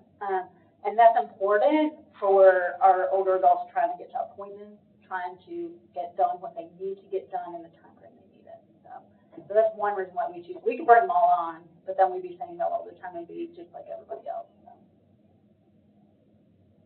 What are you seeing just in terms of the demand is increasing? Like, what do you think is a common denominators of creating that need? Well, I would say there's a couple different things. I think one little pocket is family members coming here to be with other family members. So those family members are able to support them in some capacities, but they're still working. So they want their family members to come closer to help support them, but then the day-to-day, the hours that they're working, they can't get to the doctor's appointments unless they take off. And that's a half day. That is, yeah. And you have to take off work trying to get. Yeah, it's a lot of time. And so, and then I think, so that's, I've seen that quite a bit. I think the other thing is our population is aging. They're aging. And there's more people we continue to have an increase in older adults in our community. And as they age, they want to stay in place. That's another thing. Our older adults are not all able to just transition into senior living facilities where people can come to them. They're trying their best to stay in their homes as long as possible. But if they choose that, they have to have resources that are affordable and accessible in their homes, that don't require technology, that don't require them to have a huge surplus of funds, because all their funding is going into their housing and their food and their basic necessities. So yeah, I think that's probably, one of the biggest things is seeing people age in their homes and trying their best to stay put as long as possible. As They should. Yeah, which is, would be great, yeah. We know we're all gonna be the same. Yeah, absolutely. And we really are trying to set up a program so that, you know, a lot of our volunteers are early retirees, you know, so that when they've given back, that program's still gonna be there for them to transition. And we are 7 years in, and we're starting to see just a smidge of that, which is kind of neat, that like, we can be there for them as they have to make that tough decision to no longer drive. Because it's a hard decision in a community that doesn't have public transportation. It's so hard. And this, and I'm just gonna share just a little tiny story that happened a couple weeks ago, just to give you a glimpse of some of the things that pain us, and that is, we serve Portland, and we had, on our wait list, we had a lady, and when we called to do her home visit, because we go out and do a home visit, meet with them, get to know them, make sure they're gonna fit in our program, her son let us know that her and her husband had passed away in a car accident. And so, to us, that gives such a sense of urgency, because these people are still driving around us, and they could cause us to have an accident. And I don't know, you know, it had happened months before, but like, that's the reality of our older adults. There are so many on the road that shouldn't be on the road, because we just don't have enough resources to provide and give them another option. And so when we heard that, it broke our hearts. All of us mouths were just shattered, because we don't know where they were going, or if we could have been the driver instead. But we do know that that's the reality of the urgency of the type of program that we have. So. Goodness. Do we have time for me to ask another question? Oh, yeah, absolutely. Well, I know anybody that works for you as a volunteer loves it. Yeah. Like, their testimonies are awesome, because they have some great experiences. They haven't convinced you to sign up yet? Well, I keep bringing you more volunteers. Yeah. Okay. I have a different way of giving back, and I'll try that call. But, tell me just, like, what are some of your best recruiting efforts? Like, how are you recruiting right now? And are there some things that you really see that you want to be able to do? I mean, I am thinking of some ideas right now while we're talking. We can talk about that later, but. So, our top recruiting, number one, is word of mouth. Yeah. Whether it is a person who is currently volunteering, we have a little rider who tells everybody that she sits next to in the doctor's office. You know, like, that word of mouth, though, speaks the truth of what the experience is like and what the need is like. And so word of mouth, 100%. But the second one, our social media has brought several people in, just that ability to get the word out and have others share it. Are being able to go to community festivals, you know, where it is the community that's there and hears about the things that are available. Gallatin Square Fest is one of our greatest opportunities that we gain volunteers every year. And we just went to White House, and we're able to, you know, start laying the groundwork there to discover White House. So those are some of the opportunities that really go beyond, you know, our network to let people know about it that may not know somebody associated with it. I'll see if I can't work with a couple of your volunteers to host a recruiting reception. Yeah, I think a recruiting reception would work really well in my community, and I think a lot of people just don't know right now that they do exist and experiencing those testimonies. That would be great. There are some people who do not, they think they do not have time. And so what we did at, I think it was Square Fest, when we had a map, and we asked people how far did they drive to get there. And when they told us, we put it on the map, and then we could actually show them on the map how many of our riders live within that distance that they actually drove. So it was 5 miles. You know, there was an opportunity to pick up one of these, you know, 20 people or whatever, and having that visual there made a big difference. You know, you don't realize who's right around you until we live in very closed garage neighborhood. And you open that garage and realize what they do during the day while you're gone. So remind me, so if there's someone that needs a ride, what is the cost to them? It's $25 a year, and then $6 per ride. Round trip. Per round trip. Okay. And then they can take up to 2 stops. Is this Monday through Friday? It is. And does it go into Nashville? Not at this time. Okay. I didn't think it did last year, so I wasn't sure. Yeah. So $25 a year, $6 a round trip. And how far in advance do they typically reach out for a ride? So they have to request at least a week in advance. Okay. That way we can make sure. But they can request as soon as they know the need, and we put on the calendar. We've got stuff for 2026, November 2026. So as soon as they know the need, we can put it out there. We can also do recurring. So like if they know that they go grocery shopping every Friday, then they can just put it on the calendar, and we just do that. Is there an application to become a member, or is it just whoever wants to become a member can? It's an application, and then once we receive that application, and once we have room for the person in our program, then we go out and we meet them, and that way we can explain the program, we can make sure that they qualify and get any information that a volunteer might need to know at the home. So like whether that door, they might need help coming down the steps. Well, I'm talking more about the people who want the rides. Yeah, the people who want the rides, that's what we do for them. Oh, I thought okay. What you're describing was the drivers. They come in and do like an hour training. Okay. I got you. That home visit is very important, because once we do the home visit with the riders, the office staff will only have direct face-to-face contact with them if they come to a rider social or something like that. So from that point forward, it will be the volunteer driver. So it's important that we see how their mobility is and things like that. So we make sure that they're appropriate for the program. But we do debrief every ride. So if our volunteer driver sees something, senses something, a change in the rider, they make sure they let us know. Because, and we're all guilty, once again, we're all guilty of this. We won't always necessarily be upfront and honest about some change that may be going on. But that's been good, because we're also able to refer them to other resources. That's what we have transportation, so we're gonna get you to,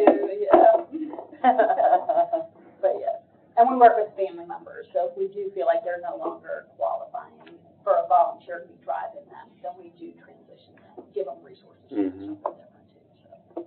And then the round trip. So how long can the trip be? It can take up to 3 hours, and they can make up to 2 stops where they get out of the car and go to a drive-through. So 3 hours. 3 hours the maximum. I got you. Okay. And you do that, so you're saying they can't go into Nashville? They just go, it's just local? They can go as far as, so for our program, they can go as far as anything in Goodlettsville or like Rivergate Parkway. We're kind of drawing that line just based on need. And a lot of that comes a little bit more from, like, there's another program that serves that side. So Senior Ride Nashville has the Davidson County side. Okay.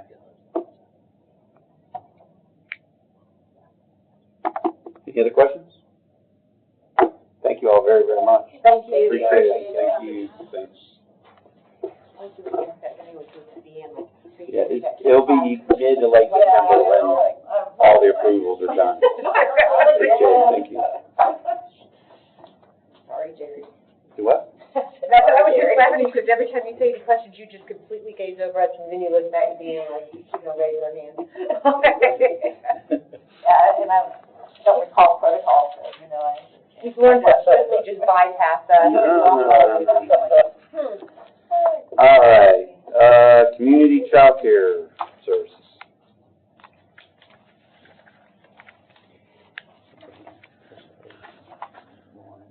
Okay, that's what, okay. Yeah, that's what I was thinking. Say good morning. Hey. Good morning. Good morning, good afternoon. Good afternoon. So we are being recorded, so if you can introduce yourself, tell us about all the good things going on there at Community Child Care Services, and then your request today. Okay, I'm Chris Poppendorf, and I'm the Executive Director at Community Child Care. This is my going on 6 years now. So it's been in place forever and a day. is my understanding. Miss Jo still comes around who started it, so, you know, for her. We are, of course, providing care for those kiddos that need it most. When you think about it, most of our families are single parents for the most part. But I did some numbers, and these are rough estimate numbers, but if somebody paid like $1,000 a month for rent, $400 a month for groceries, $200 for bills, and $200 on a car payment alone is like $21,600 or something. That, they're not making but like $25,000. So there needs to be that, you know, childcare that they can afford. So we don't charge an overage fee when they get vouchers through the state. So if the voucher says they have a $0 copay, they don't pay it. If it says they have a $10 copay, that's what they pay it. What has happened this year, because there's some lovely federal budget cuts and things, the families who are having a $0 copay are now having to pay a copay. The state has worked it to where, if I'm not mistaken, it's 5% of their income is the max that they want them to have to pay. But that is leaving people paying $20, $25, $40 a week in child care, which is still a lot if you're not making much. Then it used to, I have been in this field for over 30-some years. This is the first year I have ever seen people apply for vouchers and be placed on a wait list. So they are now on a wait list. So we're not full. We have a lot of families who have called that they're waiting to get that voucher. So if they're newly applying for a voucher through the state, then they're on a wait list, and we don't know when that will open up for them.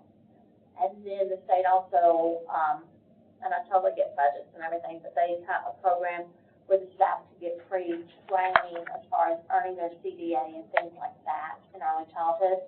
That's completely gone. That is not even in existence anymore after this year. So we've been looking at ways to get sponsors or people. It's only like $1,000 a staff member, which doesn't seem like a lot, but when you're working on lower numbers and budget cuts and everything, it is. So we're looking at sponsors and things for that as well. And then still to provide, we budget our food expense, and then what we get from the food program never covers the full expense, because it will not cover ketchup and mayonnaise and all that stuff. They don't only cover food.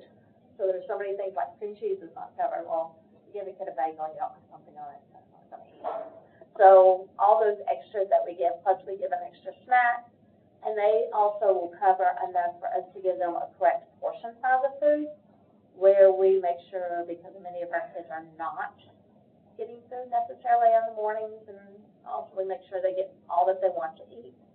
So if they ask for more, they're going to get more. We're never going to tell them, sorry, it's a portion, that's it. So we are faced with that, where you do things like, we have a resource area for our parents where we can give them different resources, whether it's a lawyer that they need, things like that, just phone numbers where they can go to it. And then we also have 2 shelves for just dry good foods where they can pick up, because right now, of course, that is a huge need as well. We had one parent come to us this week and was like, her son's having surgery and she needed Pediasure robe for him, and she came to me and was like, I can't afford it, I'll make it work if I need to. But we were able to get somebody to bring them about 4 cans of that. So we do reach out beyond just caring for the kids and try to take care of that as well. I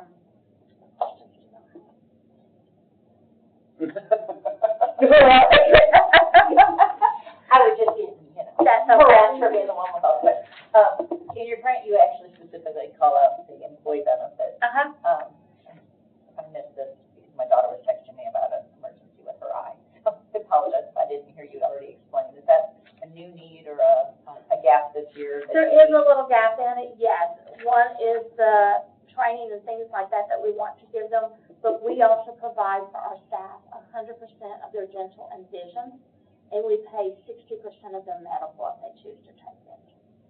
So that is, we had funds reserved so that we could do that, and we know that those funds are going to be dwindling through as more people sign up for it. And it is like we get Blue Cross Blue Shield, so it's a good insurance for them to go wherever.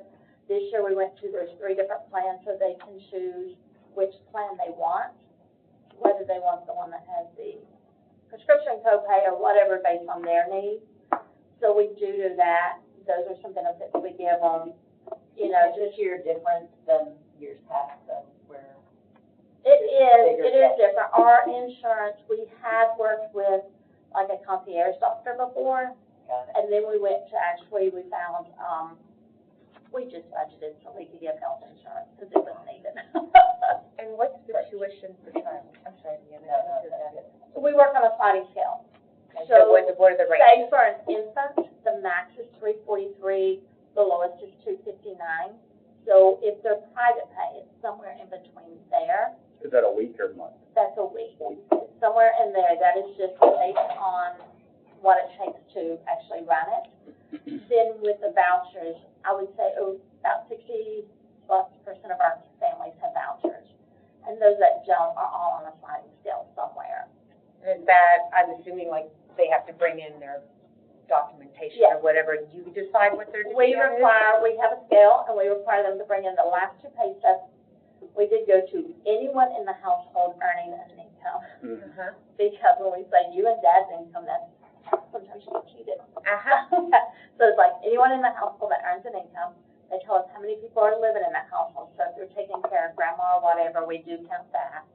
And then based on that, we look at it. We don't take their bills and things into account because then you get into way more than we are capable of actually figuring out.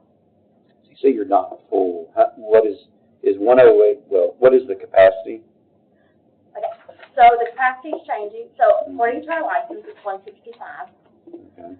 That's gonna change because I have to remeasure all my rooms. And now the new regs coming, and the new regs coming out say I have to account all the heavy furniture. So I have to actually measure all my shelving in the room, subtract that from my room square footage, and then have 50 square foot per child.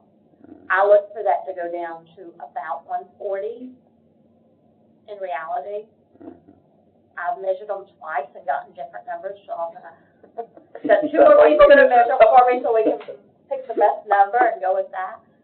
So that is gonna change a little. We budget on 108 because the type of kids that we do tend to get, the trauma they've been through, and the behaviors that we're seeing, it is really hard to have a totally packed center and give them what they need.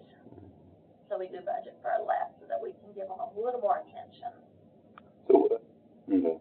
And you're not full, you're not up to the 108? We're at 92. Okay, at 92.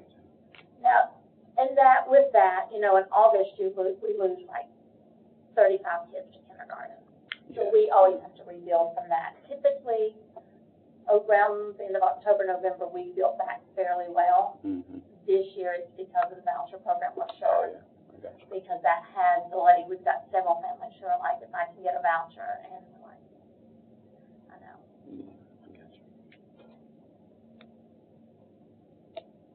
Jerry's trying not to. I'll look all the way over.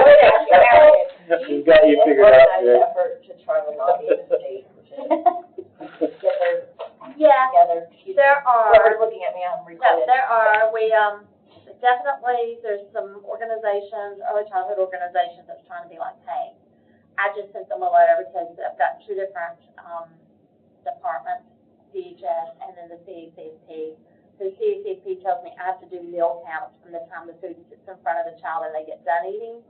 Licensing says I can't do anything once the kids are eating because of a total supervision. So I'm like, I'm gonna lose money because either my meal count's incorrect, or I'm gonna get a critical violation because they're doing something that they shouldn't be doing. So I just wrote them this huge letter and was like, I understand both sides.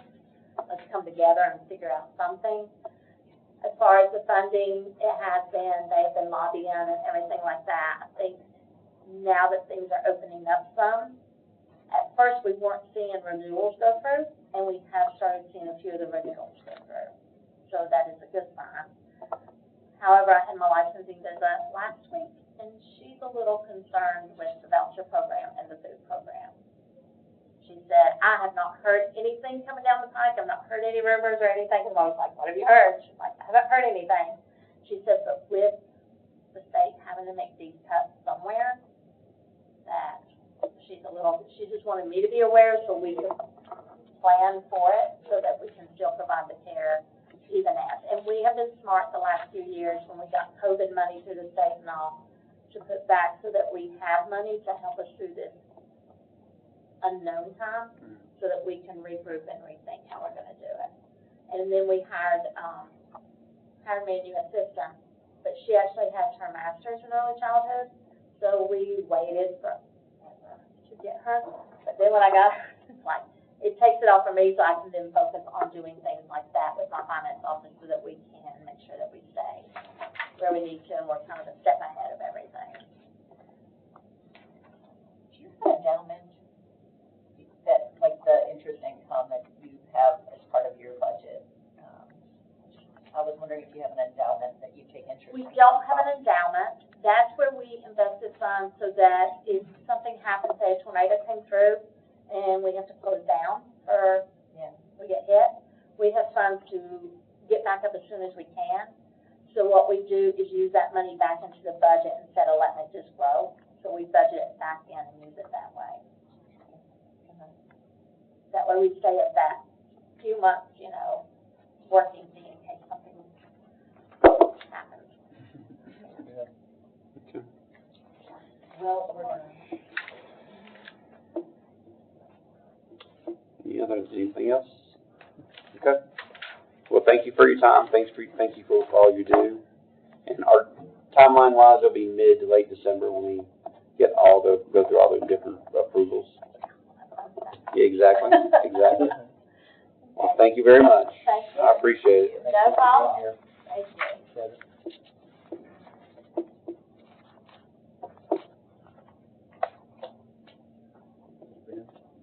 you. You're with Hats.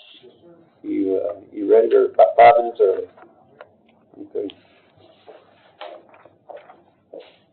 So we are being recorded, so if you introduce yourself, tell us about all the good things you're working on and the request that you have for us today. Well, I'm Ben Minix. I'm the executive director for HATS. Been there since 2011. Time is flying. And so at HATS, we continue to operate our main service, which is through the Medicaid waiver program. And so that's a program that's 2/3 federal money and 1/3 state dollars. And so over the years, because of a lot of changes, we've been kind of shrinking a little bit with our population, at least in what we're serving. And so we still operate a residential program. So we have 12 houses throughout Sumner and Robinson County. So 9 of those are in Sumner County, 4 in Portland and 5 in Gallatin. And so that, I think we are at, we've got a total of about 51 waiver clients that we're still working with. And the residential program has 29 individuals within the whole program. And so we continue to help those individuals really just learn activities of daily living. That's their house that they rent. They pay a room and board fee. And we also help some of them, they work in the community. So we provide job coaching for that. We also provide what's called community participation, which is just strictly getting people integrated into their local community. And we do that through volunteerism. We have some that participate in the church functions. It's to get them out. And a lot of the individuals that we serve, I think, have better social lives than I do, all my friends. And they're out, and they love it. And that's what the state expects us to do, and so we do it to the best of our ability. And we operate what's called a 1915C waiver. That waiver is closed to new entries. I won't bore you with detail, but several years ago, a new waiver was started called Employment Community First, ECF. And that's operated through TennCare, through managed care. My opinion, not a good thing. So we operate with one leg in the old 1915C and one leg in the ECF waiver. And so you can imagine there's different sets of rules. It gets a little complicated. They tried to integrate, and we'll see how that turns out. But besides that, we do offer services to non-residential clients, and we do the same thing. We do employment, we do community participation. We don't do it to the level that we used to when we had a day program, which closed during COVID, but we are able to do some of that. Besides the waiver program, we offer early intervention for children, and that's typically birth up to age 3. And that's to help kids to meet developmental milestones. But if they're already in the program before 3 and they need it, they can go through 4 and sometimes age 5. And that's strictly Sumner County. So right now we serve, I think we have 316 children being served right now, but over a 12-month period, because you have kids that graduate out and you got new ones coming in, we're typically about 500 a year, and sometimes more than that. With the number of kids we serve. And so that early intervention team that we have has grown to 19 people, whereas, 6-7 years ago, I think they were maybe around 9. So they've grown quite a bit. Sumner County, obviously, is growing, and so the number of kids are growing, and so we're serving them as best we can. Besides family support, we're offering besides early intervention, we're providing family support. And family support is, it's not income-based, it's a financial reimbursement program, and it serves anybody, children, adults, the elderly, who have severe lifelong disabilities. So it doesn't have to be intellectual disability, it can be just a physical disability. And so we serve Sumner, Robertson, Trousdale counties. And typically, we're probably serving about 225 people a year through that program, most of which is going to be Sumner County, obviously. I think we're probably anywhere between 60 and 70% of that funding goes back into Sumner County residents who qualify for that. Besides those 3 programs, we are looking, discussed it, and I may have brought this up last year. We've talked about possibly looking at a Parents Day Out program where we would try to make it a blended.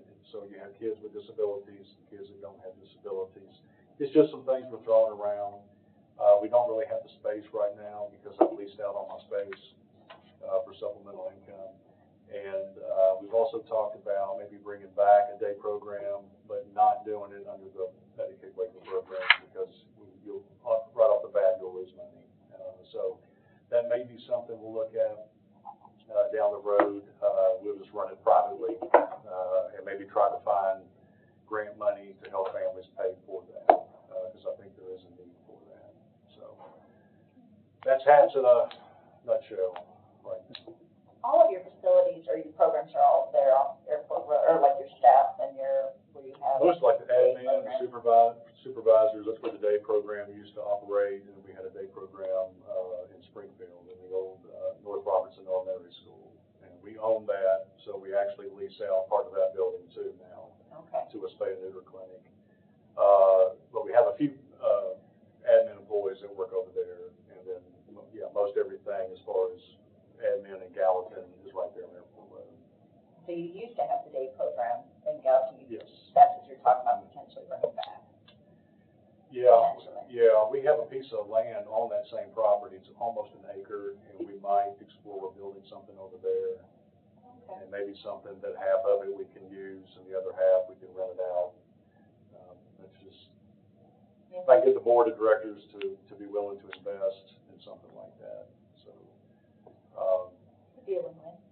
I said could be a win-win. Yeah. That's a source of revenue and. And so we're trying to bring in more clients into our residential program. That's really where the money's at to keep us afloat. The other programs that we operate, we really lose money on those. But just to give you an idea, we could, under the 1915C waiver, one client with us over a 12-month period could bring in about $100,000. Wow. Yeah, so that's that's what we're trying to focus on, because that's really what keeps you afloat. And the need is there. The need is there. There's a lot of individuals in the state that are looking for services and are probably not being placed because of staffing shortages and housing availability. There used to be an electronics recycling program right over there. Is that one still operational? They closed. They did. Yeah. But then I heard there's a new one somewhere in Sumner County. I don't know if they would look to you, for employees, but, I had just heard that recently, so I should get my information together before I throw it out there. But I do know that there's another electronics recycling that's opened up recently. Yeah. I know it's not over there. I mean, when ERS was there, it was a good program. I mean, we just leased out the space to them. But I had, one of my employees, her son has autism, and he was over there, and he loved it, and they hated to see it close. So. What's on this grant, Med, WD, VMHMR, is for $3.4 million? What it Oh, was? Medicaid waiver. That's the 1915C Medicaid waiver program. You said the majority are in Sumner County of the 776 residents? Yes. Yeah. So that 700 plus is going to incorporate the Medicaid waiver clients. It's also going to be the number of kids, the 500 kids we serve every year, and then the 225 for family support. Okay, I missed that, thanks. But yes, the majority is going to be Sumner County.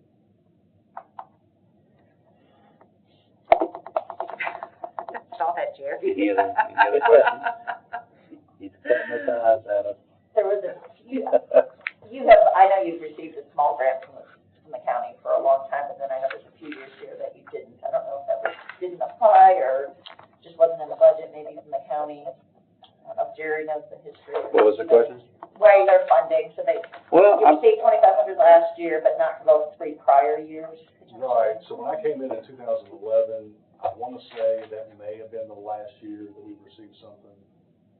And I had tried a couple of years after that and was unsuccessful. So, which is okay. Yeah. Well, I know you've been here more than just last year, but there's, the data I'm showing doesn't even show the request, so it's incomplete data. Well, it wouldn't show the request. That's only funded. Yeah, those are. Yeah. He's looking at. I'm looking back at different tabs. Yeah, I know, I've got a spreadsheet somewhere back there. Yeah. Oh, well. Okay. Thank you. Thank you very, very much. Thank you so much. I appreciate it. Appreciate it. You have a good rest of the day. Timeline-wise, it'll be mid to late December once full approvals are made. Okay. Thank you all. Appreciate it. My son's sitting in the back here, y'all be home. Oh. Can't wait to meet him. So we need to hear all the good stories. Yeah. Jonathan, don't you say nothing about me. Yeah. Oh, well, wait, sorry.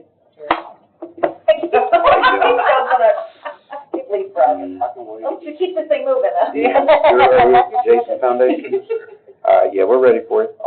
Yeah, so we are being videoed, so introduce yourself, tell us about all the good things going on, and your request today.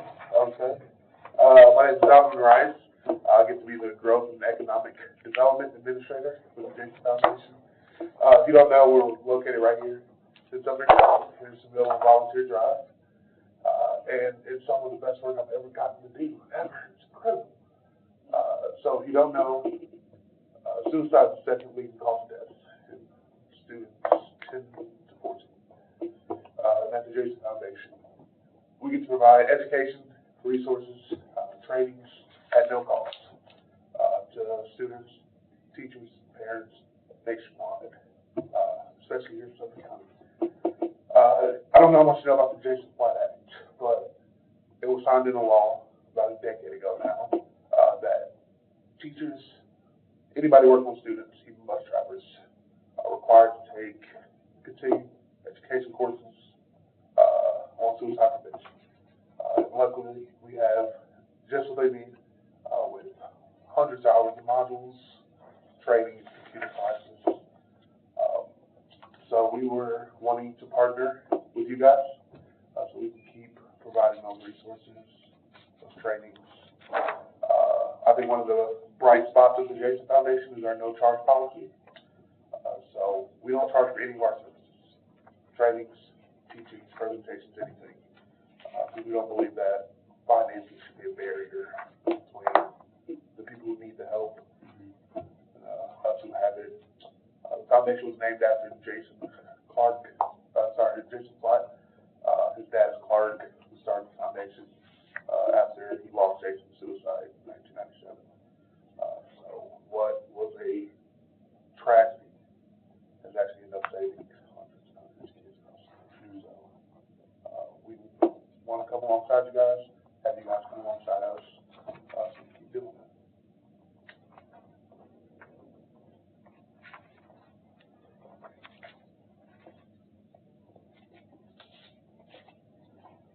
You are nationwide, right? I mean, yes. Yeah. So we're currently 21 states. The Jason Flood Act is in act right now. We're looking to continue that to all 50.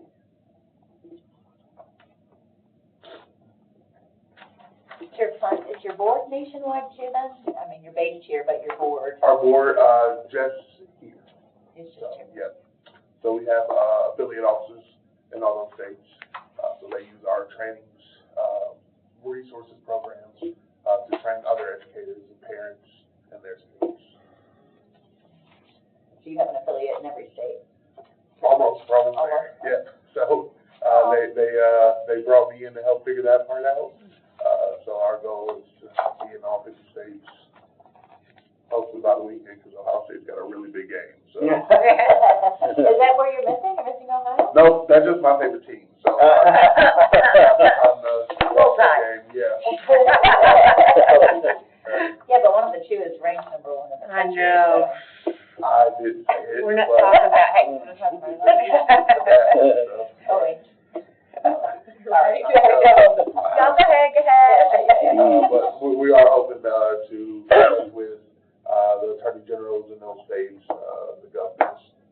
So hopefully they also see the vision of having trained, informed educators, coaches, parents, so we can slow down this silent epidemic. I know just here in Tennessee alone, we'll lose 125 teens and young adults to suicide this week. Say that again? This week? This week, we'll lose 125 10 to 14-year-olds. 125 in 1 week in Tennessee? Just in Tennessee. Wow. So you hear that number, you think, well, if it was anything else, killing our kids and teenagers like that, we'd be on it. We want somebody to do something. And that's one of the reasons we call it the silent epidemic. It's because it's happening and you don't hear about it nearly as much as you should. Sometimes it happens without any warning. Exactly. Wow. How long have you been with Jason Foundation now? Because Next week will be 3 months. Yep. So what's been the biggest surprise or epiphany that you've had since you've been there? The numbers. Before coming on with the Jason Foundation, I've been a youth pastor for the last decade. And it really made me think twice that I never once gave a message on what it looks like to struggle with your mental health, with suicidal ideations, and how that comes into your face. And it breaks my heart a little bit because I feel like I let a lot of students down by not having that conversation. But I can say I'm a little bit better at having that conversation now after doing a lot of reading, a lot of listening to what Mr. Clark and all the other people at the foundation have put together. Well, whoever told you to apply for the county's, but our grant is a free person. No, it was not me this I was curious. How did you find out about applying for the grant then? Honestly, I had the thought of like, hey, it's helpful if we can have some help, some backup from the places we serve. So I started compiling the list of places we serve, and I saw that we weren't working with the county government. It felt like it'd be a really good place to start. That's what they hired you for then. It all does make sense now. Perfect. I do my job a little bit. It's a small part of what is a massive budget, but awareness is, I think, something that you can't really put a price tag on, and this is, so it's good that you're asking. It doesn't guarantee anything. think is really important. Do the cities, is the city of Hendersonville chip in? Yeah, we, get a grant from them, every budget. Do you know what that is? Wanna say, it's 1,500. It's, on par with what the STARS programs are getting and the other resources for students. Any other cities in the county, like Gallatin or anywhere? Not yet. Okay. Yeah, I like that. Okay. Any other questions? Nope. All right, well, great. Well, timeline-wise, it'll be mid-December at when all the different approvals have to be made, but we're definitely, we're in a situation where, so we're a subcommittee of our budget committee, so with all the various different requests, it's well over the amount of money we have to allocate, but yeah, should be hearing back mid-December. All right. Appreciate it. Thank y'all very much. See you, Don. Take trash out when you get home. All that SEC talk earlier, and I was just biting my lip. Oh, I couldn't help it when he really, and I am not an Ohio State fan, I'll be completely honest, but it is. So, I'm Illinois, and I'm a Big Ten girl. Switch allegiance. Like, right now, I just see it. That was your moment. Yeah, it was. That was so timely. I just lost a great nephew last week to suicide, and absolutely, like, no warning, like, it was horrible. 125.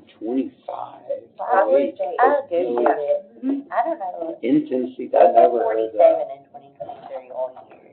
I don't know if that's how accurate. Over that is. 50,000 nationwide. I know Portland, I'm sure he probably knows the number. Yeah, exactly, that's what I'm saying, yeah. It's scary that they just. And young, That's young. sickening. Yeah, that's scary. We've had several Now, there's where I a live. reason that he's talking about 10 and 14-year-olds, so. And my I mean, nephew, that's, 500 a month. no, nephew was 14, yeah. 10 to 14, the last one used a computer course. Not Was that all some- kids, just 10 to 14. That's terrible. Computer 500 a course? month.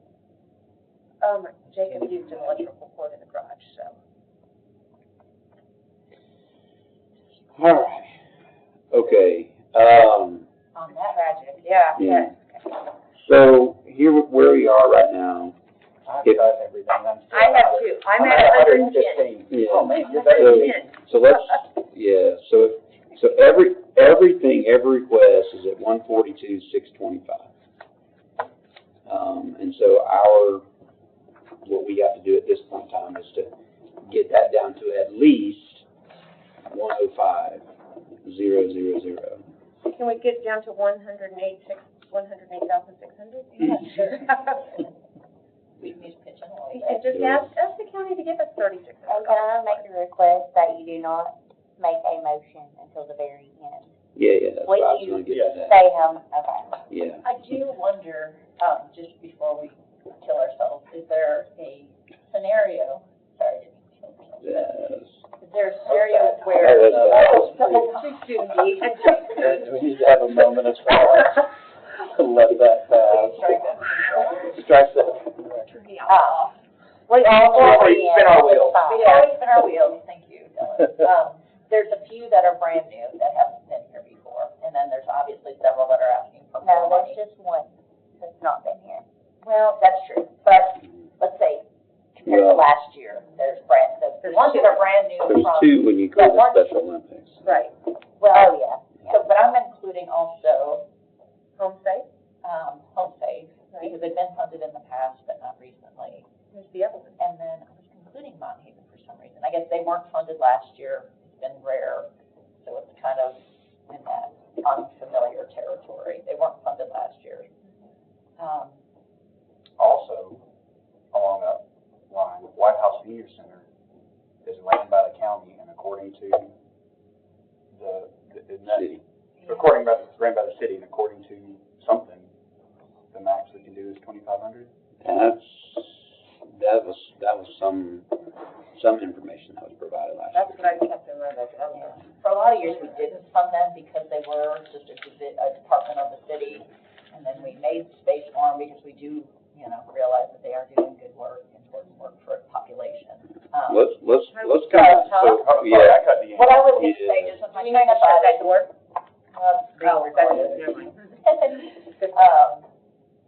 just, yes, suppose if I include Home Saves, Mountain Haven, Jason Foundation, and the Special Olympics that are new compared to last year, that's $3,300.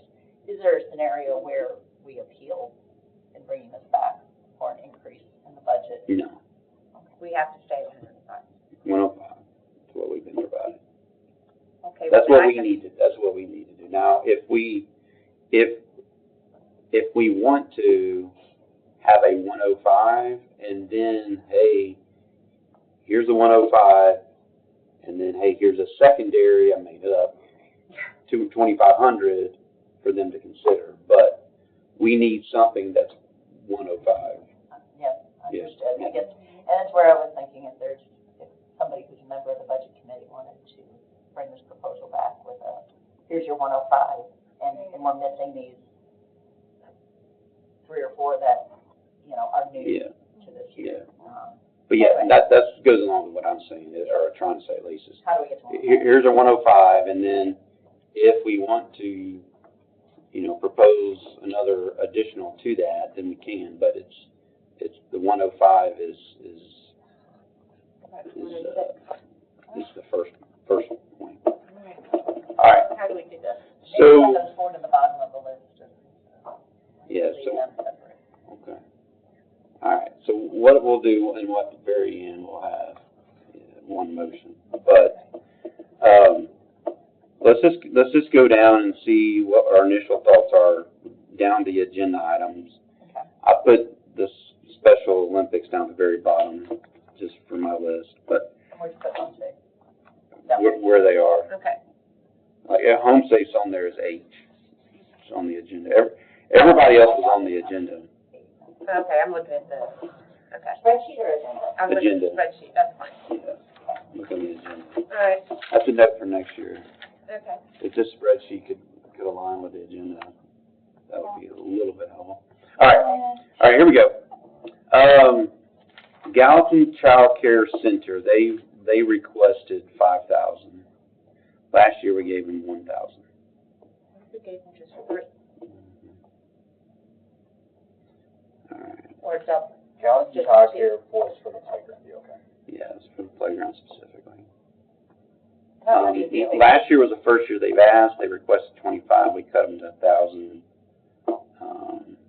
This year they requested 5,000. So we're gonna cut them at 3,500 and 1,000 plus the 2,500 max. Yeah. I like it. Realizing that community child care and Gallatin child care pals, those are touching some of the people that are the children we were talking, right? So they I only had them at 3 in my budget again. I'm just. Oh, no, yeah. Yep. No, I mean I get it. We're gonna have to. We're trying to. Wherever we get through here, we're gonna have another 10,000 to go. So. Okay. So you're gonna try it at 35. Yeah, we're gonna keep it at 35 right now. Okay. Gallatin seniors. They requested 14. Last year they requested 17. We gave them 5. They're building off of 5, though, right? We gave them 6. I'm giving them 5. In my opinion. Are you able to get any information, Dylan, about what United Way has allocated to senior centers? Oh, yeah. They are set out of town on a work trip. Since I get back to the hotel, I'll look on my laptop. Yeah. I was just curious how United Way, because they do so much due diligence. All right, so Portland requested 10. So Jerry, you got it at 5. Are you leaving that at 5 then? For Gallatin seniors. You're leaving it at 5?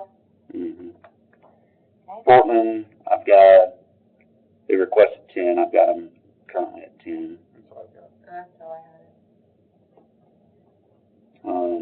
Hendersonville Senior Citizens, they requested 20. Last year last year, they got 18. We just keep it at 18 for right now? For right now, that's fine. I think it might help to try to hold the senior centers that we just kept you all at where you were last year. That might be a fair way to say it. Except for Westmoreland. Westmoreland was last year the first year that they, yeah, last year was the first year that they applied. So. Westmoreland, No. 24. You're right. Changed it in 1 year, that health director or something. All right, so we're at Westmoreland now. Last year, they requested 35. We gave them 35. This year, they're requesting 6. And they followed the rules, unlike And this, others. yeah, and this is for her salary, right? That's Yeah, that's what she yeah, said. that's what it's for. She does so much with so little. Mhm. Give them 4? Well, I guess if we're keeping all the senior citizen centers the same. And we don't have to do that. I like 4. Like 4? Let's give them 4 for now. All right, Grace Place.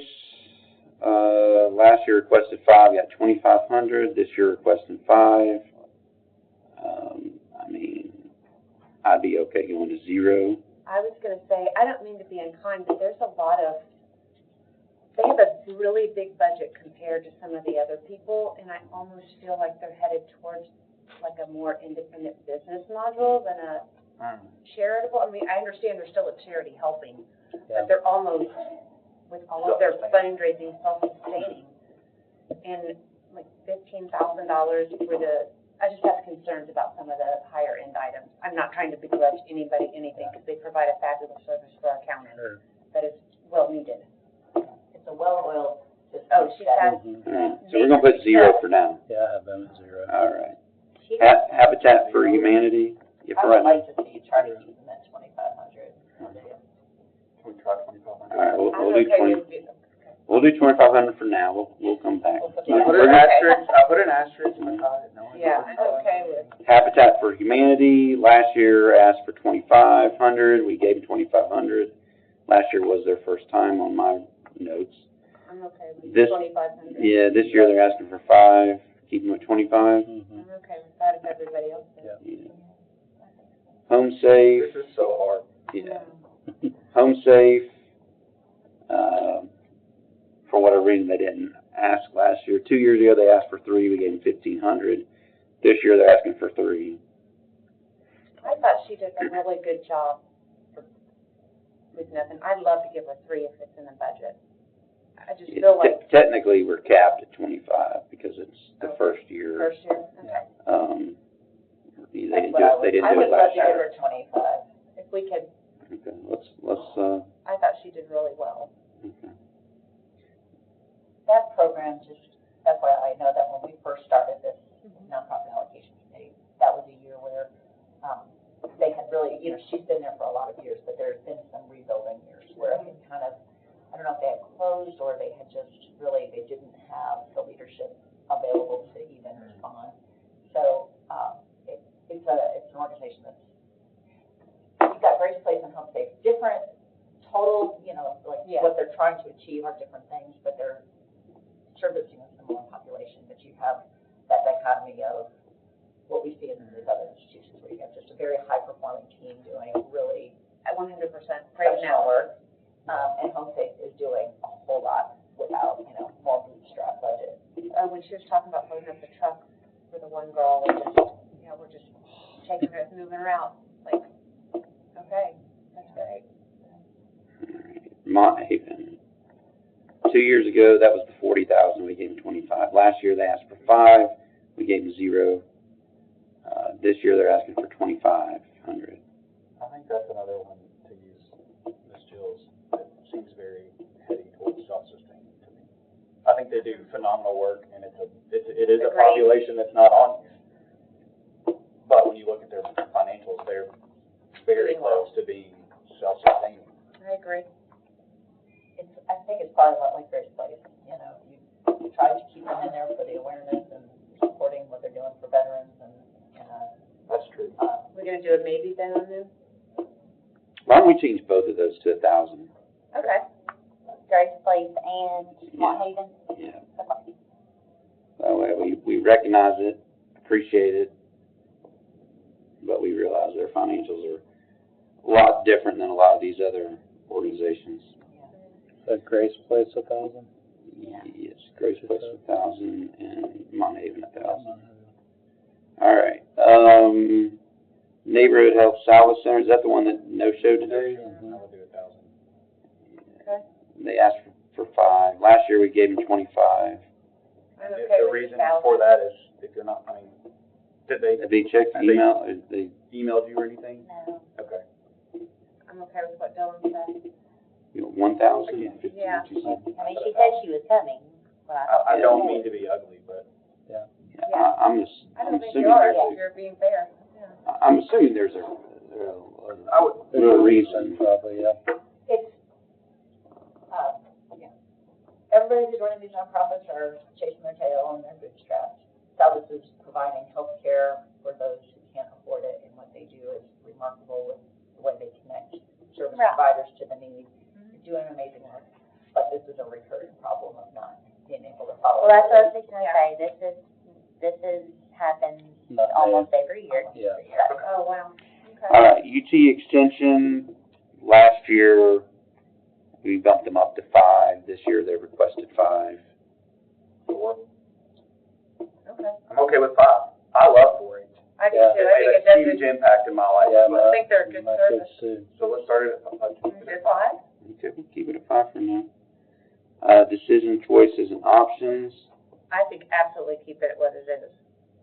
And you still got, I'm impressed. All right.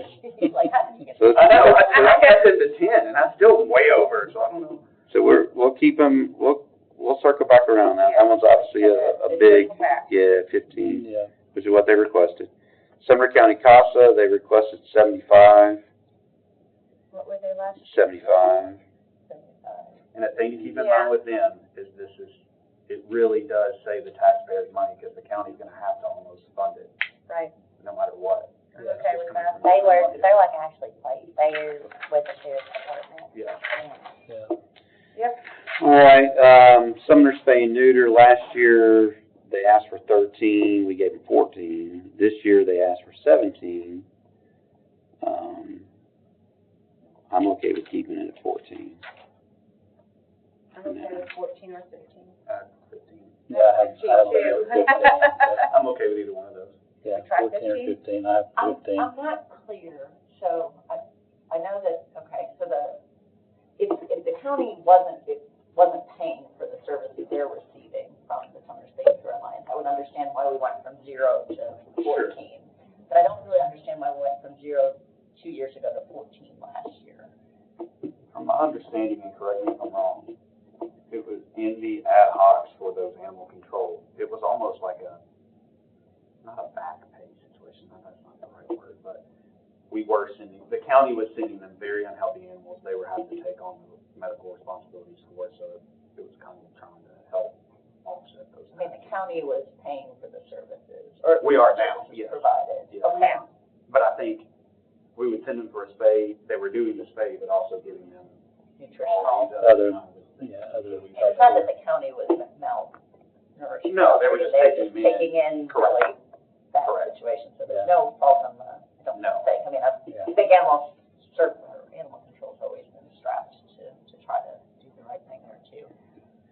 So let's keep them 14 for I now. think I would keep it. She mentioned some ad hoc committee throwing out that 17 number, but I didn't even know. I texted Chairman Shope, and he said, I have no idea where it came from. All right, White House seniors, 2,500. yeah, we gave them 2,500 last year. They requested 6,825, which is a third. Because Keep them at 25. sounds like they're doing meals. Right, and charging for the meals, which is different than any of the other senior centers. The other seniors are bringing in donations or covering those meals. I remember, they're run by the city. Yeah. So I think 25 they're is gonna good. be funded regardless. Yeah. Just saying. True, but yeah, all that money is a third of their meal costs, right? That's what. Yeah, it they're is, losing so. like 250 on each. Mhm. I think 25. All right, Community Life Bridge. Last year we cut them to 0. I don't know if they just. That's 2,500 on my list. for last year? Mhm. Maybe that's a typo. No, I don't know. I have to figure out where it is. Show 15, well, yeah, I show, file from Jessica shows 1,500 2 years ago, 2,500 last year. Okay. Received, and then 2,500 requested this year. Okay. Was last year They 105? got 2,500 last year. Okay, all right, so last year was, okay, good, updated my sheet. All right, community childcare services, So with Wait, 2,500, yes, Leave it at 25. yeah, I'm sorry. Unless someone has different, okay. Community childcare service, last year 7,500, this year they requested 7,500. So, My only concern about that, I don't have a problem, I mean, they're out of the church, but they're not even at capacity. I have them at 5 because of that. Yeah, that's what I was thinking. Because the people But are I still paying. Right, I understand as about. soon as they get the voucher, it sounds like to me, if I heard it right, as soon as they get voucher from the state, if they get them, then they'll take them in to get them back up to the capacity. But, it sounded to me like the vouchers from the state is their only reason they're not at capacity. Yeah, and that's a point in time, kind of. And didn't the prices still seem, was it just because I don't have anybody in childcare, were the prices still high even with their They discounts seem like and that stuff? to me. They're not, still low? $300 a week. It's super low. Okay. Okay. I don't have any kids. For, in yeah, childcare. I look at it Super low, yeah, for all-inclusive good childcare. gotcha. For an infant too. Yes. Oh, for an infant, sure. You can't hardly find anybody that takes a year. So what do we want to set them I at? would love to keep them at their 7,500. As it operates. The other note I have on them is they have their interest income is $100,000 a year. Yeah, I did ask about whether or not they have an endowment, because That's a lot of money to get off of interest. which makes me Actually, think it's they have an endowment. Total. And I understand, and I think I appreciate the board money that they have of, hey, with disaster hits, we're not scrambling. That might I not could have go been, either way. that might not have been fully explained, because she said that's money that we just keep in the budget, but, I mean, it's shown here as interest income. And if there's interest of over $100,000, that's a pretty massive endowment. Yeah. Or which stockpile investment money. I can compromise on this one if somebody feels strongly one way or the other. I don't. You said you wanted to try to. Well, I feel that these are, I would, because. Is it 7,500 with an asterisk by it when they come back? It's been 7,500 for the last 2 years. I think these are family situations that are, Mhm. okay, that's pretty desperate. All right, the HATS habilitation training services, we gave them 25 last year, they're requesting 25 again. I'm not familiar with them very much. You know, a lot of what they do, they talk about everything, but the seniors with disabilities and creating, life for them. And then that early intervention at your birth to age 3. Yeah, they do That's the like, biggest portion of the, they're like the same as like pace setters where I live, so like I know, like we got those services for Berkeley and we were able to, like they built us a fence, like we had to pay for it and then they reimbursed us. And they do all kinds of stuff like that for, is the $1,000 right here, answer here, just like we did with some of these other large self-sustaining. That's what I was that take place in the Yeah. region? yeah, because they're big. They're huge. Yeah, Is that the one that was like 6 million? yeah, they're really. What are we at? $500 short. Or over, I mean. Nah, you got a different list than I do. I do. So far. All right, so Jason Foundation, they're So asking what did we decide on hats? 1,000. I did have a Jason Foundation at 1,000 also. Same argument. I'm good with that. Yeah, that's what I have on Jason anyway. So what's your grand total now? So Jason's 1,000, Special Olympics 800. I have 1,000. Oh, and Special Olympics, that's T, right? That is T. Yeah. I did more. All right. Yeah, I have 1,000 Yeah. on Special Olympics. 1,000? Mhm. Yeah, let's just make it an equal amount. Yeah, it's a different request, only because it's an expense they had in the past that they're not gonna have that expense. It was literally the temporary porta potties, Can we because put that as they the couldn't attachment? do what? Can we put that as the attachment you talked about? Just say, hey, here's our money, but could we reimburse the Special Olympics $1,000 for the porta potties they had to spend? It's just a one-time reimbursement? Oh, you mean like as a? Let's go to 105 plus 800. Yeah. Good.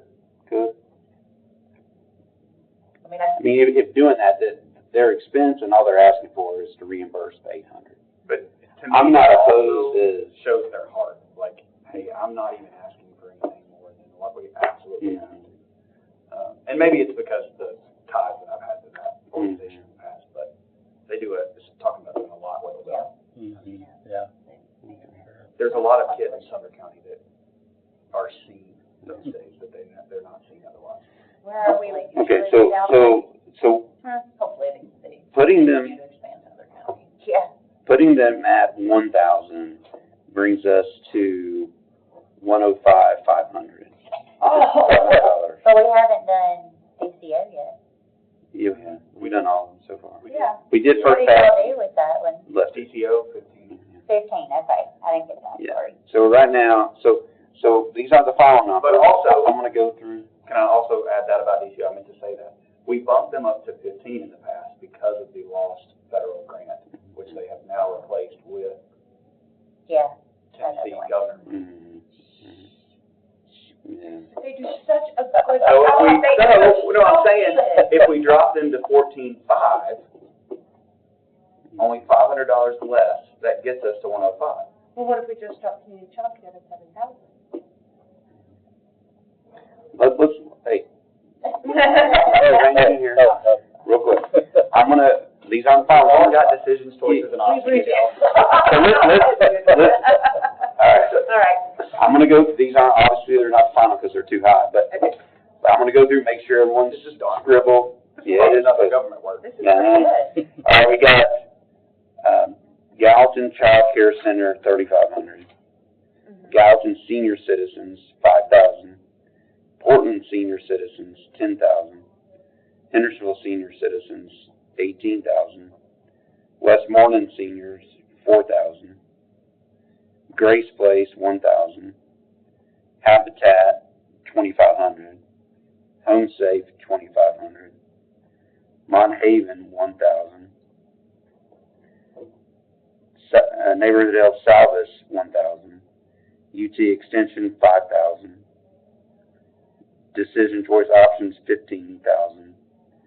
Sumner County CASA, 7,500. Spay and Neuter, 14,000. White House Seniors, 2,500. Community Life Bridge, 2,500. Community Child Care Service, 7,500. Rehabilitation Training Services, 1,000. Jason Foundation, 1,000.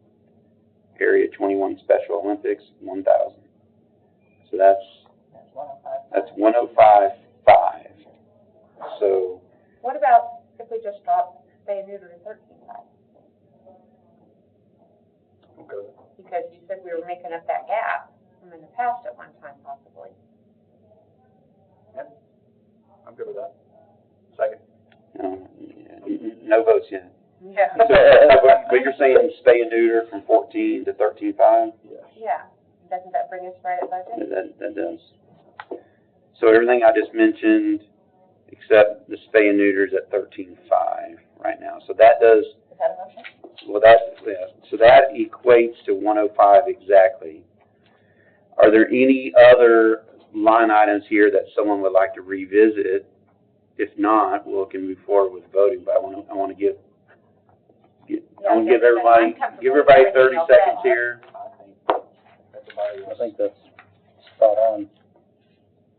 I'll wait for I Mr. don't Witt. know, it might scare you if we thought too much already. Go ahead and worry about that, Dylan.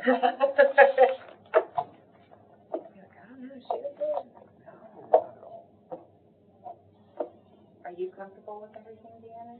Yeah. I'm good. I'm just looking down the list. Yeah. Okay. I'll second it. All right, so, yeah, I think we all So agree, if we had Yeah. another $10,000, we would like to do more with everything. So why don't we, go with the 105, but then let's also make a request for next year's, during the budget cycle, to bump it up to whatever, 115, I'd like to make a motion that we 125, bump whatever. up the next allocation for next year Yeah. to 115,000. Okay, so we can make that request secondary here. So let's go back here. Jessica, do you need me to say the numbers again? I'll just go down them really quick.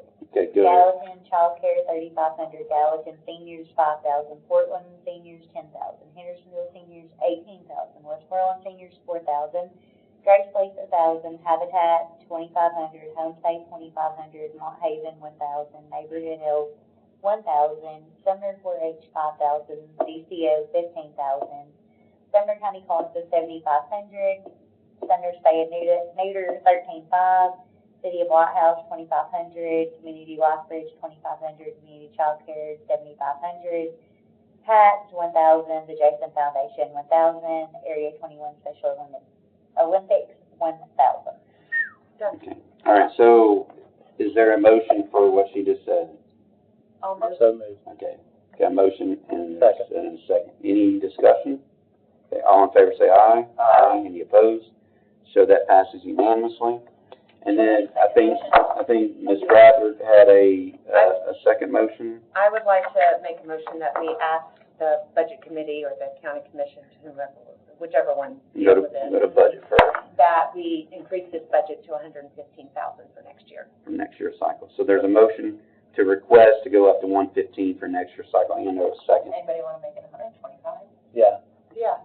I would like to make 125. Yeah. Okay, so the maker of the motion's okay with 125. So Yes. we just change the motion to 125. Seconds okay with that? It's good with that. 125 is the request. Any other discussion? Seeing none, all in favor say aye. Aye. Any opposed? So that passes unanimously. Before we end the meeting, lessons learned or suggestions for improving this for next year's cycle, send emails to Jessica, and she'll keep track of everything. And Thank you. and Yeah, you appreciate did a all fabulous everything job. Jessica did. Great job. I know this is a lot, putting all this together, so. We made it easy to understand for the first timers. And now you know it's an all-day. So then, that being said, so please don't forget to do that while it's fresh on our minds. If there's, she's got a whole bunch of other documentation. Yes. So if there's any other paperwork we would like to see included or whatnot, just give that information to her while it's fresh in her mind. Other than that, is there a motion to adjourn? So moved.